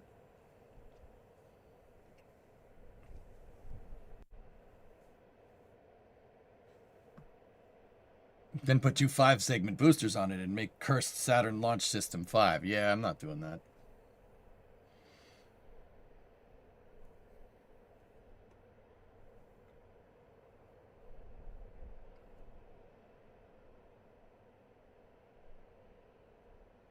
I like reuse not just for the efficiency, because you name them and get emotionally attached. There were plans, guys, that the Apollo engineer... Look, hold on.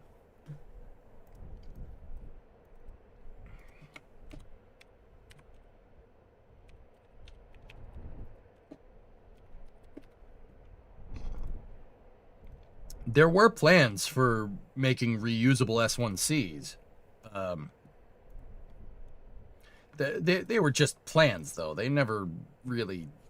None of it really ever came to fruition. These were just concepts and ideas. You might like them.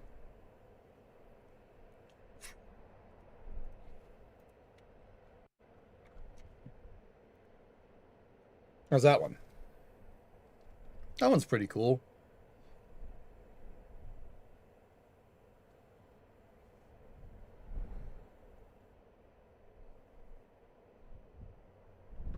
Max, Drew, cool it, or I'll make you cool it. It's amazing that I even have to say that.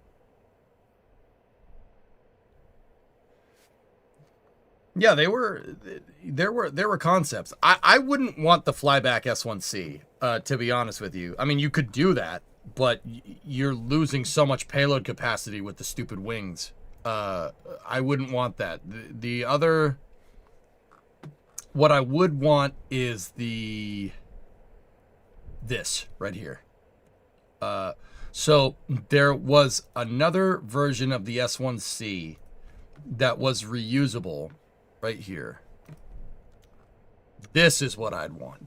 So this S1C, the forward dome on your LOX tank can pop off, right? It'll pop off.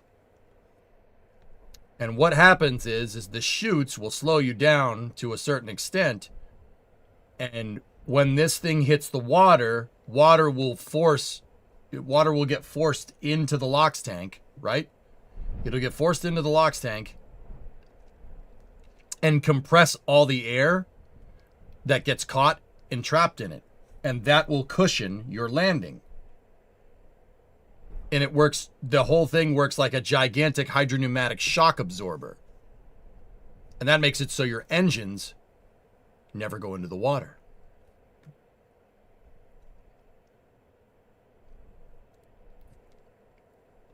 We know this works. Do you know how we know it works? The shuttle did it 270 times. Well, 268. That's how the SRBs land intact. The parachutes aren't enough to slow down the SRBs to not get damaged by the water. What happens with the solid rocket boosters when they reuse them during the shuttle is they came down, and since the casing of the SRB is open, water got shot up in there and compressed the air inside of the SRB casing, and that cushioned the fall.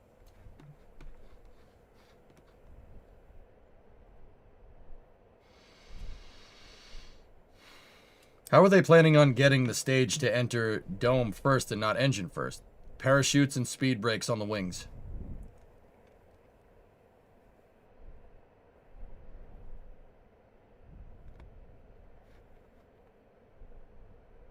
Okay, Drew. Thank you.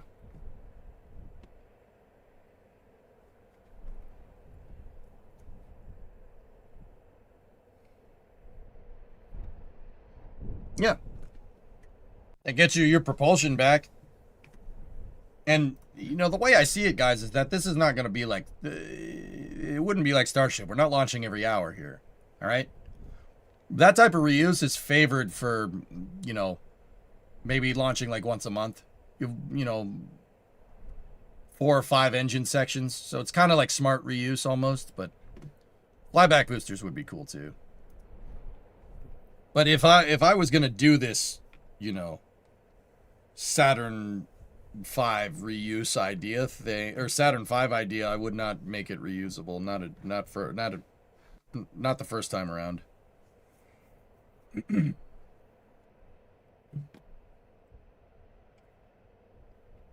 How are they planning on? Already answered that. So it would re-enter engine first and then reorient with the chutes.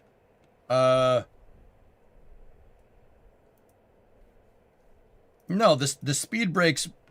The speed brakes would make it. Here, there's another picture. The speed brakes in the back would make it so the dome is always facing towards the ground. The other solution here, guys, would be to figure out a way to make an F1 deep throttleable, which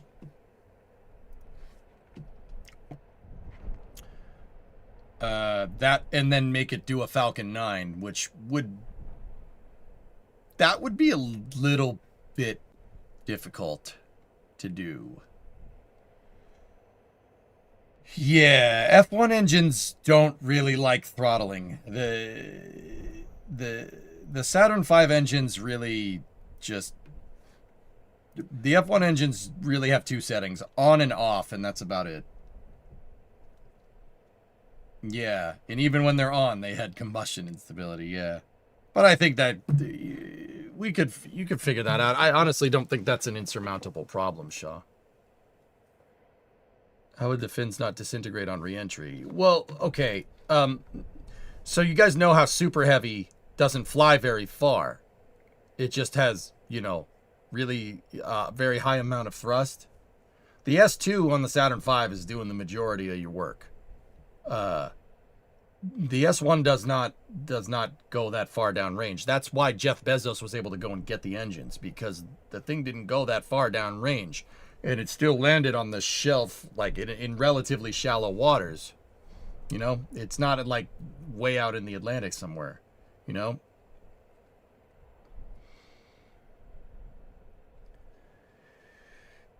Once you get the first stage floating, would you take the propulsion off and just scrap the tank? I would reuse the RP1 tank and the engine section, yes. That way you just make LOX tanks. You just make new LOX tanks and just reconnect them. You probably should just clean sheet it. Yeah. But in this scenario where I hit the lottery and do crazy things because I hit the lottery, I would build a Saturn V to send a message. It's not about clean sheeting the design, it's about sending a damn message. It's about redemption. How do we spell redemption? S1C. What?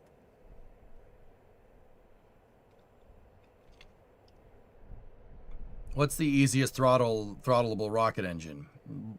The X-15 engine is pretty easy to throttle, just saying. S1D now. Yeah, that's right.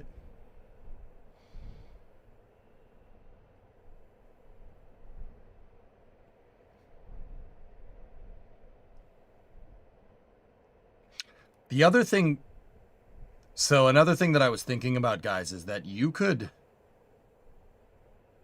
with modern material construction for rocket engines, so billet, stir-welded dome pieces with a Saturn V, the S1C would not be, you could make it longer. You could stretch the Saturn V. You could stretch the design. Even if you made the S2 the exact same way. But the amount of mass that you'd gain, in modern manufacturing, you wouldn't, you could do a bigger engine configuration. You could do a better engine configuration. You could do 9 engines. Like, you could just make a big Falcon 9 if you really wanted to.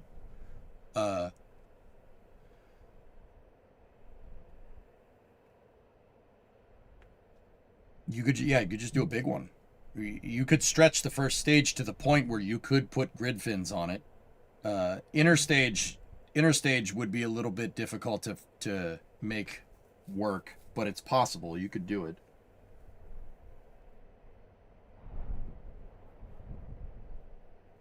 And yeah, if you stretch the design and, maybe don't use F1Bs.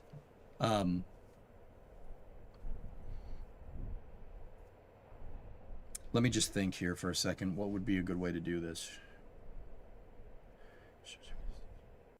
I'm just running some numbers in my head.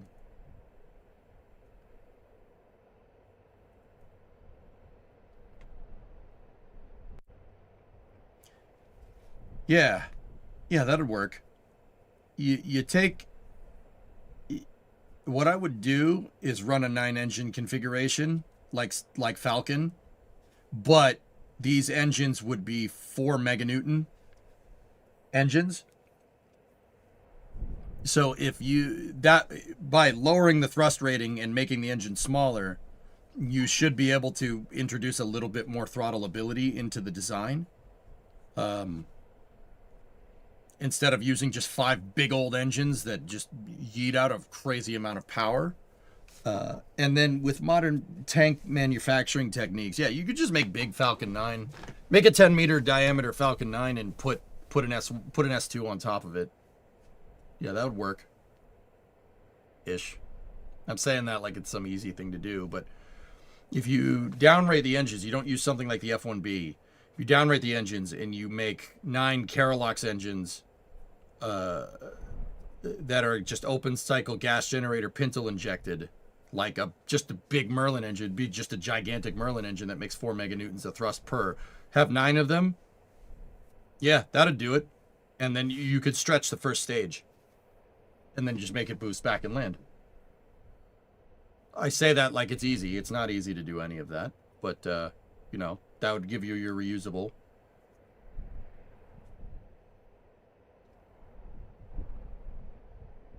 Have you ever thought about building your own miniature rocket and building up from there? It's on my list of things to do, Moody. Let me finish my car first. It wouldn't be a scaled up Falcon 9 because I'd still have an S2 on top of it and then an S4B on top of that. But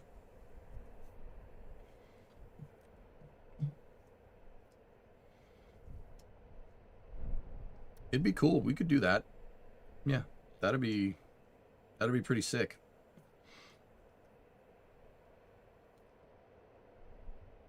Anyway, 10 o'clock, dudes.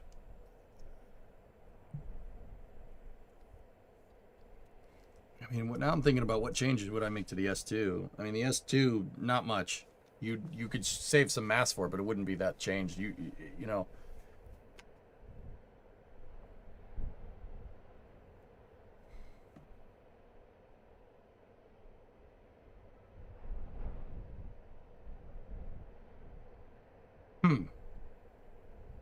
That's a good idea.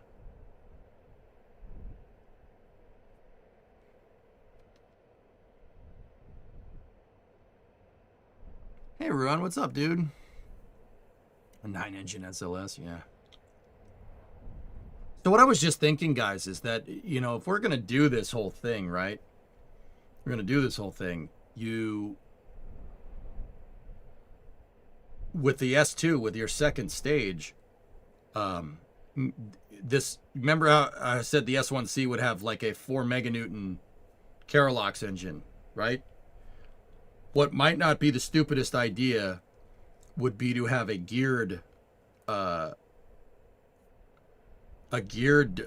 shaft, or a geared turbo pump, meaning that you have your gas generator, right, and then a gear set right here, and then you have your LOX impeller or your RP1 impeller, and then a gear is driving your LOX impeller, kind of like an RL10.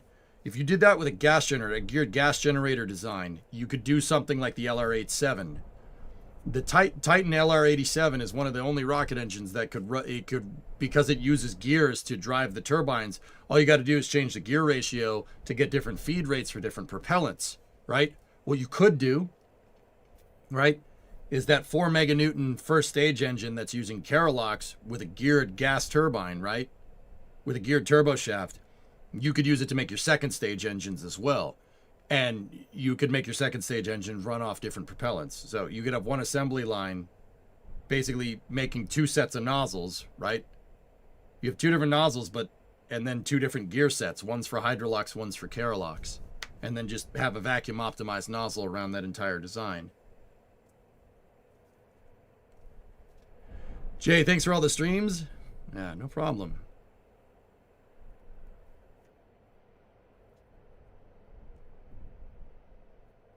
Utopia J, welcome to the EJ Flight Controllers on YouTube. Thanks, man.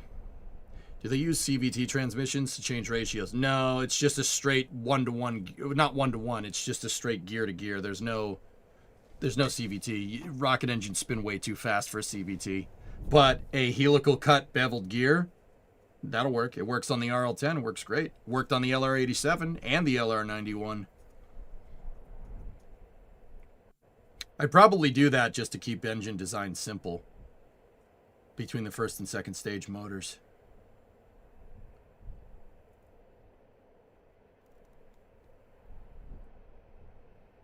It's doable. We could do that. Yeah, we could do that. We had probably $1 billion investment money. We'd have to hit the Powerball when it's up above $1 billion.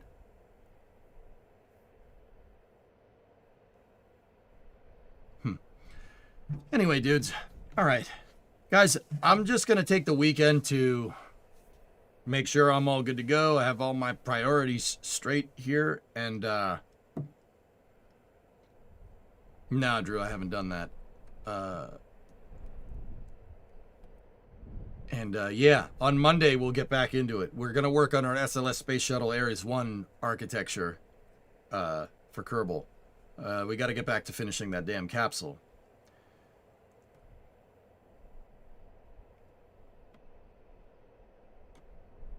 Yeah, a geared second stage motor would be pretty smart. That'd be a pretty good idea. Utopia gifted 5... Jay, you gifted 5 memberships over there. Thank you. Feel free to say forgot, but how would you like a raid?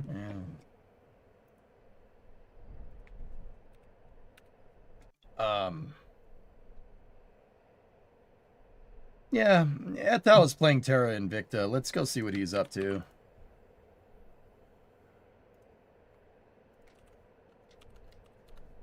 That's on the Twitch side of things. On YouTube, you don't need to worry about none of that. Go raid Italics, dudes. He's a good buddy of mine playing Terra Invicta right now. Go see what he's up to. And I hope you guys have a great weekend. I will talk to you guys all on Monday. Hope you have a good weekend. I'm sorry for what you had to go through. Don't worry about it, Blight. Yeah. I appreciate those words, though. Thank you. But yeah. Hey, we were at rock bottom last week and this week, so now there's only one place to go. So, guys, go rate Etel, and I'll talk to you guys on Monday. Have a great weekend, and I'll see you then. We got... I'm going to try to do a car stream in the morning on Monday. Try. If I can't, we'll do a car stream throughout the week, finishing that rocker panel. But KSP and Space News on Monday. So, yeah. Thank you very much for watching, everybody. Have a great weekend, and I'll see you later. We're back on Monday. We are back, baby. We are back. We are back. All right. I'll see you guys then. Thank you.